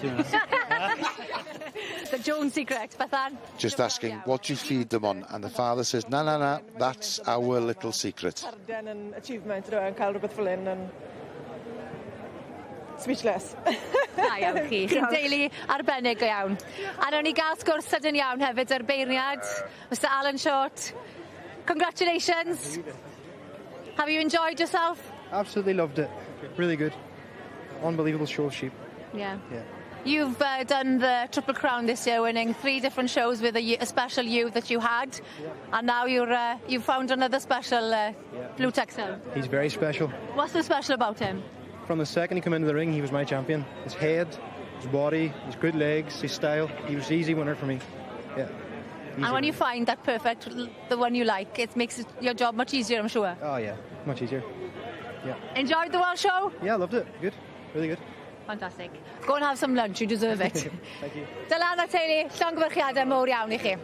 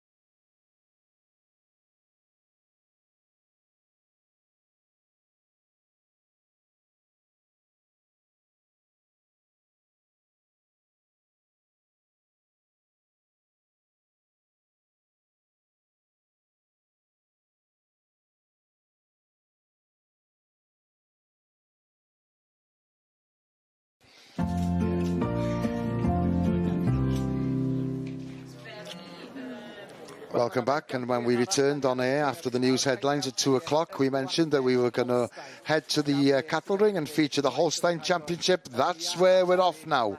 Let's join Gerald and Iwan. Yes, and Thank you, Gareth, for alluding to that. We join in what is, well, we obviously had the Jersey Championship earlier, and you asked me about what was forward there. Well, this is the cream of the crop here again in the Holsteins. The first and second from each class are potentially forward here, but it is all at the judge's request. He may have asked for some specific ones, so once we get a bit of a wider shot, we will see. But I certainly see now there's definitely the first and second place second carvers are certainly forward in shot here. So what you're just trying to say is that the judge could say, well, I don't think he'd say there's no point in you bothering coming into the class, but he'd specially request perhaps 5 or 6 of the animals what he'd already judged prior in the show. Certainly, Gerald. As you say, he'll be a little more politically correct than to say there's no point you come in. You're correct, though. He can specifically ask. I can remember once in the Royal Welsh a judge asking for the first, second and third from one class, and he took them as his champion reserve and honourable mention. So it's the judge's discretion as such what he asks for, but the general consensus is that you have the first and second from each of the classes, and as I say, generally there'll only be the winner or maybe the winner and reserve from the junior classes, the heifer classes in the morning. So back to your request of 1, 2, 3, there wasn't a great deal of point because number 3 wasn't going to receive a prize anyway. Well, he did take them as his champion reserve and honourable mention for the third placed one. Okay, yeah. Yes, so no, on that occasion, yes, he did specifically want that.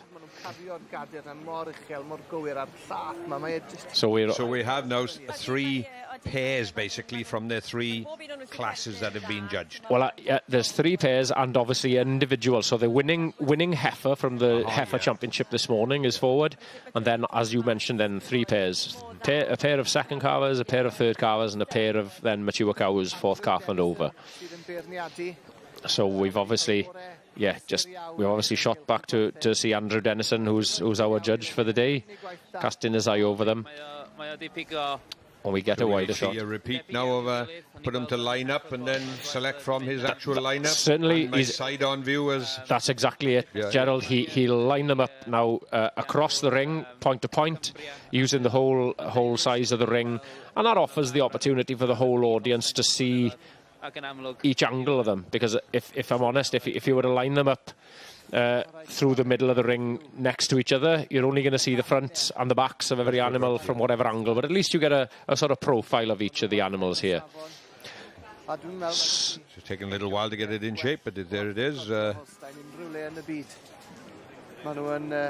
Yes, and I think we're going to have to return to get the result later.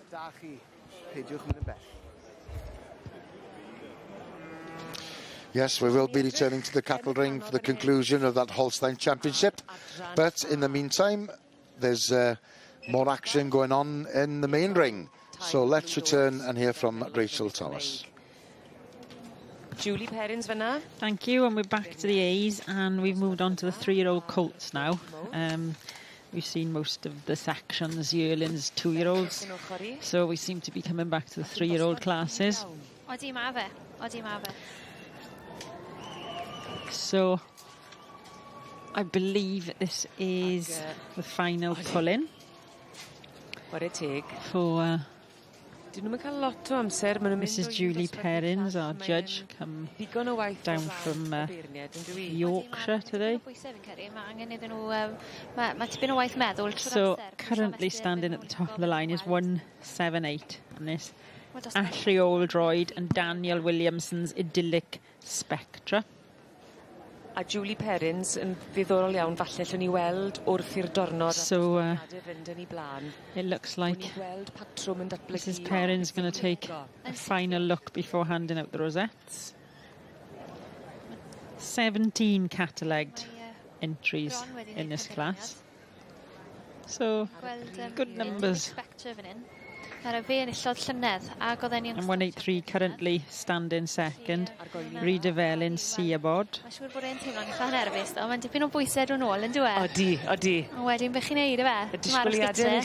Two similar ponies there. A di eisiau cadw'r safle. Odi. Hwna ti eisiau, ti'n siarad newidiadau munud ola yna. So, incidentally, pony standing top has been out this year and won at Cothi Bridge, which for our viewers not in Wales would be a showdown in the west of Wales with very strong numbers and in terms of quality with the Welsh breeds, so it's had a win there already this year. So our judge there standing her 3 top side on, easier to see obviously and get a better comparison, because obviously she's finding the top 3 ponies quite tight to make a final decision. But I think from the body language she has decided, and it looks like they're leaving them where they are.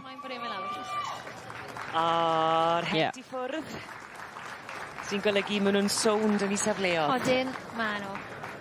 Yeah, so 178 takes a spot there, Dilic Spectra. Now this pony has last year won at the Royal Welsh, and also was second at Glanusk. And last year was the champion young stock and the reserve male champion. So this 3-year-old colt is going to be hoping to go one better this year. So nice to come back and repeat its win from last year.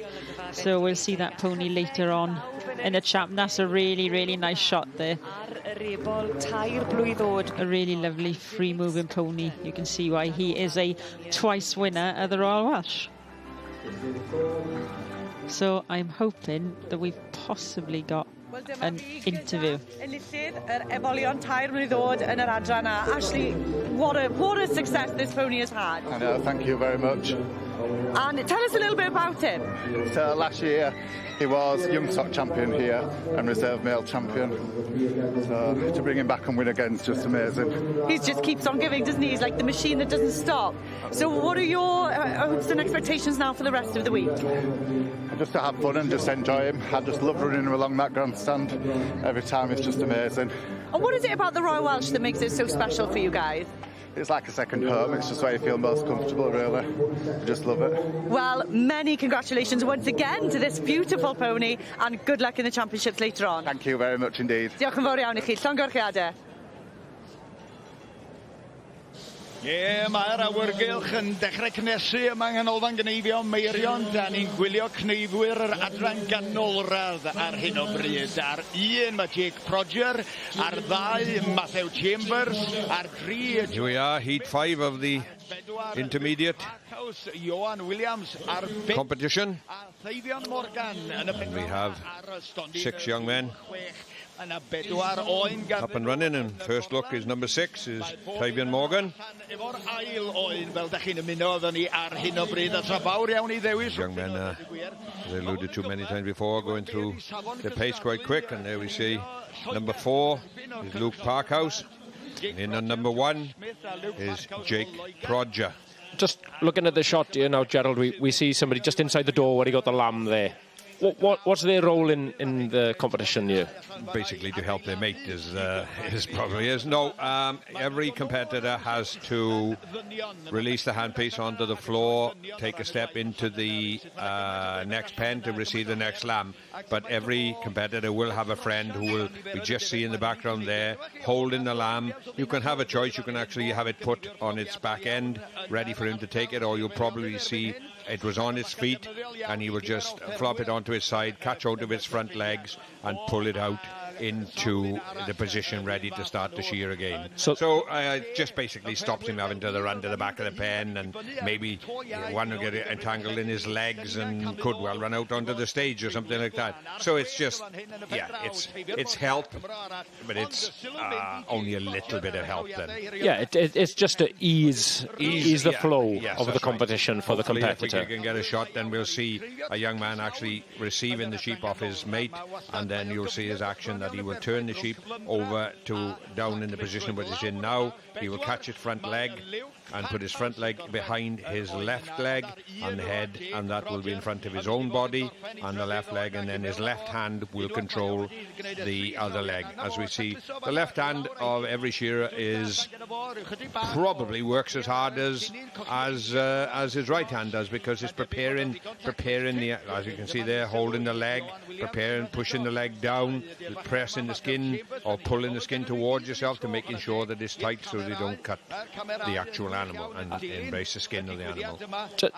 Just a quick sort of devil's advocate question here.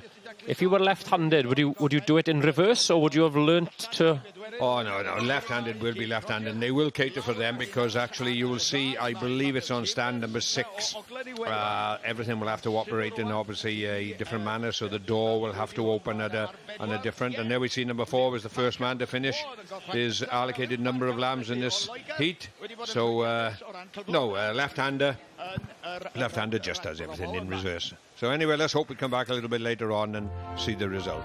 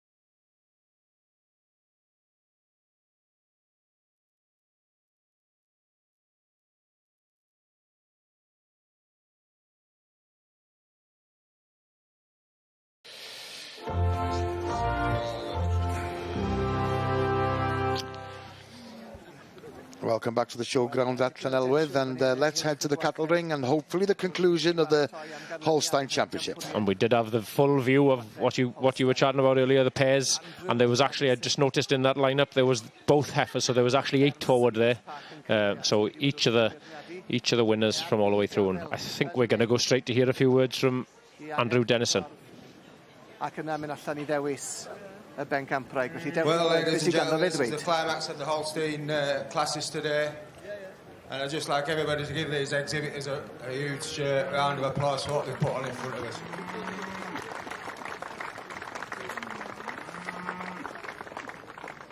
I don't know whether to say it's been a pleasure today or not, but I've enjoyed myself in a funny sort of way. The quality of cows and offer's been second to none. I've really enjoyed that part of it and seeing these cows in front of me. I'd just like to thank the show for asking me to judge. It's been a privilege. Yeah, that's it means something to me when my late father judged it quite a few years ago. So thank you.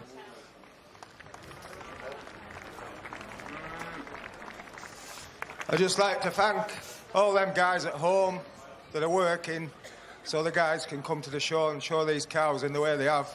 They're as important as the people today. So if you give them a round of applause. And without any further ado, I'll go and tap out my champion reserve, an honourable mention, and then I'll just give you a few reasons why. Okay? So if we give them a wild round of applause when it happens. Yeah, he's obviously saying about the fact that his late father's judged the show as well in the past, and yeah, it must be a great honour for him to follow in his father's footsteps here and grace the green grass of the Royal Welsh Showground here. So Gerald, you should be the one putting me on the spot, but where's your money? In my pocket where it's going to stay. I have no idea, Ewan. I'm just listening to the words which the judge stated then, that they are a tremendous outfit of cows, and they are real machines as far as I'm concerned in terms of producing quality and quantity of exceptional good milk. You're right, Gerald. No, and yeah, so the winner is the cow that I spoke about earlier, that well-travelled cow that has obviously come all the way down from Scotland. So yeah, Edie, crushable acclaim for the Yates family there. We'll just hear a few words from Andrew. Ond llongyfarchiadau mowr iawn I rif 31. Mae'n fuwch go arbennig yn dwi. 32 dwi'n meddwl efe? Nag, 31 dwi'n meddwl. 31. 31 meddwl dwi. Mae'n fuwch. Oh, arbennig. Mae'n anodd gwybod beth arall I weid am fuwch fel hyn. Oh, I think she might have been on daffodils already, this one, you know.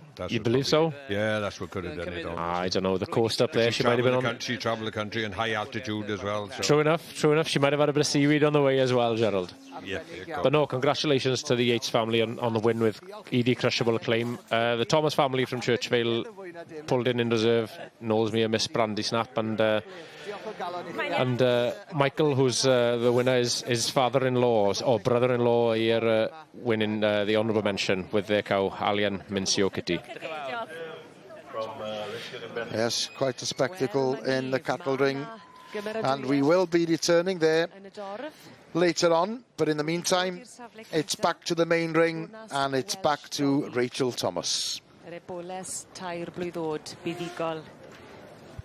Thanks, Gareth. So we're back with the Cobs, class 83.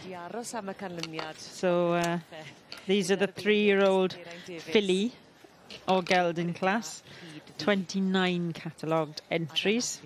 Yeah. So currently on top is Ross Thomas and Rona's Welsh Dolly. A dathlu. Ie, falle. Yn mynd I weid, mae'n bod e'n mewn digon cynnar ar ôl dathlu. Ti'n gallu gweld beth... So, Wel, this filly was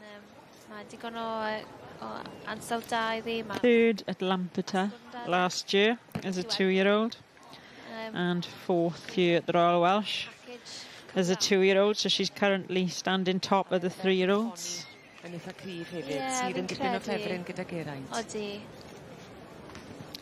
So our judge Geraint David of Read the Stud making his final deliberations. eto digon o seis a cryfder. Dwi'n licio gweld nhw'n ysgwyll llaw. There we go.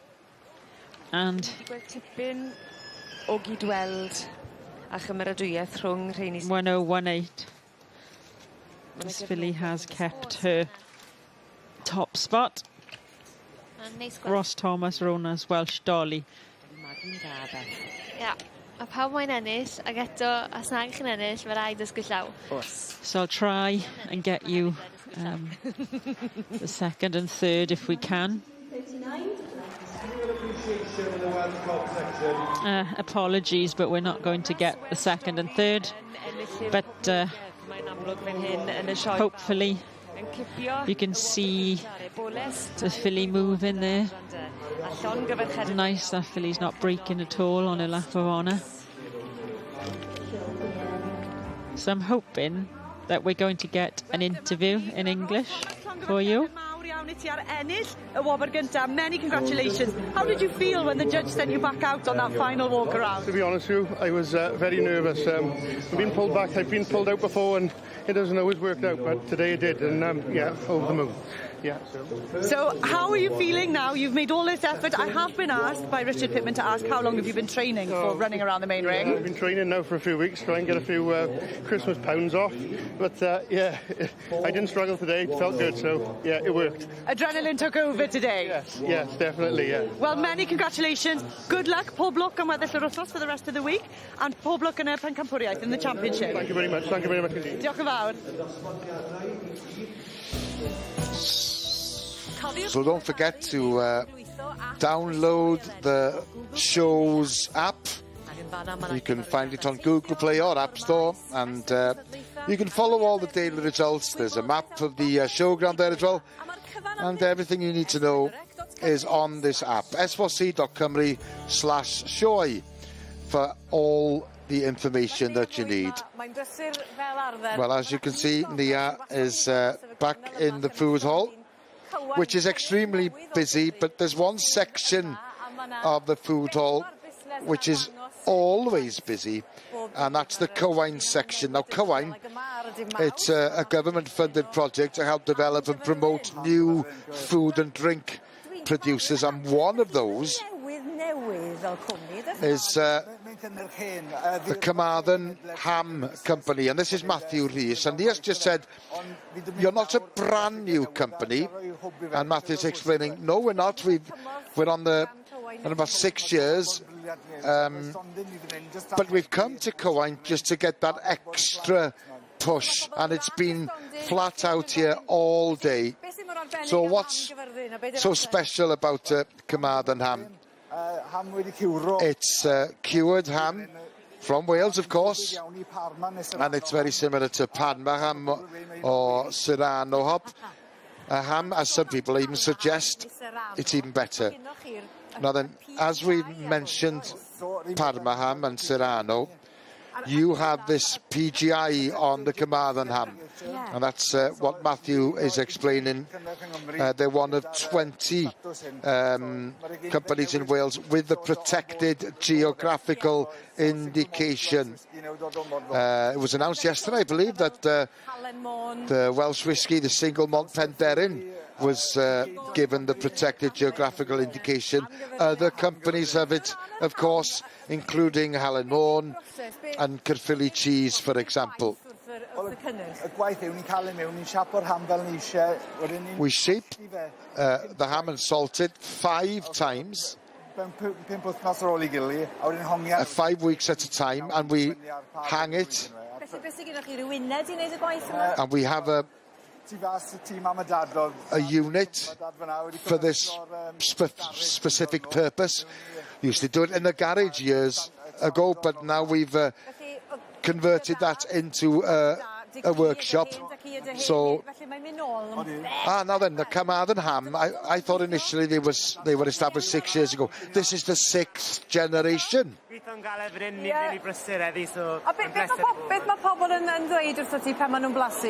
And the question he is asking, what are the comments that you've been getting from the people who have come here and had a taste? They've been extremely complimentary. So we've got ham, which is, as you said, was similar to Parma ham. What else is there? We've got streaky bacon, streaky Welsh bacon, and a variety of other kind of bacon that's been produced in the traditional way.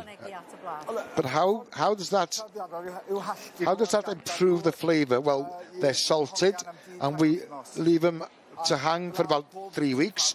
That's how every farmhouse used to do it years ago. But there aren't many people who do it these days, because obviously we've got fridges, but that was the way we used to do it generations ago, and it gives it more of a flavour. Now then, why Carmarthen ham? Are they pigs from Carmarthen? No, unfortunately not. We're struggling to find plenty of pigs to make the ham. Unfortunately, we have to go to Wolverhampton to get the pigs. But if anybody can find us pigs in Wales, we'd love to do it. We need the quantity, but we also need the quality, and it's very difficult to get hold of. Yep, obviously you need that standard that you're looking for, but that's the next stage. That's the next step for us as a company. Yeah, Matthew is a familiar face to some S4C viewers who've been following the Fit Cymru series.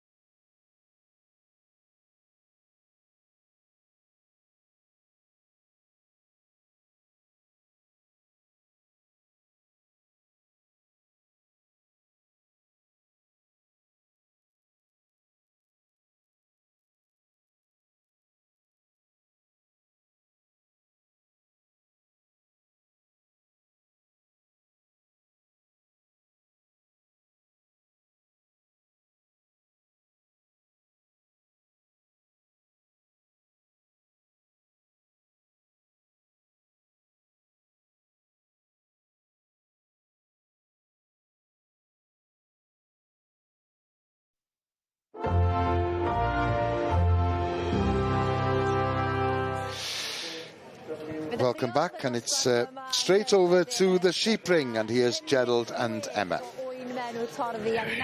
And we're back with the badger face, and we started with over 50 entries in this class, and we're back now. We're down to the last 12, so that's a big old it isn't cut big. down, It's isn't massive it? amount of sheep.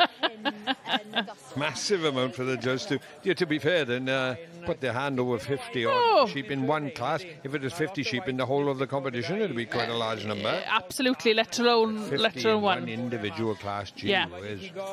This lady has worked exceptionally hard. We've alluded to that we've seen the blue Texel judge working very hard, but to be fair, this lady is. These ewe lambs are super sweet, and I like how we got such big burly boys so showing these lovely sweet little ewe lambs. Joseph on the end, and then Aaron Hemmings in second place at the moment, and sorry I don't know the third, but Sioe Jones down there in fourth, so several young men at the correct end, or the end that they would like to be at, then most definite. Na, dim o gwbl na. Ond mae cael... In Aaron Hemmings has taken the first position again, and right. we've seen him winning with his ram lamb earlier on, and that's quite current moment, unless he changes his mind again. Yeah.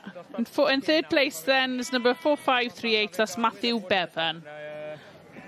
Oedd hwnna'n benderfyniad hyfryd iawn I Aaron Hemmings yn cystal I Christy Joseph trian. Right smile on his face there. Oh, mae'n galed, yn dweud. Yeah, after a massive competition like that, and then get on the top and then take him back. Oh, huge. It hurt a little bit. Na. We shall swap them back. I wouldn't have thought so. Ah, there we go, yeah.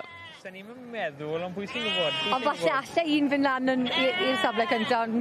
Swapping a few positions along the way, though. Ah, yes. Such a distinctive breeds with the facial markings. They're called the badger face because of the stripes on the face. And well, to be fair, look down there. You could put them all together. I wouldn't be able to pick the individual. Oh, gosh, no.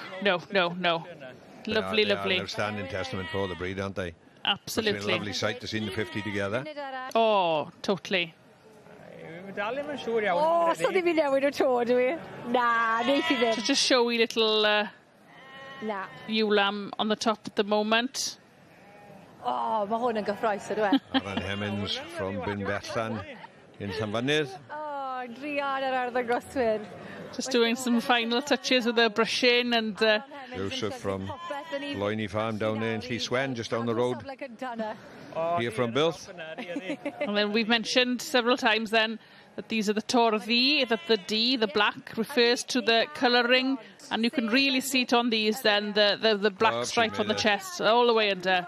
And the decision, and Aaron Hemmings had both lamb sections in terms of the ewe lamb and the ram lamb. That's a huge achievement. There would have been over 100 entries between the ram lamb and the ewe lamb together. So that's a tremendous number of entries. I hope you say they're a pair of twins. That would be something if they were, wouldn't it? Just, yeah. I don't know what to say, to be honest. Mae'n awesome achievement, really. So we can't quite believe it. What I take is Christy, mae wastad stop ar fe. A just on the day, mae'n cadw I llygad i'n sweet, a so a beth fi moyn yn y diwedd, so. Un symudiad anghywir sydd angen pan mae'n dod i'r adeg yna. O, fi'n gwybod, a mae'n fidget nawr. I'm sure this little ewe lamb will go far in competitions. And from the sheep ring to the cattle ring.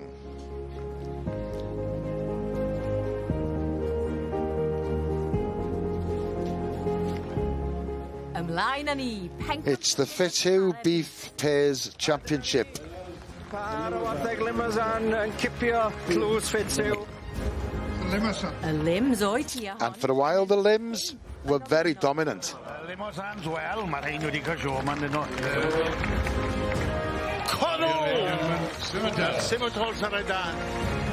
But during the last 5 years, it's been a different story. And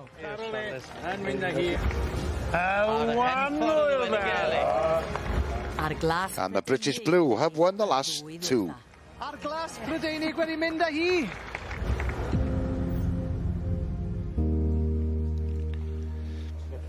So let's head to the cattle ring then, and we'll join Gerald, Emma and Iwan. Thank you, Gareth. Yes, we're back with the cattle and another interbreed competition, and for myself, there's no better sight than seeing all these breeds parade around the ring. It really is a highlight of the show. Yes, it's a little like a individual championship is something. The pairs is perhaps just a little bit more, but there's the fives, which we will witness later today, which probably is a good representative for the breed of the actual five. And then, hence, in that particular competition, we get a lot of the exhibitors coming together, which is good for myself. Then. No, certainly, I'd agree with you, Gerald. This is more a challenge to try and get a partner that matches well with your champion, really, is the challenge in this pairs. Because the pairs has to be the champion and one from the opposite sex, isn't it? So that's quite right, yeah. So it is the challenge of trying to partner two together, whereas, as you say, the team of five that we'll see later is about the whole breed showing the balance throughout it all. Yes, that's quite right, and obviously, like prizes, perhaps third, fourth prizes would come into it, but it's also put in a five together, is put in like five animals, like obviously I think it could be 3 females and 2 males, but it can also be 4 females and 1 male, but put in, as we will see, the lineup of the biggest strength at the top end and coming down in a balance, and trying to see that uniformity between them as well. So there's no point in having excessively muscled one in amongst them and the rest are not quite so much muscular. Yeah, but this is, as you say, just getting a pair together, but it is the 5 probably that every breed would like to claim. So then this is for breed pairs consisting of the breed champion and one of the opposite sex in the beef section, and the breed judge is to nominate. So yesterday in the individual animals we saw the breed champions all come out, so the breed judge would have then nominated an individual of the opposite sex to come out with the breed champion here today. So that's quite interesting, because I believe the FitzHugh is a combined decision between all the competitors. Well, the societies, yes, absolutely. It's the judge that has deemed what is to be in this particular competition. So the Welsh Black we see here now, we would have seen the female out yesterday, and they've picked then this bull then to go with her. To be fair, then the Welsh Black came into the semi-final yesterday, didn't she? Did very well into the top 4. Yeah. And as we've seen in the past, they were quite a nice matching pair, even though she didn't win the individual. But we've seen individual winners here before that they found very hard to make a pair. Yes. If you've got a tremendous, powerful female, and maybe some of the younger bulls, you know, they haven't got a powerful bull to match her, yes, can make it quite difficult. I do recall some years ago a phenomenal Hereford bull that was nearly a freak of nature, won the individual Herefords, but they just couldn't get a female that could match him. No, same with we had a South Devon cow win one year, didn't we? And then again, the similar problem, they couldn't... Just getting the bull to match that power and scale was just a challenge for them. Yeah, so the Herefords here... And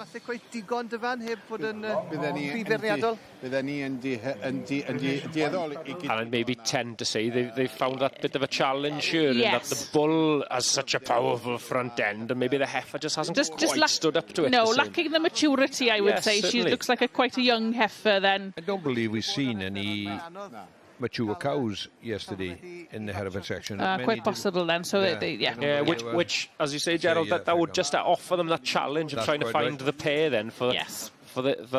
Individually, they're both fine specimens, but getting them to match is the job. Our judge has gone challenge to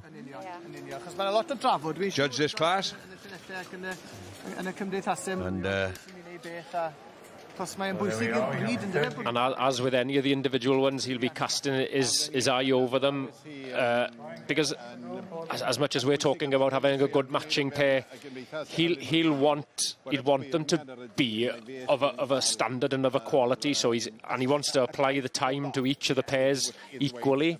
Yes, so he will take the time to look at them all. And today, then, it would be his first time that he would have witnessed any of these animals, because obviously it was the breed judges that nominated him forward, so it's a completely new show to himself then. Certainly that. The judge is Mr. Grant Anderson from Borderway Market, Roxburghshire, and he's an auctioneer at Carlisle Market and has been a sales manager for them for 16 years.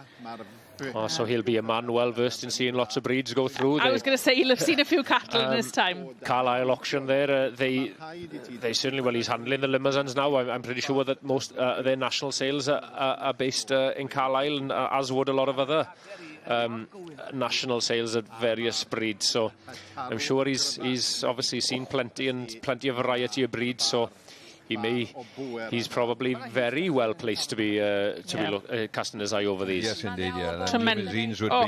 Limousines would be one of their strongest sales in there, when they hold the Breed Society sales of the limousines on, I believe it's February, May and October sales at least, and 3 big sales every year. So they've done a great job of matching this pair. She was a powerful cow coming out of the championships yesterday. I was wondering how they would do it. Yes, but no, they certainly found a bull. Tremendous bull, isn't it? Yeah, absolutely. Absolutely. Yeah, very nice pair. It does give you an indication as to the power and scale of this cow, because she nearly equals the bull. In stature, yes. She does, yes. Yeah. The whole... And height, and not so much the width and the chest and things, but yeah, there's not much height difference between those now. Certainly not. Yeah, very nice pair indeed. There we go, the Charolais there. And again, it was the female that was the breed champion here Yes. yesterday. It was a bit of a running theme yesterday. There were very few male champions through the beef section yesterday. And an interesting scenario actually has just developed, and you were stating that the judge selected the pair to represent as a pair. In the overall championship yesterday, he had the limousine cow, but he also had a bull from Mr. Tequin Jones, which had won the bull section in the limousines, but he's actually nominated the second place bull in the bull reserve bull to go with the champion cow. To match her then. To match. Yes. So obviously he deemed that Tequin Jones's bull probably was, he thought, the best limousine individually bull in there. A better animal, but not a partner to her. As a pair. So I think that's a very, very sort of sharp and sort of a wise sort of thing to be looking at. Not necessarily sending your best 2 individuals, but the best matching unit. Yes, that's quite right. To represent the breed as a unit itself, yeah. Anyway, we'll have to come back a little bit later on and see who is the best pair.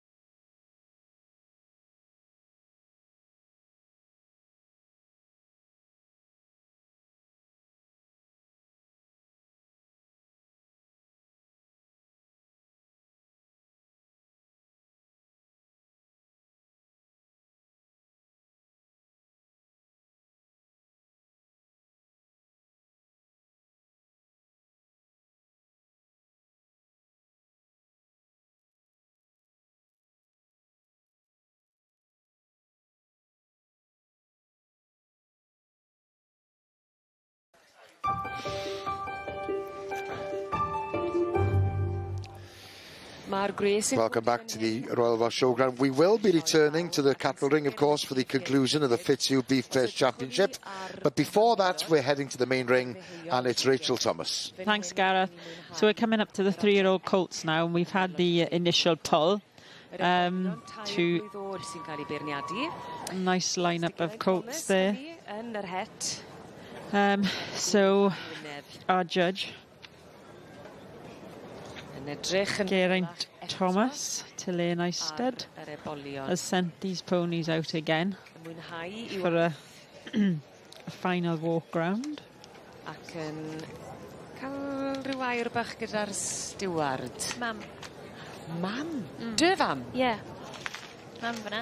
So, chi'n bob man? O, ti'n. Fi'n licio gwared ni. Bob ongl? Ie. Bob man. Oh.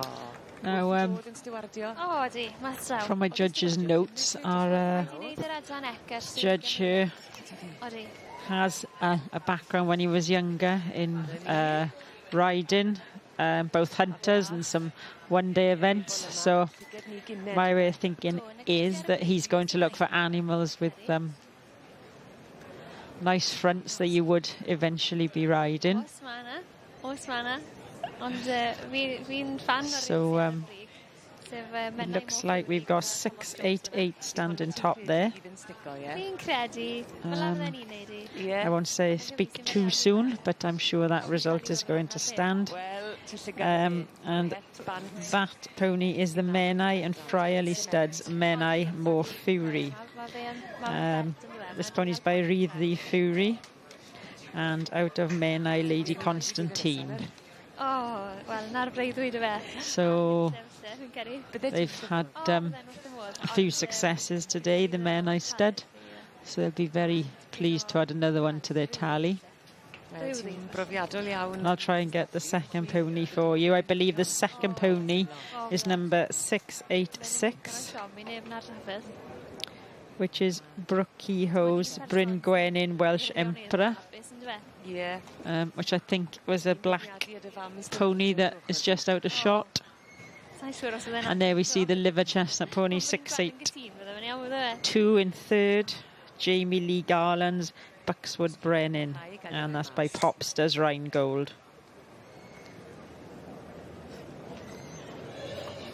684, Stacey Hastings, Little Beechin VIP, picking up the 4th place there.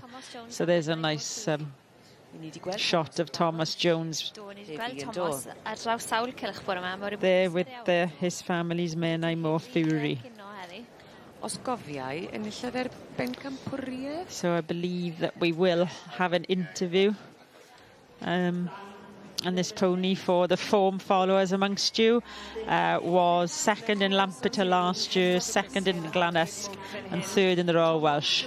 So 1 year older and has gone better. So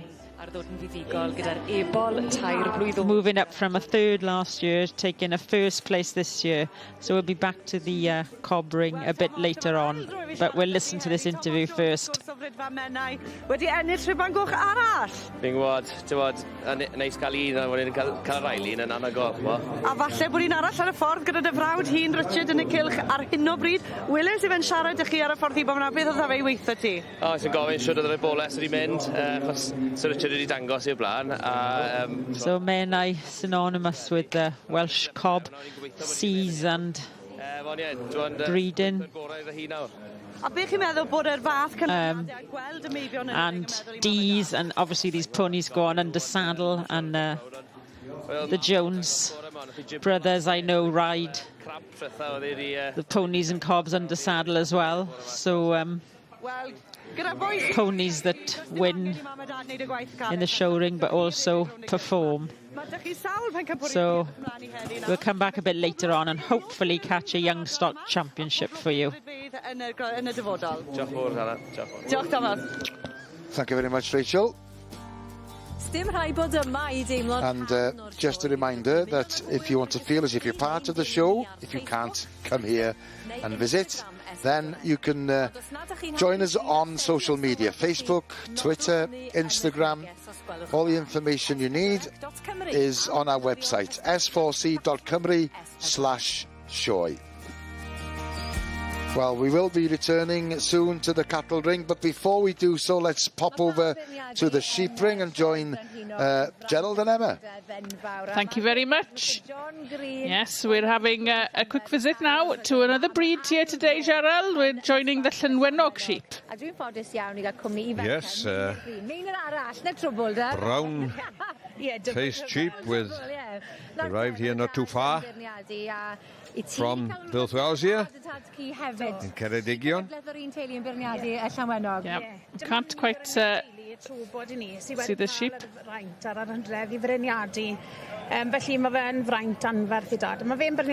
See our judge. Yeah. And it's Mr. John Green and his daughter just speaking to Meinir there now. It's caused a lot of work. He's had them landing free, and now they're all having to cast with individual animals. I don't know if that's the best idea with the sheep like the Llanwenog, because they're quite lively. Sharp is the word, yeah. Yeah. So this class then is the lamb class even, and 15 entries, and for a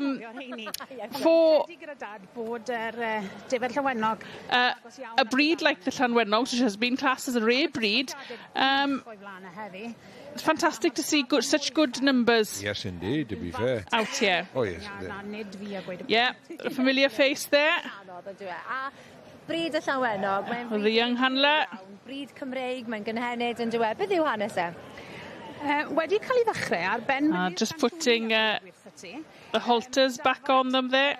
Penfi o Ben y Mynydd. Well-grown lambs, aren't they, these Llanwenogs for a upland breed, we should say?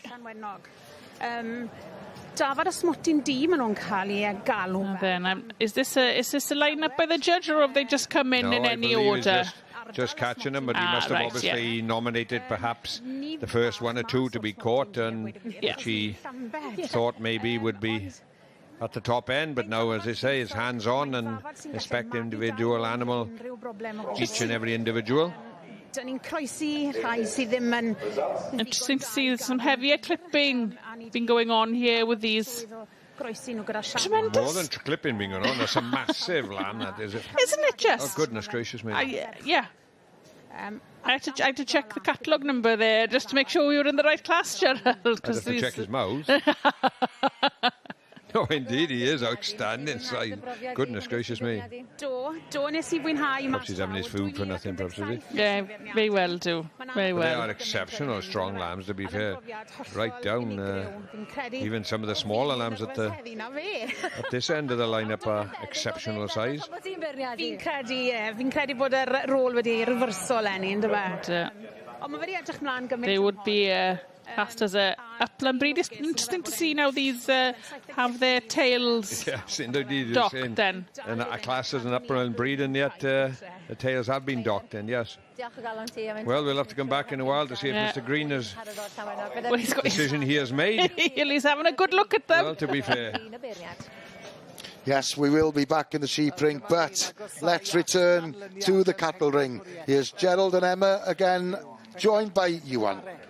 Thank you very much, Gareth. Yes, while we've been away then, the judge there, Mr. Grant Anderson, has had a look at them, parade around the ring, and now he's brought them in to the lineup in the order that they went around the ring. And I'm not sure how long we'll have to wait now, but he'll be tapping out his first selection. Yesterday we had a sort of quarter-final and a semi-final before we got our final champions.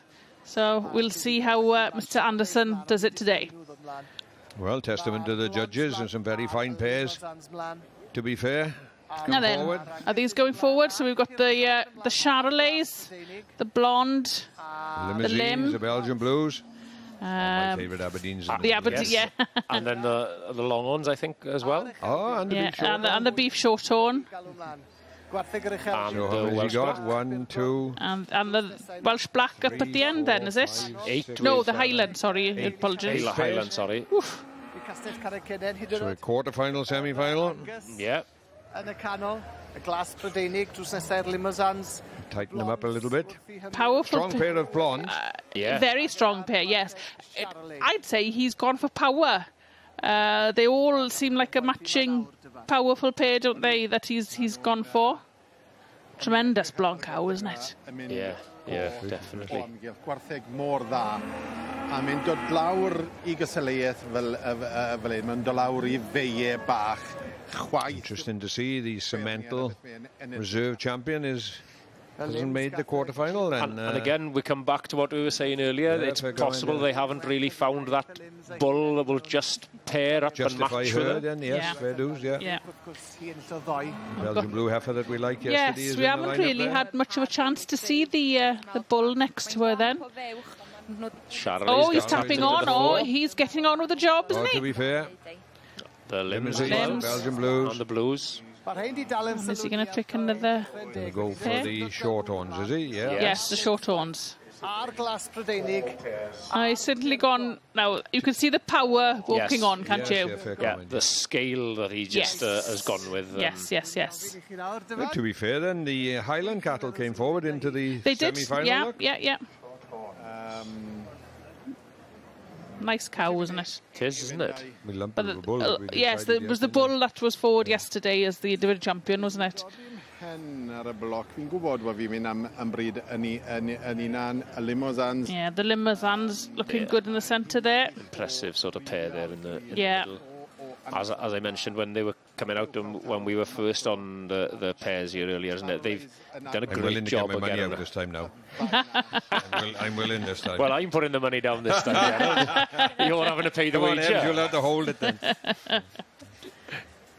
No, I think they did a great job of getting the bull to pair up with that big cow. Fair enough. We'll just listen in on to what the judge has to say. To the Welsh show this afternoon, a great day. The rain stayed away. That's all we can ask for today. I'd just first like to say thank you to the Royal Welsh Agricultural Society for asking me to judge this class today. It's an absolute honour to be here, and you've brought out some excellent quality cattle in front of me. Right from the back there to the forward, you couldn't fault any of them. It's a really, really tough class to judge today. It was way harder than I thought it was going to be. I was hoping for an outstanding, easy run through here, but it probably didn't happen. What a tremendous array of cattle we've got in front of us today.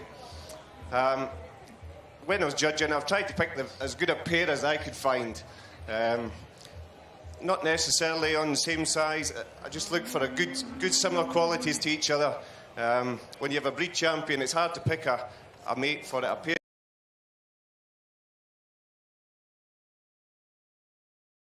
It's not an easy task.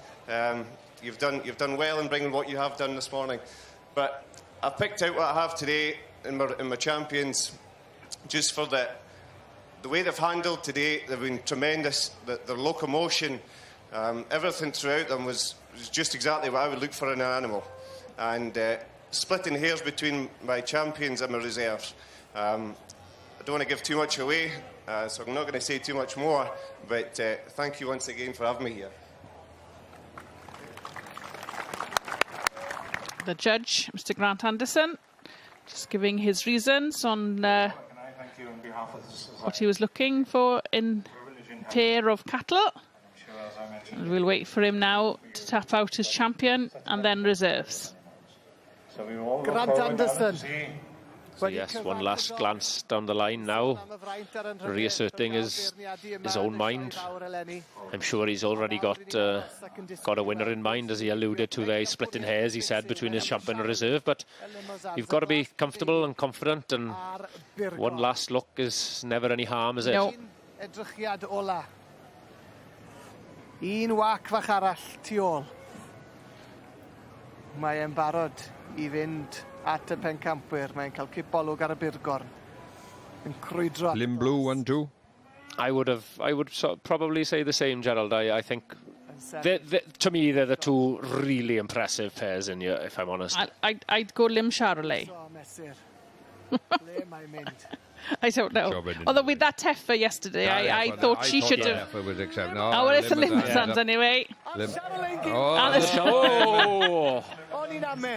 I'm giving up. I don't think Emma put any money in the pot there. We're safe enough. Damn it. I missed out again. No, but a phenomenal duo. Yeah, congratulations to the limousines. To be honest, I think that cow looks more impressive when she's up against that bull than even yesterday then. And I do think it's testament to the fact that Judge has thought about it. As you said, he's gone for the second prize bull as opposed to the winner because he obviously feels it matches. Yeah, and his decision, if he's standing ringside today, has been fully justified. Yes, absolutely. Absolutely.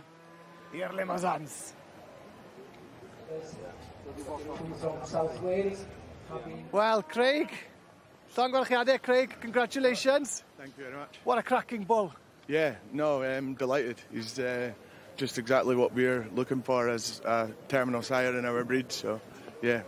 Great. No mean feat trying to get a bull as well that can match such a powerful cow, but you managed. Yeah, no, and they've done well all season as a pair.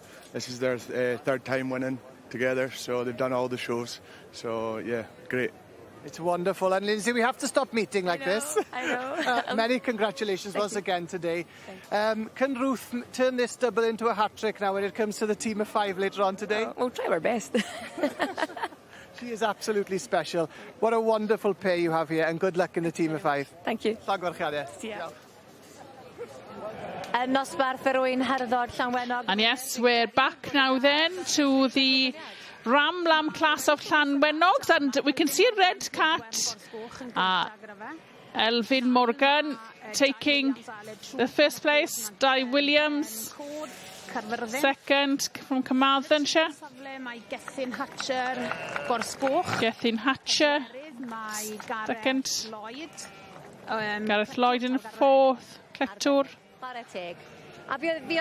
Good class of lambs. Very, very good class of lambs.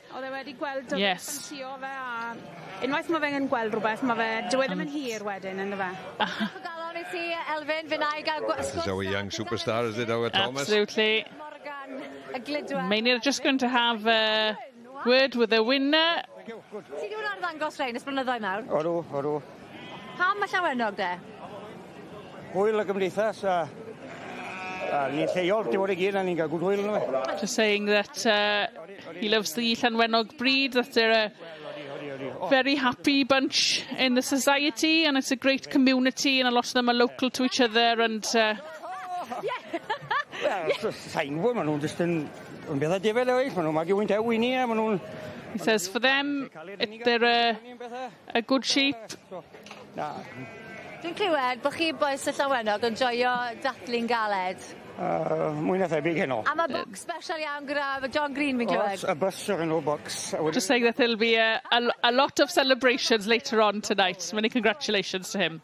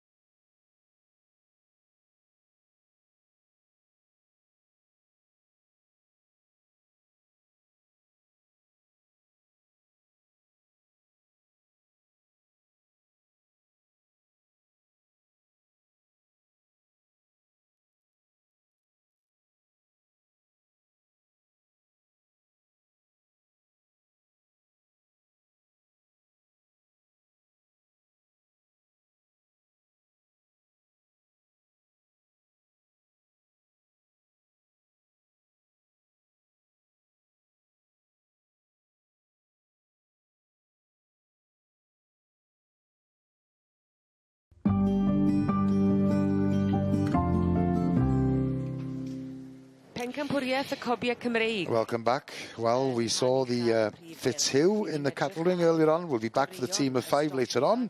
But for the time being, it's the main ring. And here's Rachel. Thanks, Gareth. So we've got the Section D Young Stock Championship stood up in front of us there. Geraint Davies, Reed the stud, has stood everything side on. So no doubt you will all have your favourites at home. Yn Sir Gyfyrddin.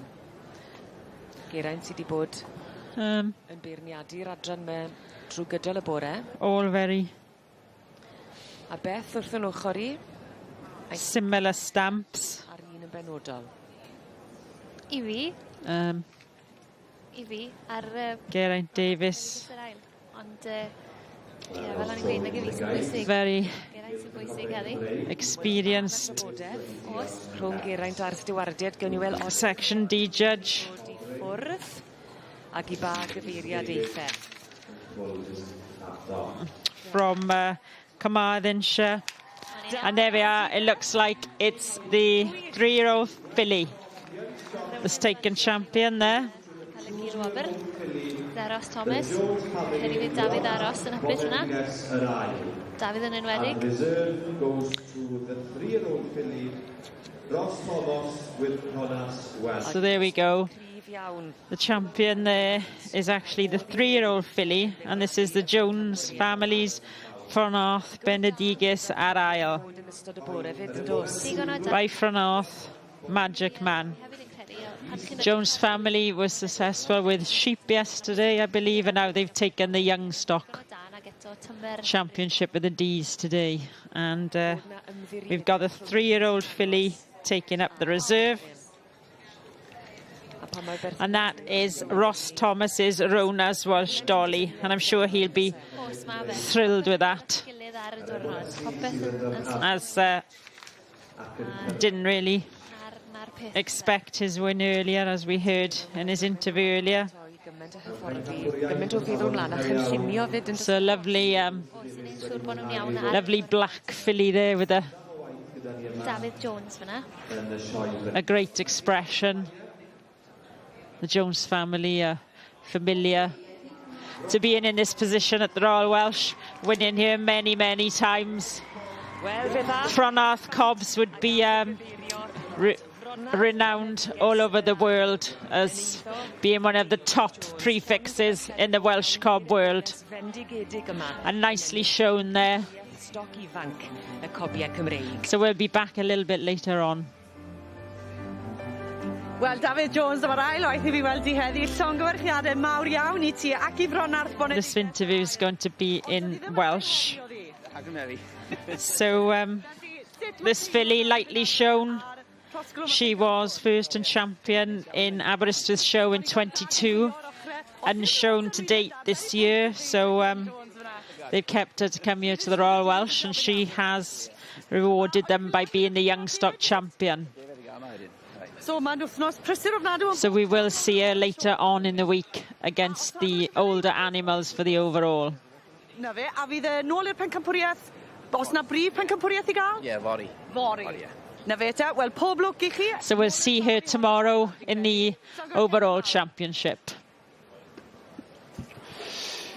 Indeed, we will. Now then, it's back to the food hall. We saw Nia here earlier on at the Cywain section of the food hall, and she's with Alex James, who is director with Cywain. To remind you that the Cywain's a government-funded project to help develop and promote new food and drink businesses, and there are 4 different stands here daily, so that's a total of 16 during the course of the week altogether, and they are food and drink producers who are here exhibiting for the first time. And the cheese company from Llandeilo selling a goat's cheese, which is quite different. They're here trying out the new produce that they have. Beth sy'n braf ydi gweld fenyw fan hyn yn cael cyfle I sgwrsio efo'r cwsmer. And that's on Nia just referring to the fact that it's also an opportunity for these companies, new businesses, to be able to have a chat and speak to potential buyers. Wel, mae yna fardd wedi bod wrth I fan hyn. Tea by the sea. Swnio'n rhamantus dros ben. Very poetic. Sounds very romantic. And it's a company based in Porthcawl. Hello, what's the name? Emily. Well, I love the tea by the sea. So tell me all about it, Emily. So we create 100% natural, whole flower herbal tea blends, packaged in plastic-free tea bags and packaging. And one of our tea bags will make 3 cups of tea, because nothing's ground down, nothing's added, we're 100% natural. And you've got all sorts, haven't you? I'm looking at the daily calm and the sleepy tea, the North Star. White fart, yeah. So what's in that then, the sleepy tea? So it's got valerian roots, chamomile and peppermint. So it takes the edge off, and it's very, very popular. And what about the woman's balance? We're all interested in this. This is my version of HRT. So this is a red clover, chamomile and rose petal. So it contains a natural phytoestrogen, so it mimics a natural estrogen. Very popular. We work with a menopause group. And so all of our blends, they go out to trial before they go on the shelves. And again, it's a really popular tea. You've got a Cwtch there as well, and a Daydreamer, and a breakfast blend. And what's the reaction been like today? Really, really good. So some people who've never really been into tea, been trying the teas, absolutely loving it. And people are really loving the fact that it is an eco brand and that we are natural and that we contain 0 plastic. Well, all the best. I won't keep your customers away from you. Alex, well, that's it. We've seen 2 of the 4 stands here at the Cywaen part of the food hall. We also saw the Carmarthen ham earlier in the programme. But the other company here today is a chocolate company called Bossa Nova, and they've been working with Cywaen on a regular basis recently. Well, my name's Raphael Stagmeyer. I work here at Bossa Nova Chocolates. So why Bossa Nova? Well, ask my mum. She's the one that has the answer. Hello, I'm Andrea Stagmeyer. Bossa Nova is a music genre from Brazil, and I wanted my chocolates to be thought of the best chocolate, so Bossa Nova is the best what I can consider in my country, and that's why Bossa Nova. Creating music and chocolates. And it sings and dances with your tongue. So which is the kind of bestseller then, or which one would you suggest? Everyone has their own favourites, you know. I wouldn't say anyone is like the standout seller, you know, like some people really like the nut flavoured chocolate, some people really just enjoy the normal ones. So everyone has their own taste, I would say. Yeah, and how is... I would say that the best seller so far, I think, is the hazelnut and dulce de leche. Dulce de leche is caramel cream made with milk caramel. And that is one of our favorites. Cappuccino cup is also a very popular one. So it all looks very, very tempting. All the best today. Alex, and you're just saying to Alex, even though they are relatively small companies, everything looks, the standard of everything as we look at them is of the highest standard, and obviously there's been an awful lot of work, not only getting things together to be here today, but the way that they present their produce, that's a very, very important element. And I can see that elsewhere within this food hall, and also I can see a lot of companies who came through the Cywaen system who have been showing their produce here in the food hall for several years now. So we look forward to tomorrow. There'll be a new 4 new companies here tomorrow, 2 drinks company, a cider company and a tea company, and then 2 food producers as well. As Nia says, there's no surprise that this area attracts so many visitors.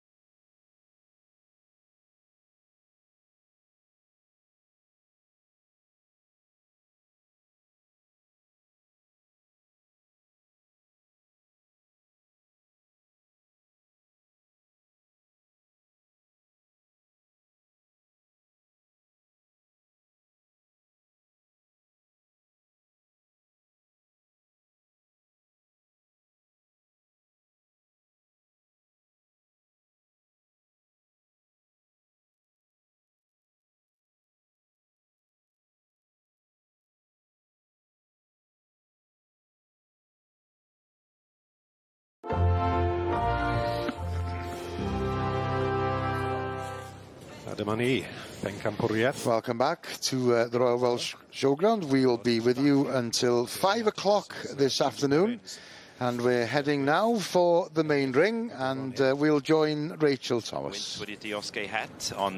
So we're back now, and we're getting through some of the Young Stock Championships, and we're back in the Section A ring. So our judge, Mrs. Julie Perrins, just assessing her lineup of young stock ponies in the A's.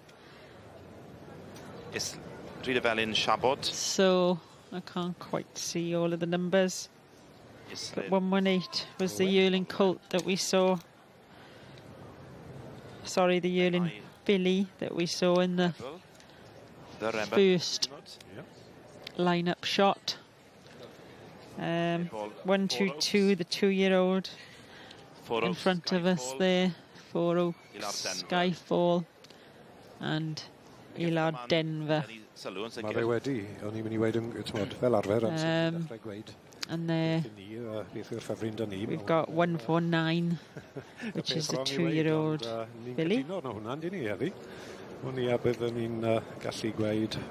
Jules Farrow's weight with Geneva. And we've got on the end there 178, the 3-year-old colt champion. Idyllic Spectre. So Julie Perrins has had a last look around. She's taken a very close look at the 3-year-old filly, 3-year-old colt and fillies. She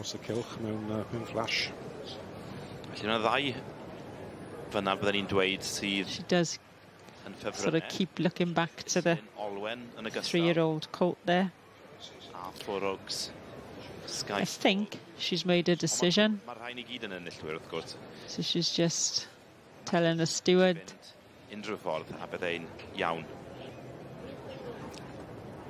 No, so she's going to stand everything side on again to have a better look. Predominantly grazier, so the Bay and the Palomino are standing out. Well, mae'r tensiwn yn codi. Again, for me, obviously, I'm not a Welsh breeds person myself, but I think that these are ponies that one day we would see in the ridden classes. Especially some of these would turn into some lovely lead rein first ridden M&M ponies and even open Section A ridden ponies.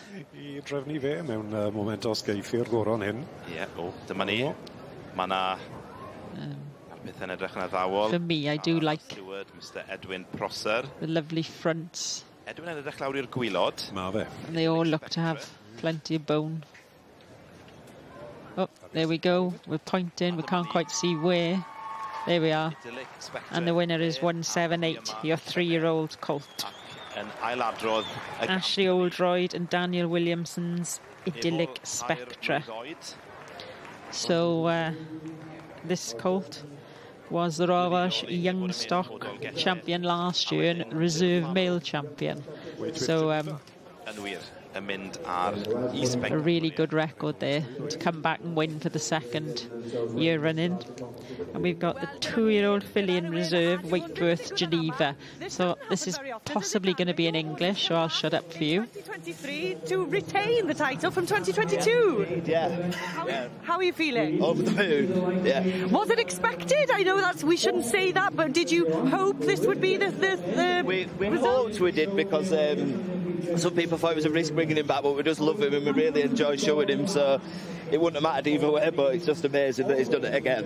Well, and with, you know, he's so young, you can't stop them showing. I can see the emotion taking over you. So, is this the only horse you brought up for the week? No, we had a 2-year-old colt with us as well. He was third, so we've had a really good day so far. Amazing. Well, as I've just said to Richard Pittman with the seeds as well, I'll say the same to you. There'll be a few pints flowing at the Welsh Bunny and Cob Bar later. Enjoy every second a llongyfarchiadau mawr. Diolch yn fawr. Really nice win there. There's quite a few people milling around the Royal Welsh Showground, but Aaron is indoors, as it were, with Donald Morgan, and probably most of you know by now that we don't have a horticulture section in this year's Royal Welsh, but that's not to say that there aren't any floral arts displays, Emma, around the place. And Donald has been, well, has he been exhibiting or has he been... No, demonstrating. Demonstrating, yes, right, okay. and there's been some workshops and things. Oh, now then he's going to, he's challenging Aaron here to create, and he's just going to go and finish this one off here. Surely he's not going to claim that as his own. I'm sure he will. Most people do. But as you said, though, you still can catch some floral art about the place. I think it looks like they're in the YFC tent here at the moment, but also the WY and the Merched y Wawr sections. Yes, and that's in the South Glamorgan Pavilion, I believe. That's right, yes. Yeah. Oh, we can see the displays in the background. Yes, for the young farmers tent, yes. Yeah. So just saying that busy time in the shop, and it's wedding season, of course, and it's busy on that. And Donald, of course, has been on our screens with the ski board flodau. On S4C, yes, yes, indeed. Absolutely. Oh,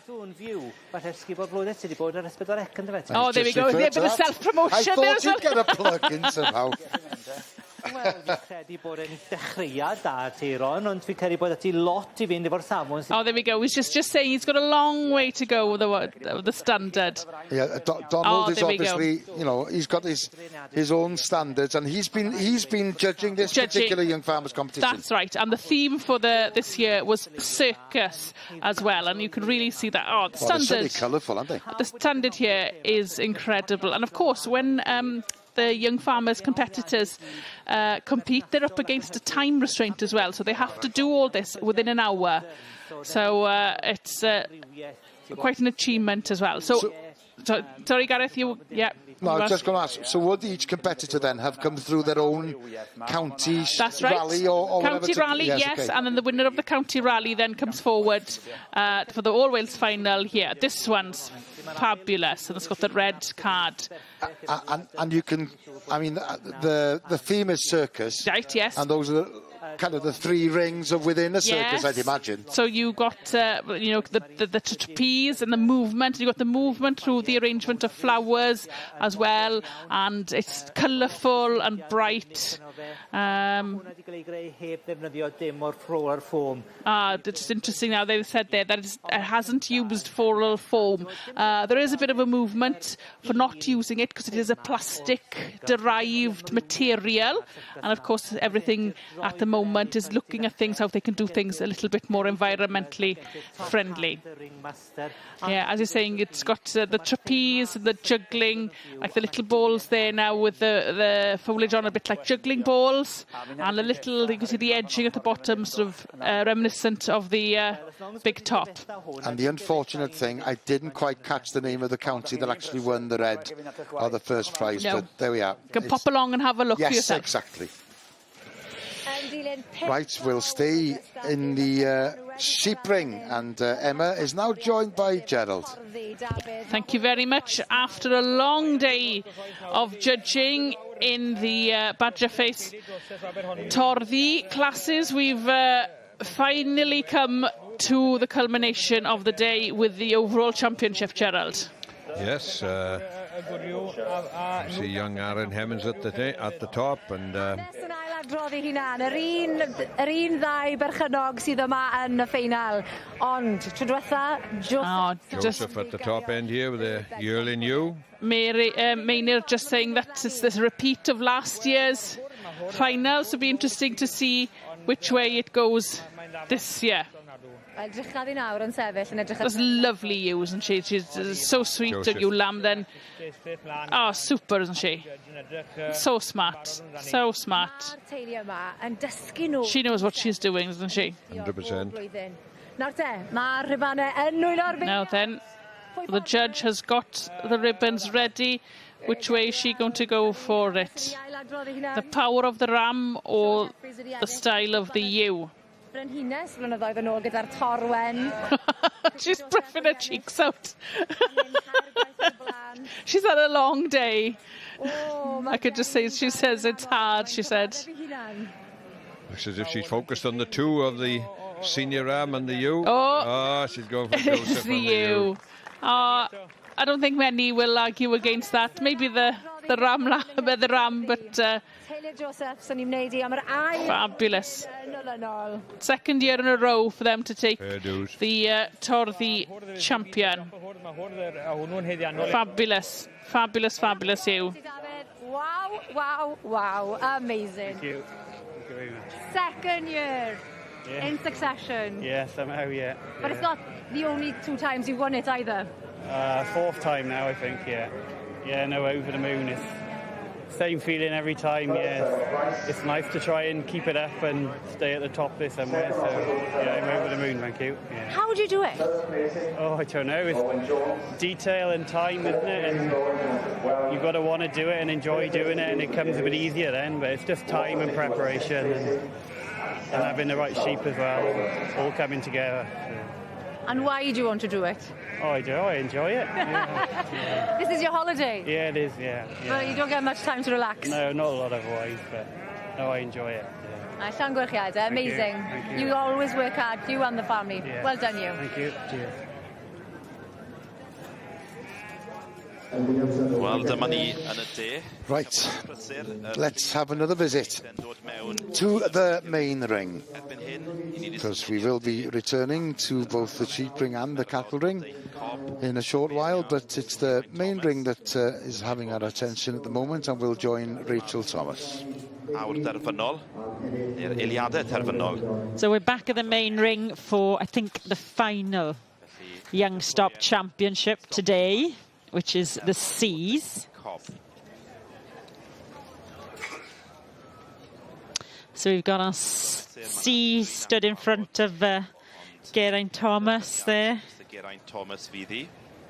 From the Tylenau stud. So we've got a nice line up there of C's. Gorau o'r stoc ifanc yn yr adran cyf flwyddyn hyn. Geraint Thomas. So, yn hamddenol tu hwnt. Yn ddyn addfwyn iawn, ond yn brofiadol. So it looks like he's made his decision. I lle fydd y stoc ifanc, y bencampwriaeth y stoc ifanc yn mynd eleni. Bydd gyda ni'r canlyniad mewn eiliadau. Mae'r tensiwn yn codi. Yeah. Dyma ni. Mr. Richard Pittman. It has gone to the 2-year-old colt. And this is Richard Pittman with Popster's Duke of Gloucester. Now this colt won at Lampeter last year and also the Royal Welsh Winter Fair. So this 2-year-old colt seems to like this showground.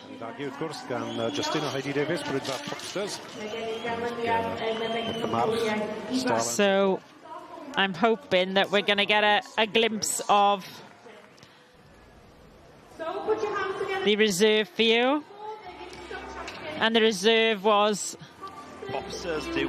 Roswen Cindy with the Oliver family. So there we've got our Young Stock Section C champion. And we will see him back tomorrow for the overall championships when he'll be coming against the older animals.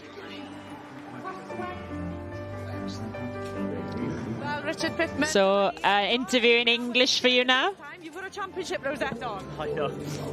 Can't really put into words. Yeah, hard work pays off. You look a bit shell-shocked. I am, and our grandstand bigger than I thought running up there then. How have you been preparing to be able to run around this field? A few Indians, Chinese. Not much time in the gym then? No, God, no. Well, I can see behind us we've got Heidi and Justin from the Popsters watching on. What do you think it means to them to see yet another one of their Popsters horses doing well here? As a breeder, you hope that when we sell horses, they end up somewhere that will show them. And, I'm very grateful when they offered me the opportunity in buying this colt. That he was very young when I seen him and sort of fell in love with him then. So here we are. True love story then. Love story, yeah. Well, many congratulations once again. I'm sure there'll be a few pints flowing in the Welsh Pudding Car Bar later. Good luck for the rest of the week now. Diolch yn fawr iawn. So there's your Sea Youngstock champion. Right, we now return to the cattle ring, and it's the highlight of the day on a Tuesday, the team of 5. And it's been one of the big commercial breeds that have dominated this championship. Wedi cipio y tîm o 5. Yes! Y limosans! Yes! Sy wedi mynd â hi. Yes, the Limbs winning 6 times in the last 10 years. Wedi mynd am y lim. Pwer y gwartheg coch wedi mynd â hi. But they haven't had it all their own way. Mae'r Charolais wedi mynd â hi. Glas Brydeinig wedi mynd â hi. Y troi 2019.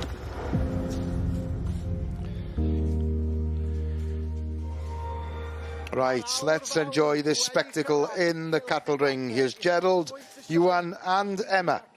Yeah, nice to see that the breed societies will have drawn of the 5 of their best animals to represent themselves in the Fitzhugh 5, or team of 5, and great to see so much camaraderie. They've been competing against one another all week, and now they come together to exhibit their breed of cattle which they represent. One of the great things about the Royal Welsh here is this team of 5 event.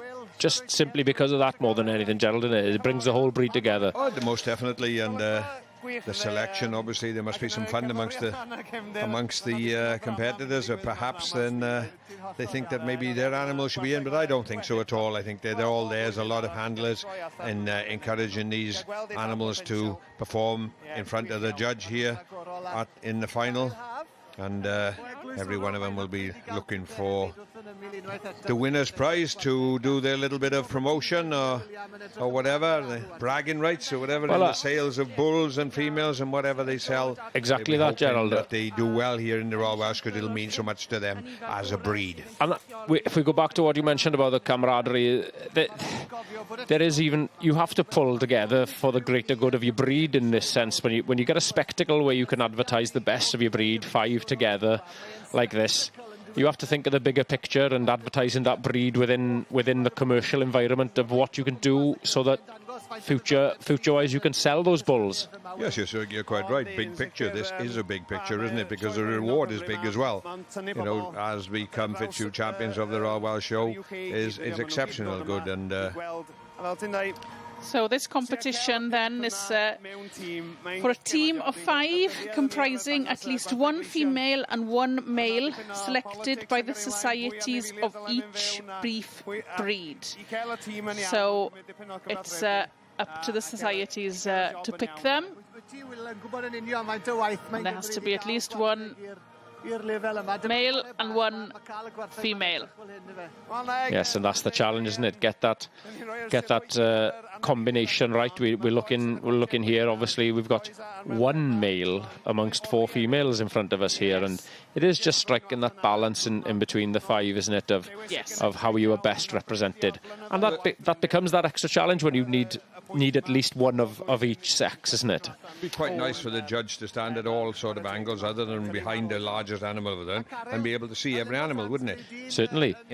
Standing here, we can see every one of them 5 shorthorns then from that particular position, and see the consistency and same type they are, isn't it? I only had a quick look at those shorthorns. I don't think it was the shorthorn bull heading the class there. It didn't look like it. Didn't know. There might be a junior bull, because maybe the senior bull is too big. And certainly that, isn't it? Again, when we were talking about the pairs earlier, there's the stipulation it has to include the breed champion of one of the opposite sex. There is no stipulation here. No. So it is about getting the 5 that best matches each other to represent the breed. A little bit like stepping stones, realistically, I suppose, isn't it? Stand this side and increase in size, maybe a little bit, like every time. Do you go for something that looks very uniform in size, or do you go for that Russian doll? So you can show the breed at different stages. I certainly think you're right there, Emma. You've got those 2 options, haven't you? Try and get 5 that match each other for the same power and scale and shape. Yep. Or you do take the approach that like you want to show what the breed can do throughout the ages and match them, as you say, a little bit Russian doll-like in that there's a slight increment in size, and you can just see the type within them more than matching in size. Just like to mention as well, the champion team will be winning the Dai Jones Llanirlar Memorial Cup. So I think that was awarded here for the first time last year, and something that they will all be wanting to achieve. And we see our first look at our judge, the honour of judging this team of 5, and it is Mr. Will Edwards from Anglesey, and he has judged a group of 5 before at the Royal Show, albeit some 20 years ago, he says. But he was a very, very close friend of our late Dai, and obviously they've had many, many chats on judging before. So you would say he's no stranger, and he should know exactly perhaps what he is doing, and he has stated that he will be looking for quality and cattle that are matching in character is important.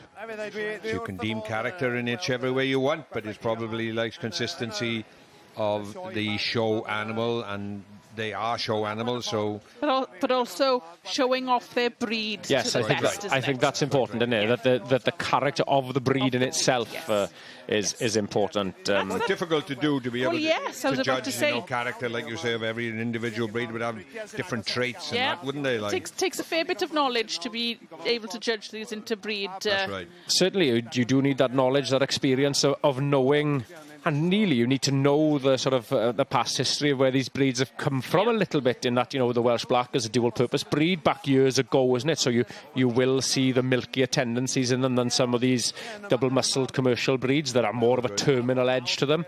So it is just that knowledge, that base he's going to have to use everything he's got just to compare each of these teams. Interesting that... Perhaps the Blacks here have tried to I know what you're going to say. a consistent size, perhaps. Yeah, but it looks like they've put... Where the bull is in the centre, I'm not quite sure is...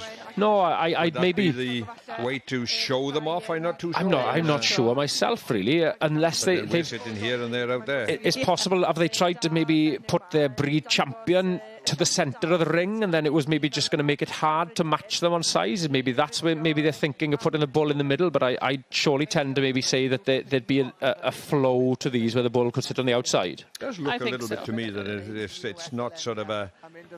It would look more matching to me if the bull was on the end, wouldn't it? Yeah. No, certainly, I'd agree with you. And the next largest and that. But, like I say, they're there, and here's the Herefords we've seen, and Will Edwards nesa. There's 2 males in this particular section with a senior bull at the far end and a junior bull in the centre, but obviously there's a cow or a strong very... Oh, there's 3 bulls actually. Yes, certainly. There's the 3 bulls.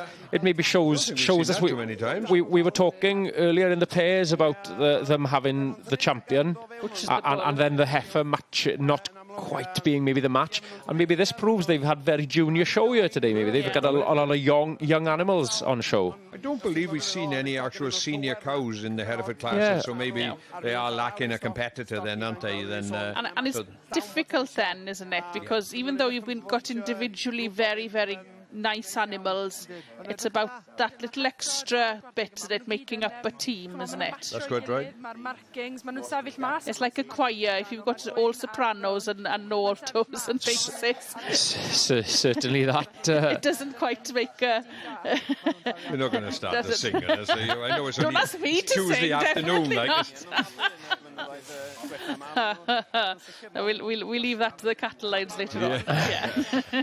And I'm sure there'll be plenty of that later in the cattle lines.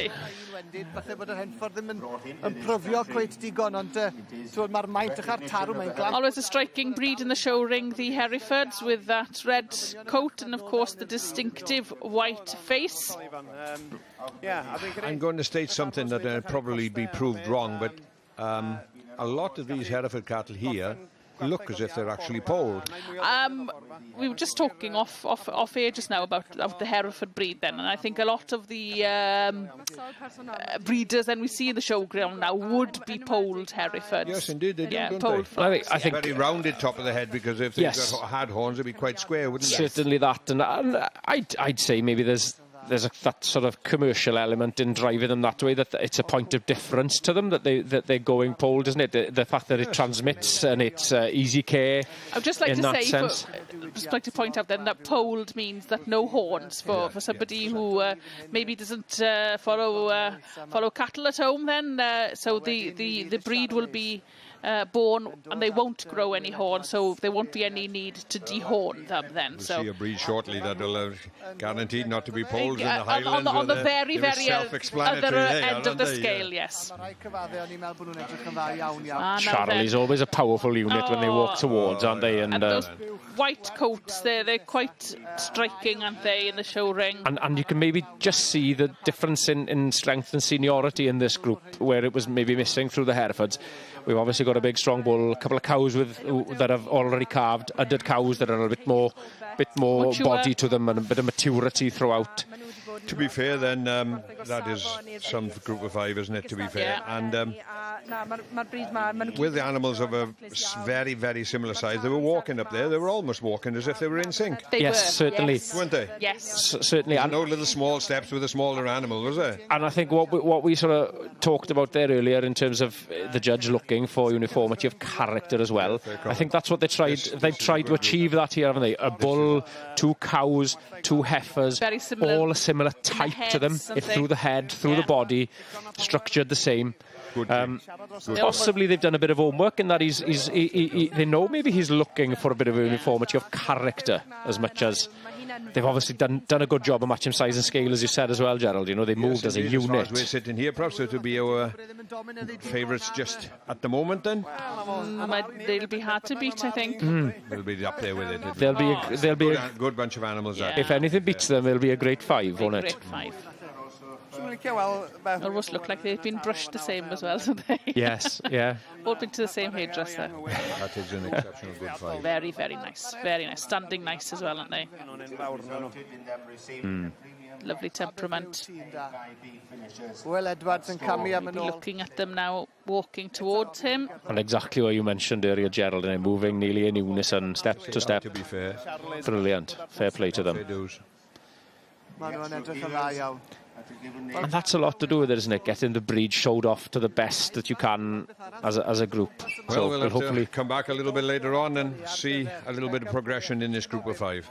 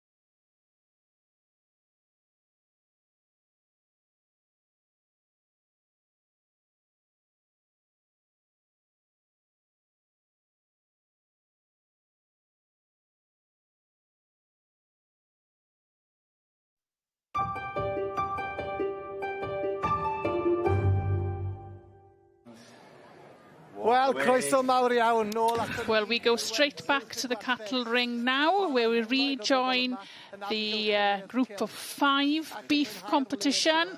And then focus now the team of 5 limousines. Really nice team again.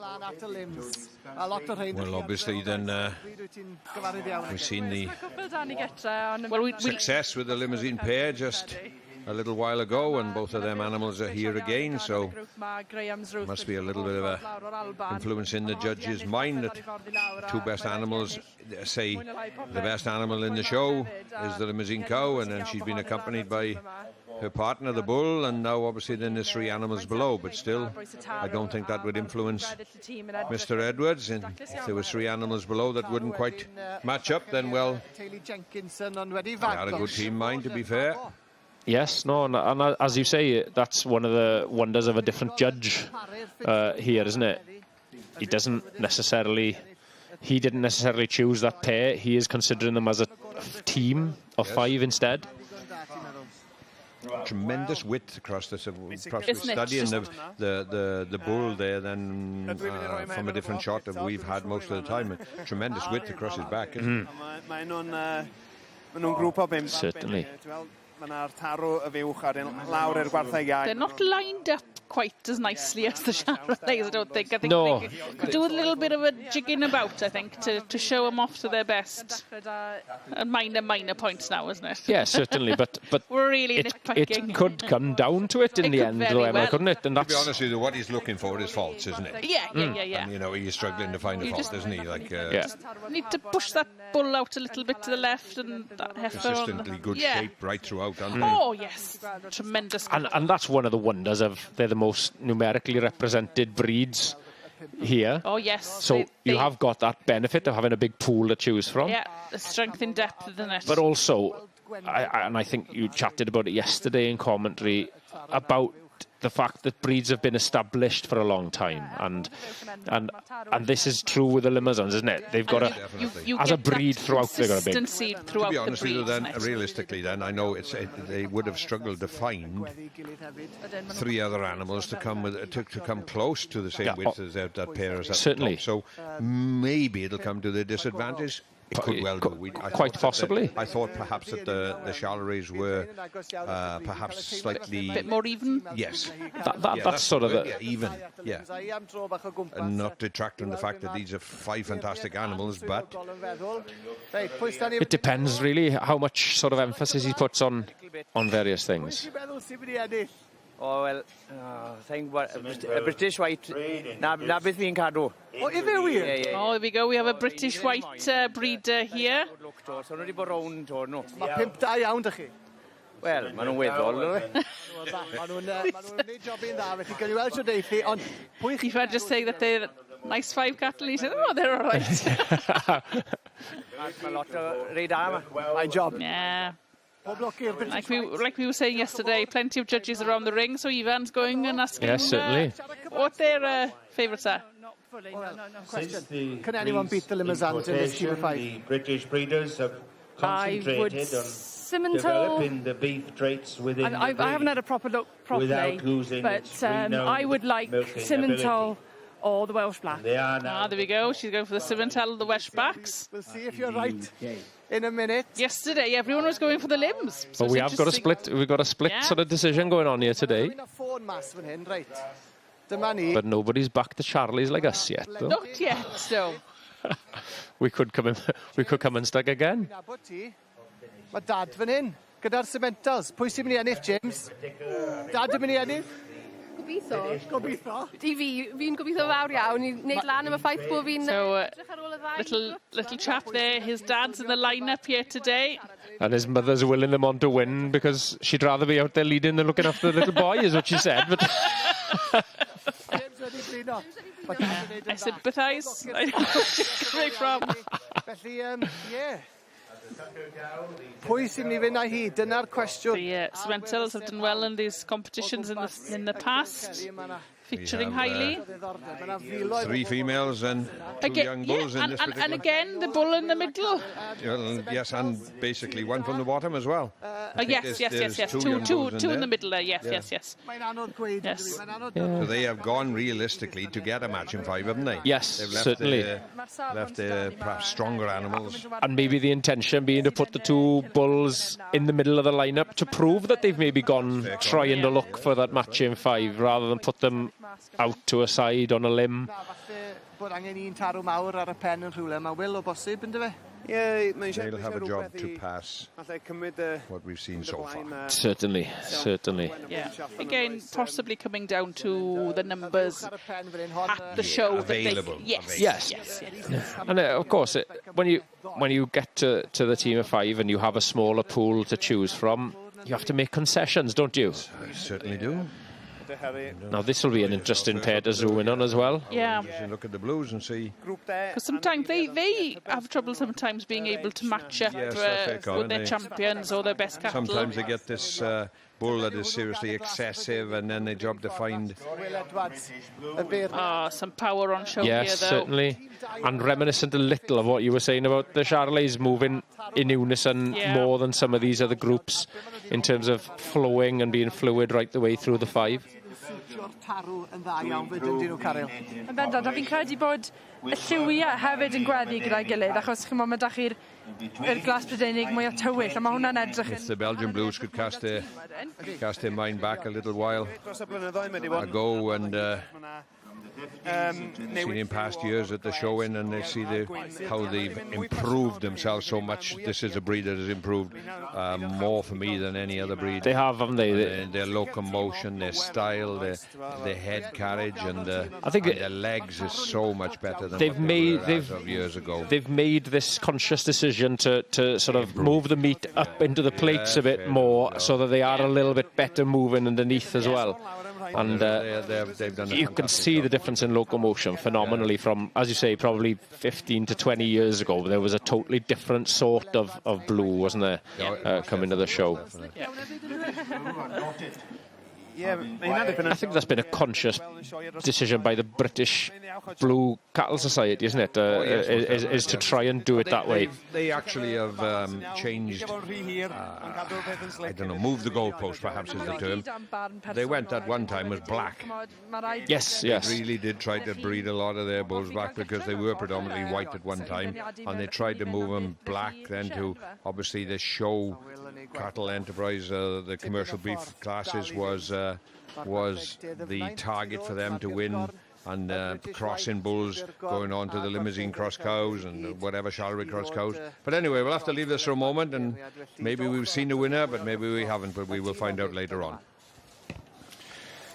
Yes, indeed. We will be back in the cattle ring, but let's join Nia for the time being. We mentioned before, of course, that the FUW and the FAW are launching a joint venture here at the showground today, in conjunction, of course, with the DPJ Foundation. And this is Emma Davis from the FUW, and it's a venture that they have not done before in the past, and this is the ideal location to launch this particular venture between the FUW and the FAW, and it's an opportunity to discuss an issue that is quite serious, and this is the first step in that direction, as it were. We're hoping, well, we intend to work with the FAW to bring mental health issues into the open, into the public domain, as it were. And of course, it is a factor within rural Wales. It's important that this matter is discussed. And this is Laura McAllister representing the FAW. And the whole point of this partnership is to make sure that football plays its part in the discussions about mental health issues, because, you know, Every community in Wales has a football club to all intents and purpose, and we can use football as a vehicle to make sure that that men, because men do not usually go and visit the doctor, for example, for help, but we use football as a vehicle to make sure that men do get more help as far as mental health issues are concerned. That's the intention here, and that's why the FAW is partnering with the FUW and the DPJ Foundation. Now, this is Noel Mooney, who is also representing the FAW, and Noel is Irish, of course, but he's learning Welsh. At the weekend at the session of our Ardderchog.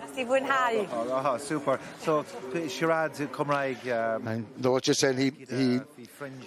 He speaks Welsh with his friends, and he's obviously learning. For what's going on here today?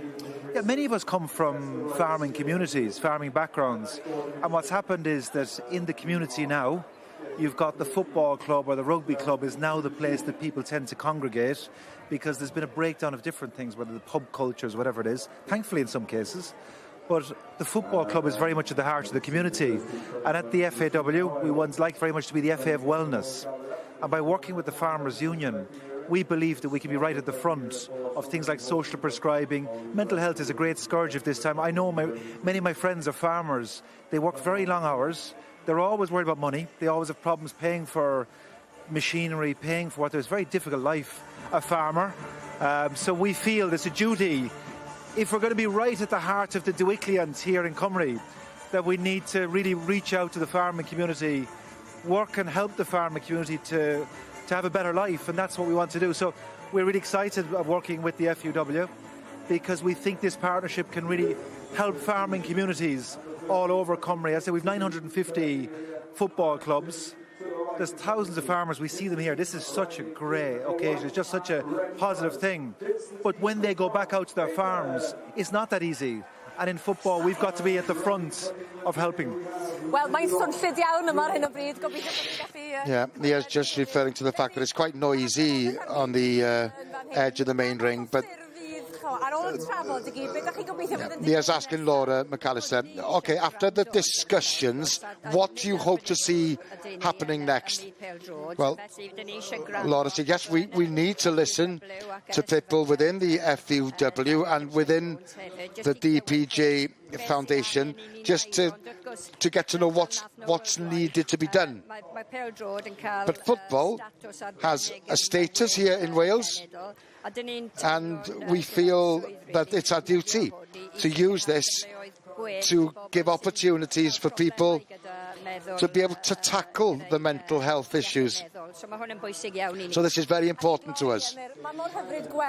And to close, Emma, it's so nice to see this kind of partnership blossoming, and it's an opportunity for boys, men, girls, women to be able to come together within the football environment, if you like, and within the community to be able to discuss these issues. Are you a football guy, Emyr? Yes, football and rugby. Thanks to all three of you, and all the best with this new venture.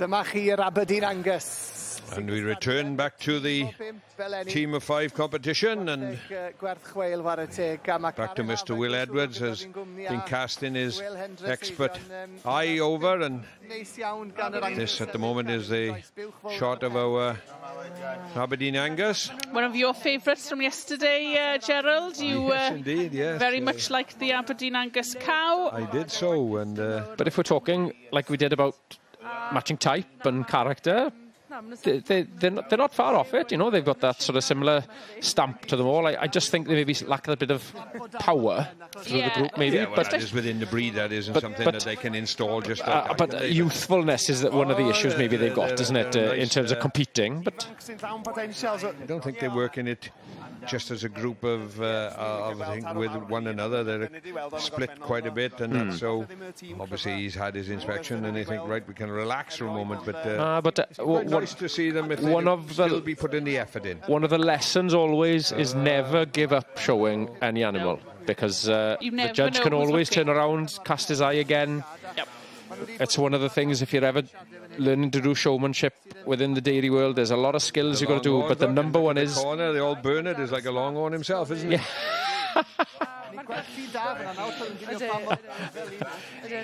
I'm sure I heard it mentioned yesterday that somebody told you, Lucky, he'll be ringside not listening, and you know he's in the ring today. He's in the ring, so he's listening now, is he? No.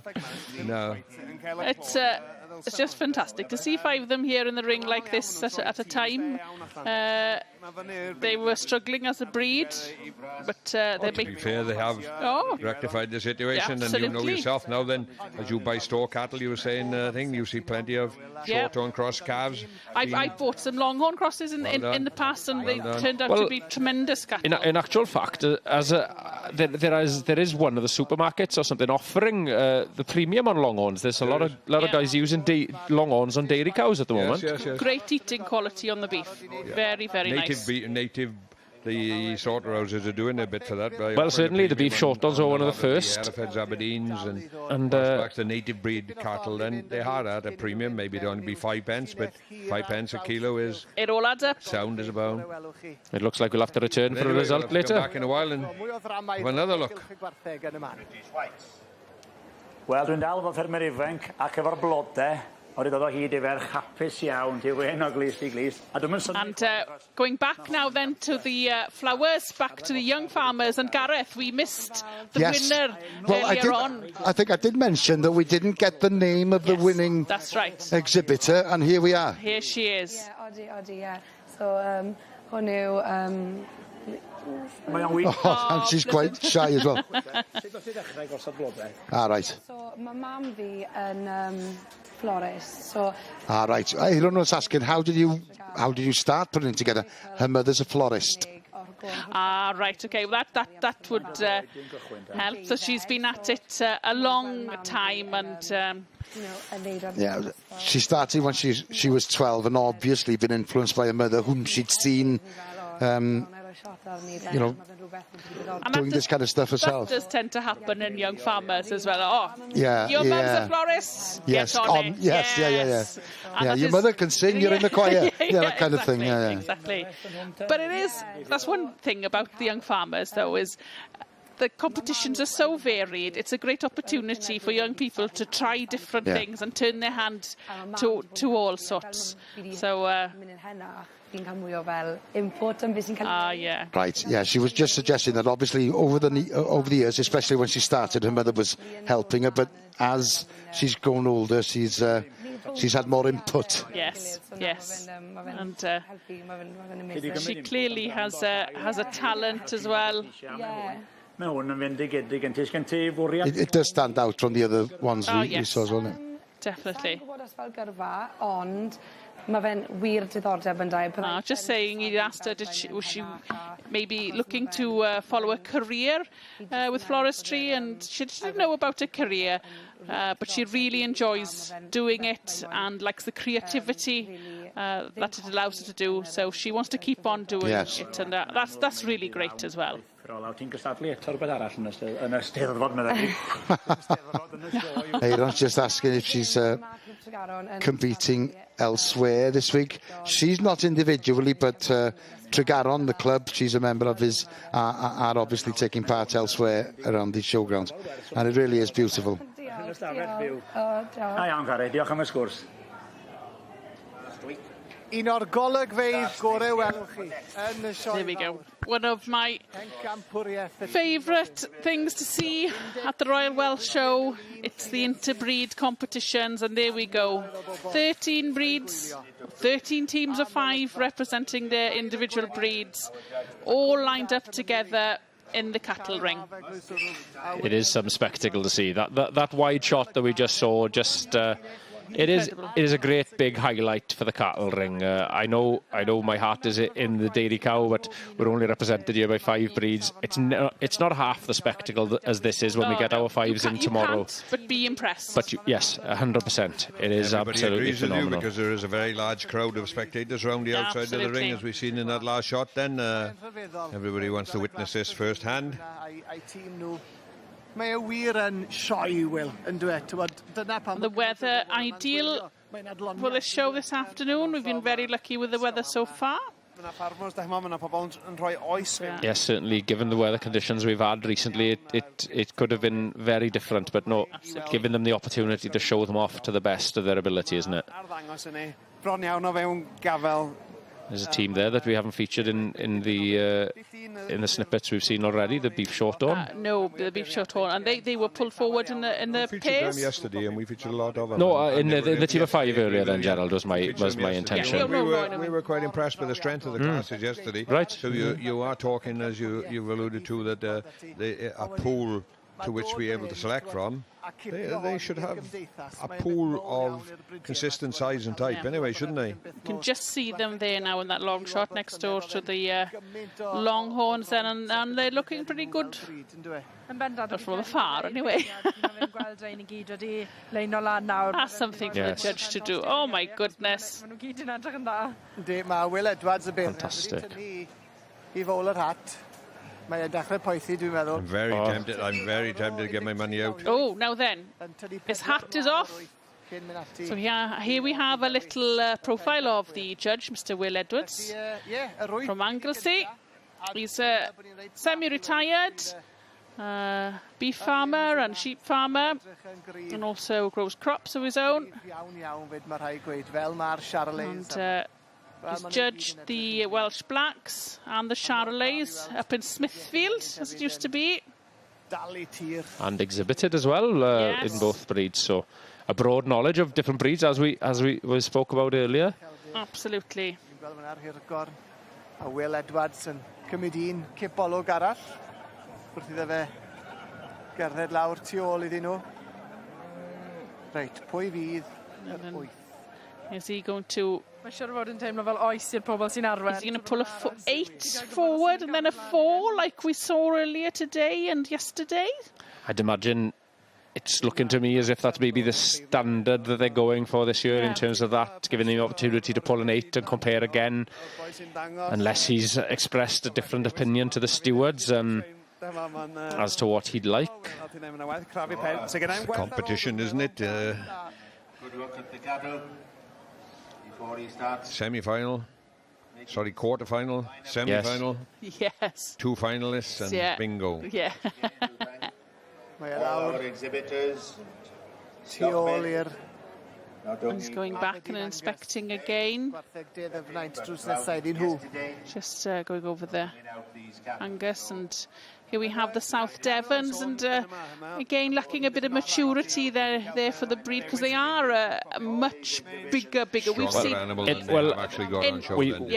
the past we've seen some... We classify the South Devons as a breed, and they pride themselves on being the largest native breed. Yeah. So maybe that's not expressed in that team of 5, as you say, Emma. It's just not a representation of them as a whole then. But So. to be fair, I suppose their pool gene, as you stated, wasn't quite as large, and therefore they didn't have the numbers to actually select from. So what they've done is they have selected a 5 that is close to matching as they can do. Yes.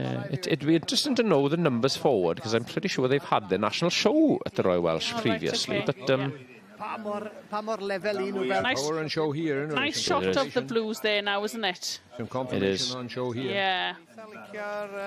Gleisio ma'n edrych yn debyg. Mae'n waith ystod nawr yn nhw. Oes. Maen nhw yn edrych yn dda. Penny for his thoughts.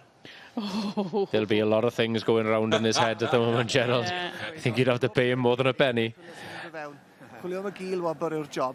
Tybed ai dyna sy'n digwydd yn hyn nawr. Tybed wedi cael... Go on then. I'll go first. Are we going for the lineup for the start? We'll go Blacks, Lims, Shalrays, Blues, Aberdeens. Wel, mae'n anodd I gymharu... Beef Shorthorns. Longhorns.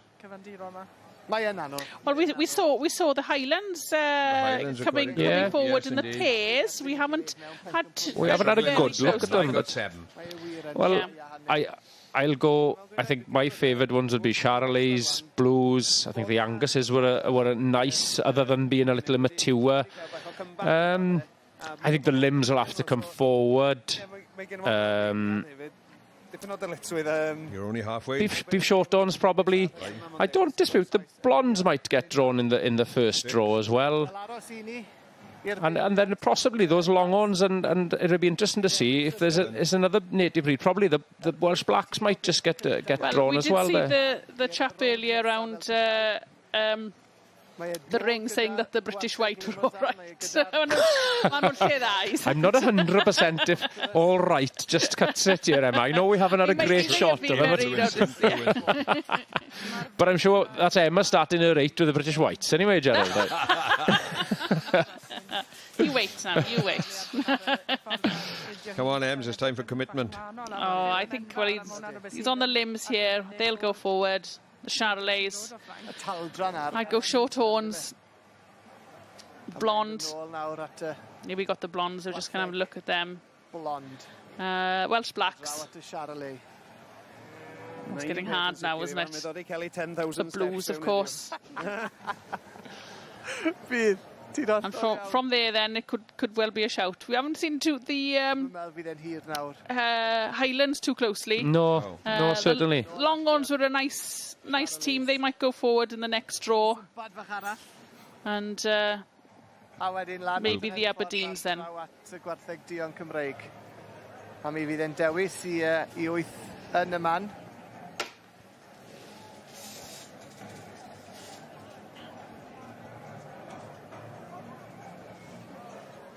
And he's obviously very thorough here. He's handling nearly everything of the 5. Yeah. Doesn't want to leave a stone unturned. No. And I'm sure that, well, you mentioned Gerald, 20 years since he judged the 5s at the Royal. These opportunities don't come around all that time. So it's, I'm sure you want to do as thorough a job as you possibly can. I quite like the Charolais there with the blondes going to red. It looks like the ink has been replaced. Yes, true. Yeah, you are right. Yeah, very much so. And you follow him with the Limbs afterwards. Everything just getting a little darker as they go through.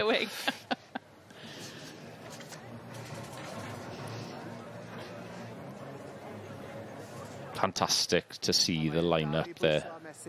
Super cattle.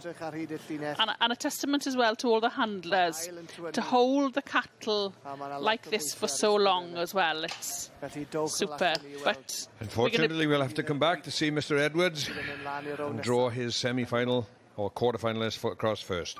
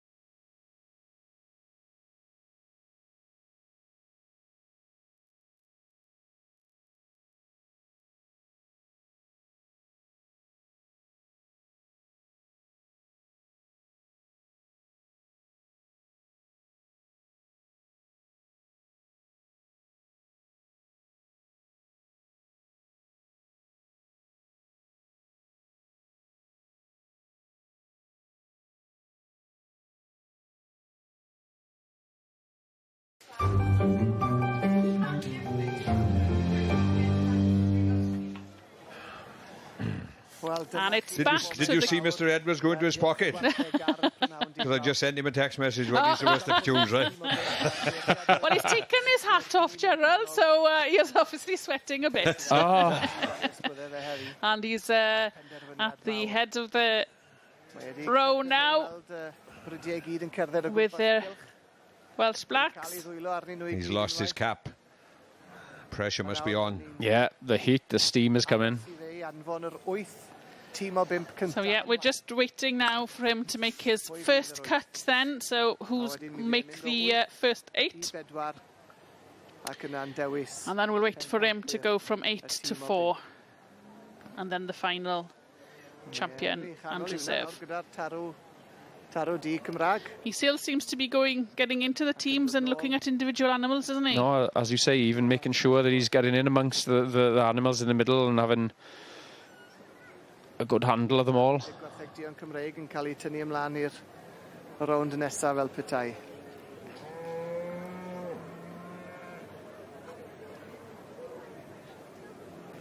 Dwi'n cael cwmni da iawn ar gyfer y tîm o back. Here we go, the lady with the I think it is time. Oh, is that the first hat? That's there we right, go. Welsh Blacks forward. Forward. Llawer iawn o bobl yn falch o weld hynny. Stand fan hyn y corna pella'r ring ma. Nhw gyd edrych lawr.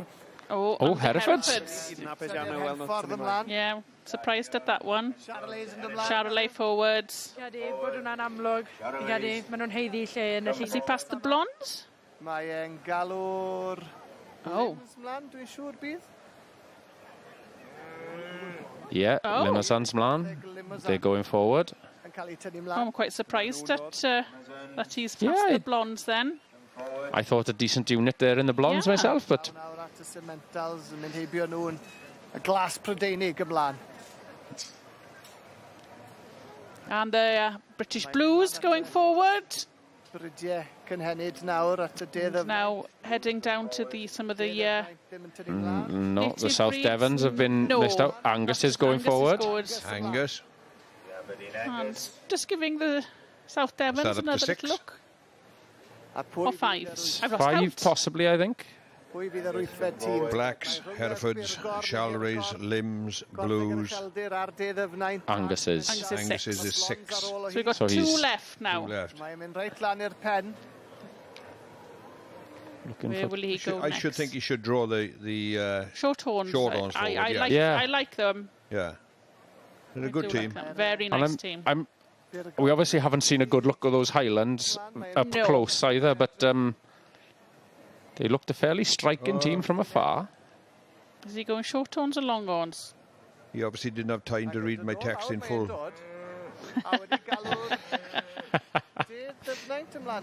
Where's he going now? He's toying with the idea of the South Devons.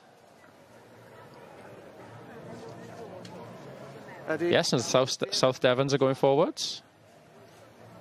That's something for them as a team, as a junior team. Yes, then, certainly that. Yes. As you said, Emma, maybe not representative of the size and scale they have within the breed, but as a group of juniors, it's possibly a lovely draw for them. And the blondes have had to pull as well. Perhaps he'd been reminded he has to have 8. Yes. Well, they match with the power of the other continentals. Oh, there we go. And I fancied the Shorthorns to go quite far in this competition. It's all down to the judge, and we've got a long way to go yet, so we'll be back to see the next cut. So here we go, back to the shearing shed, and one of the first finals of today, and we have the junior final. So we'll have the 6, the very best of the junior heats, which we saw early this morning. We have 4 Welshmen, 1 Englishman, and 1 Irishman. And on stand 6 is a Welshman, Gethin Williams, doing the best. And number 2 is another Welshman, Rhys Morris. And number 5 is our Irish friend, Patrick Corrigan. And number 3 is our English friend, Barney Richardson. And as you can hear in the background, the The crowd are doing a bit, cheering him on. What you've seen there then, Ewan, would be a savage blow actually, and going back to pick up, he would have cost himself a few points there. And that was because of the size of what he'd left behind. He'd probably left 6 or 8 inches. They look very good at number 3 there then. Barney Richardson shearing very clean and tidy. As we come out there and you see he tucks the right front leg behind his own right leg, and we've obviously Harvey Samuel then for Wales looks to be doing an exceptional good job. We've obviously seen throughout the competition today a variety of different breeds of lambs as well. Will they have kept the specific type of wool for these guys in the final? Mule ewe lambs would be the first choice because of their fine wool, and as you can see, they do come up very, very clean and tidy. And number 2 there, Rhys Morris, going in for another lamb and look very, very clean and tidy. And number 6 there, Gethin Williams from Wales also. Trying to turn the speed up a little bit. And you do risk maybe when he's trying to turn the speed up, feeling the pressure a little there. Well, you noticed he had to fumble then to get the elbow of the ewe again there, and maybe that's just that little bit of putting himself under the pressure of trying to push the speed on. The Gethin Williams there was a little bit exaggeration of his movement with his right hand, and in my opinion then cost himself a little bit, because by over exaggerating it he would have and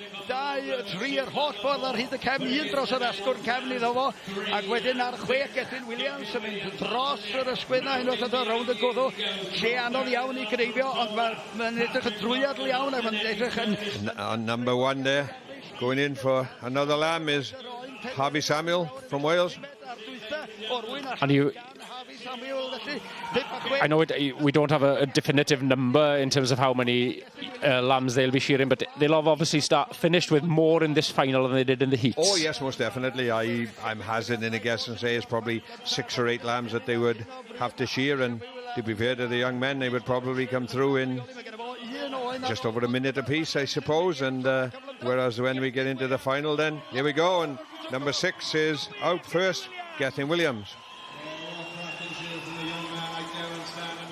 Well, mae'r cyffro'n cynyddu fan hyn ynghylch. Back to the business end now, and the quarter-final has taken place, and now we've got a team coming first forward. Of the semi-finalists are coming forward in the Charleroi. Well, I'm still in with a shout so far for my finalists. Let's see if we can get any more of them out. And we've got the blondes out. Hey, I'm not doing too bad in the sweepstake here. Interesting scenario. Then he never picked the blondes out in his first initial cut. He came back and obviously from before. Was he creating a bit of drama for us? Maybe so. Was he playing his part? So there we go. The Belgian Blues, Limousines and Charlerois and the blondes. Y tîm Charleroi na, maen nhw'n llawn pŵer. Y blonds drws nesa, limbs, maen nhw werth I gweld rhain nawr, y 4. No, but I think a fantastic spectacle what we've got in front of us here. All 4 groups. Great testament to their breed. 4 continentals they are, aren't they? The 4 strongest continental animals, size-wise, and I maybe feel that in terms of being able to compete with these in terms of size and volume and fill in the ring, the only group that might have done it was the short ones who took a fancy to possibly, Emma, isn't it? And he sort of left them in his first lineup. Them way behind, so what do I know? I think these probably stood out just as much as power and dominating the ring as much as anything for him. What a shot there. Super. I've taken a shine to this group from the minute we saw them first. Very good animals. We all said as soon as from that very first viewing we had of them. And I think the comment you made at the time, General, they even move fluidly. They're all just so balanced. They've been everything handled exceptionally well with their handlers. And like you said, it comes down to those little things as well, isn't it? It certainly does. You know, and they all add up, don't they? Let's be honest. There's everything, even the ones left in the first lineup. They're 5 very good examples of their breed, and it is just down to the fine details of picking in between them. We should go round now and need a better look at those blues. We haven't seen them in too much detail. Gymaint o bobl o gwmpas y cylch yma. Dwi ddim cweit mor droi ma wedi ma llynau. Diolch i byth nag yw. Mae'n lot neisach i'r anifeiliad fi'n credu hefyd, ynddo e? Obviously, he's feeling the pressure is back off him a little. He's put the hat back on. I was more about the hat, Gerald, than the back end, but there we go. Fair enough. Talu ffordd wan, mae'n talu ffordd. Felly, Will Edwards, ni'n gweld yna yn ei het. So it's getting closer now to a winner, which will, of course, they'll be winning the Jai Jones Llaneirar Memorial Cup. And I think Gerald mentioned in talking about our judge that he was friendly with Jai Jones. Very fitting that he'll be awarding the winning team with that as well, having been good friends with Jai. An honour for the judge to judge this competition, and an honour for the winning team to win that cup. Now then, let's have a better look at these blues. We haven't seen them properly yet. Mae'n anodd gwybod, chymod. Yw e'n gwybod, neu yw e'n mynd I hala spel fach I feddwl nawr. Amazing Just to confirmation be in these. slightly critical, in my opinion, of the Belgian Blues, then, the bull is quite a bit, yes. Extreme, The extreme, the extreme muscling. I can, with perhaps not quite as much power and strength. I can fully see what you mean, isn't it? That extreme double muscling, but it looks like we're going to have to rejoin again before we get a result. Well, felly dowch nôl. Yn y man. And from the cattle ring then we pop back to the sheep ring, and first time we've seen this breed today then, the Charolais sheep. Now we've just been looking at some Charolais cattle. We won't mix them up with the Charolais sheep, although I'm just seeing in the background there, they don't seem to be much smaller than the cattle, Gerard. No, indeed. Serious good strength. Oh my goodness. Yes. And obviously we've seen, I believe it's that Ingram on the right top hand end at the moment there with the senior ram, and he featured him many times in winning other competitions here, and in the past with the Charolais as well, and he's been in competition many times with our judge today. Yes, indeed. Oh, indeed, he's handed it to the U. And it just a mention of our judge is Mr. Adrian Davis from Clonbrudden in Manadailo, who has been himself, as you said, in this position a few times before. Yes. Yes. And, quite an honour for him to come back and my goodness, judge some the breed, power in that ewe, isn't which he produces himself so well. Fantastic. Super ewe. Lovely Absolutely ewe, amazing. Fair, yes. A bit speechless now, to be No honest. way! Not usually, but I am now. No, over the moon. Tremendous. No, chuffed to bits. What does it mean? So much. Makes all the hard work paid off, doesn't it? You know, a lot of work goes into it. People, you know, don't understand some. Well, not understand, but they're realising it. You know, a lot of hours and faffing about and tarting up, innit? And, you know, to get them right for today. But no, it's a few months' work, you know, innit? It's a lot goes into it. And a lot of time and dedication. So years of dedication. Makes it all worthwhile, doesn't it? No, it's brilliant. And it's a tough class, isn't it? The Charolais every year. Always is, isn't it? Always good competition, and no, it is. How many years have you been competing? Probably 15 or so. Yeah. Nah, first champion here for us, so over the moon. Today's your day. Yeah. And make sure you go and celebrate hard. Well, hopefully, innit? Fantastic. Thank you. Well done, you. Mae'r foment fawr yn agos. And a quick hop, skip and a jump back to the cattle ring, where we must be getting closer now to the champions. And obviously Mr. Edwards will have a chance to express his opinion. He's put his hat back on, so is that his thinking cap? Security. So we'll just listen in now to what he's got to say. Wow. What a fantastic show of cattle. It's a privilege and a pleasure to be in this ring this afternoon. I'm sure you're all on the outside there of the ring having a feast as well. I want to congratulate the stockman on turning out these cattle, all of them. Yeah, all of them. They have done a fantastic job. And the Royal Welsh Show is back, you know, without any shadow of a doubt. You know, we've shaken off the COVID and we're back as a force.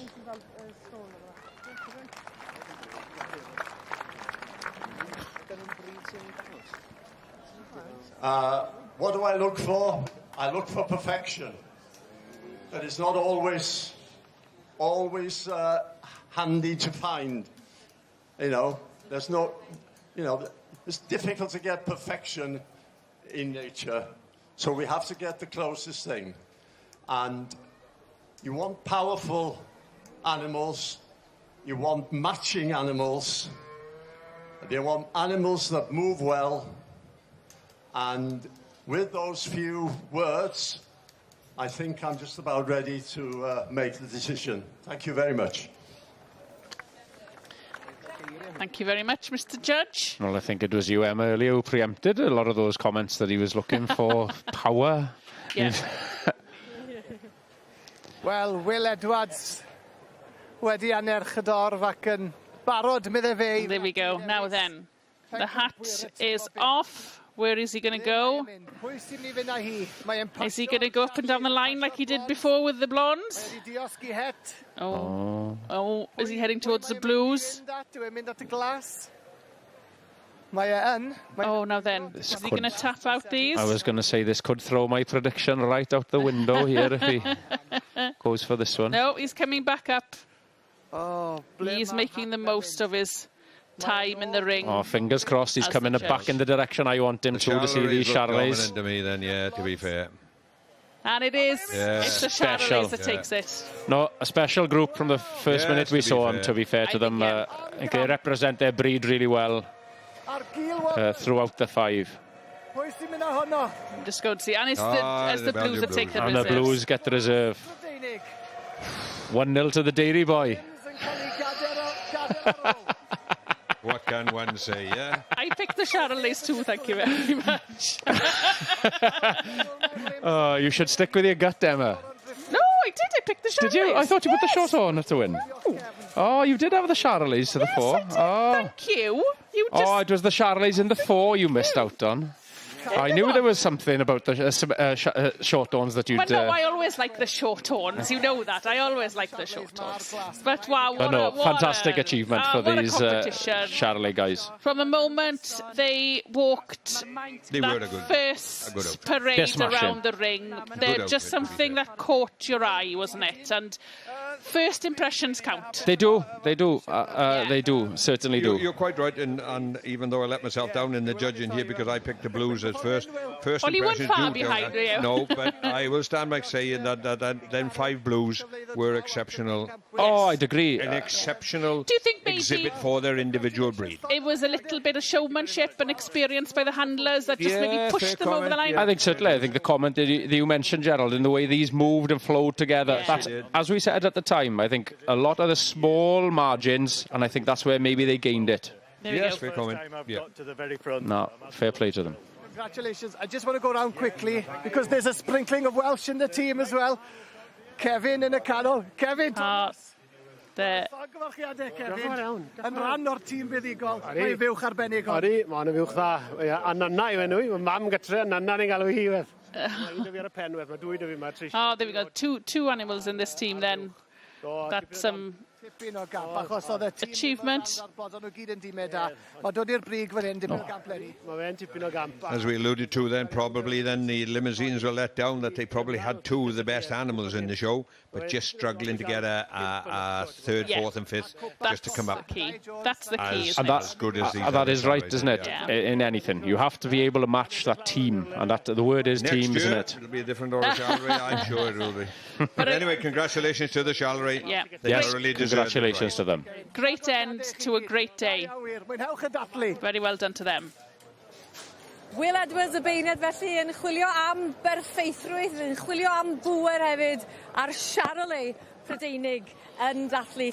Yes, indeed, Emma. A great climax to the second day here at the Royal Welsh. And the Charleys winning the Dau Jones Llanilar Memorial Cup. And of course, yesterday we saw the Limbs winning the individual beef championship and winning the pairs today, but they didn't manage the hat-trick. That was to go to the chalets. And there'll be some celebrations this evening, no doubt about that. And as Ivan is saying, as I mentioned, everybody thought that the limbs were complete the hat-trick, but it wasn't to be. But it was a spectacle in the cattle ring, and the highlight. Oh, now then, we saw the stakes competition earlier on. Nia was in the Tesco stall. They were down to 8. And the winners? JR Water o Gil y Coed. Well, JR Water from Caldicot won the first prize in the stake competition. Well, there's a highlights programme this evening at 9 o'clock, but of course we'll be back tomorrow. We'll be on the air from 9 until 5 o'clock. Until then, goodbye and see you again.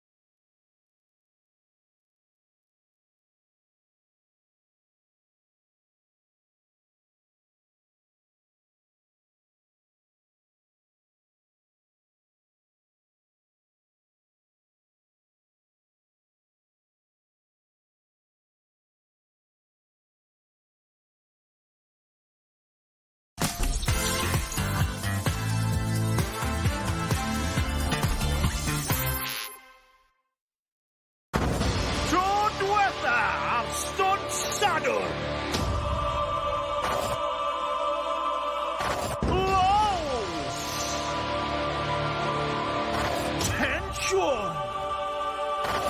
Stwntio! Tîmau! Joiwch y darnau gorau!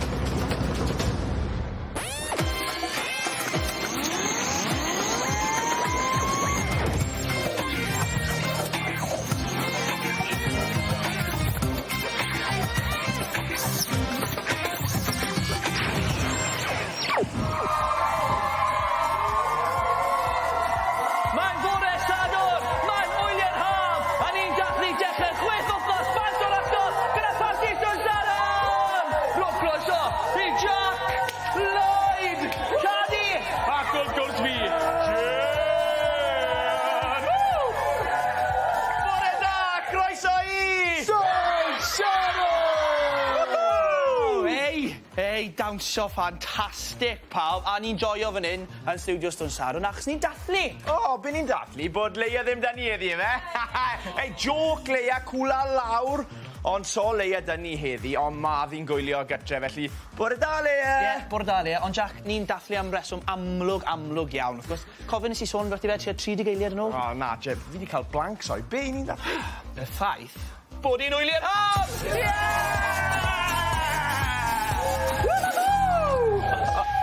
Ie, mae ddi'n gred bod i'n wyliau haf.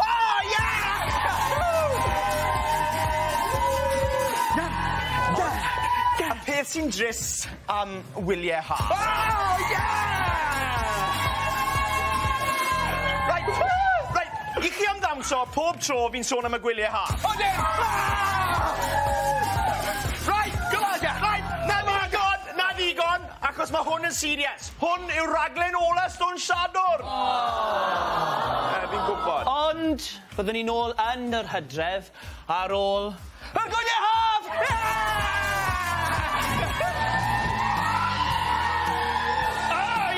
Mae'r cerddoriaeth rock and roll mae'n golygu un peth. Mae'n amser i ni gwrdd am tîmau!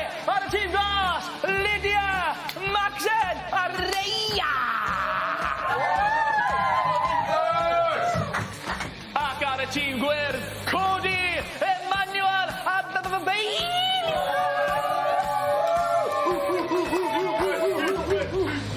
Bore da, tîm glas! Bore da! Ni'n un y well yna. Bore da! Falle alla i wneud well yna. Right, bore da, tîm glas! Bore da! Coni, Lydia, croeso i Stwn Sadwrn, beth yw ffaith ti? Y ffaith fi bod fi eich enwi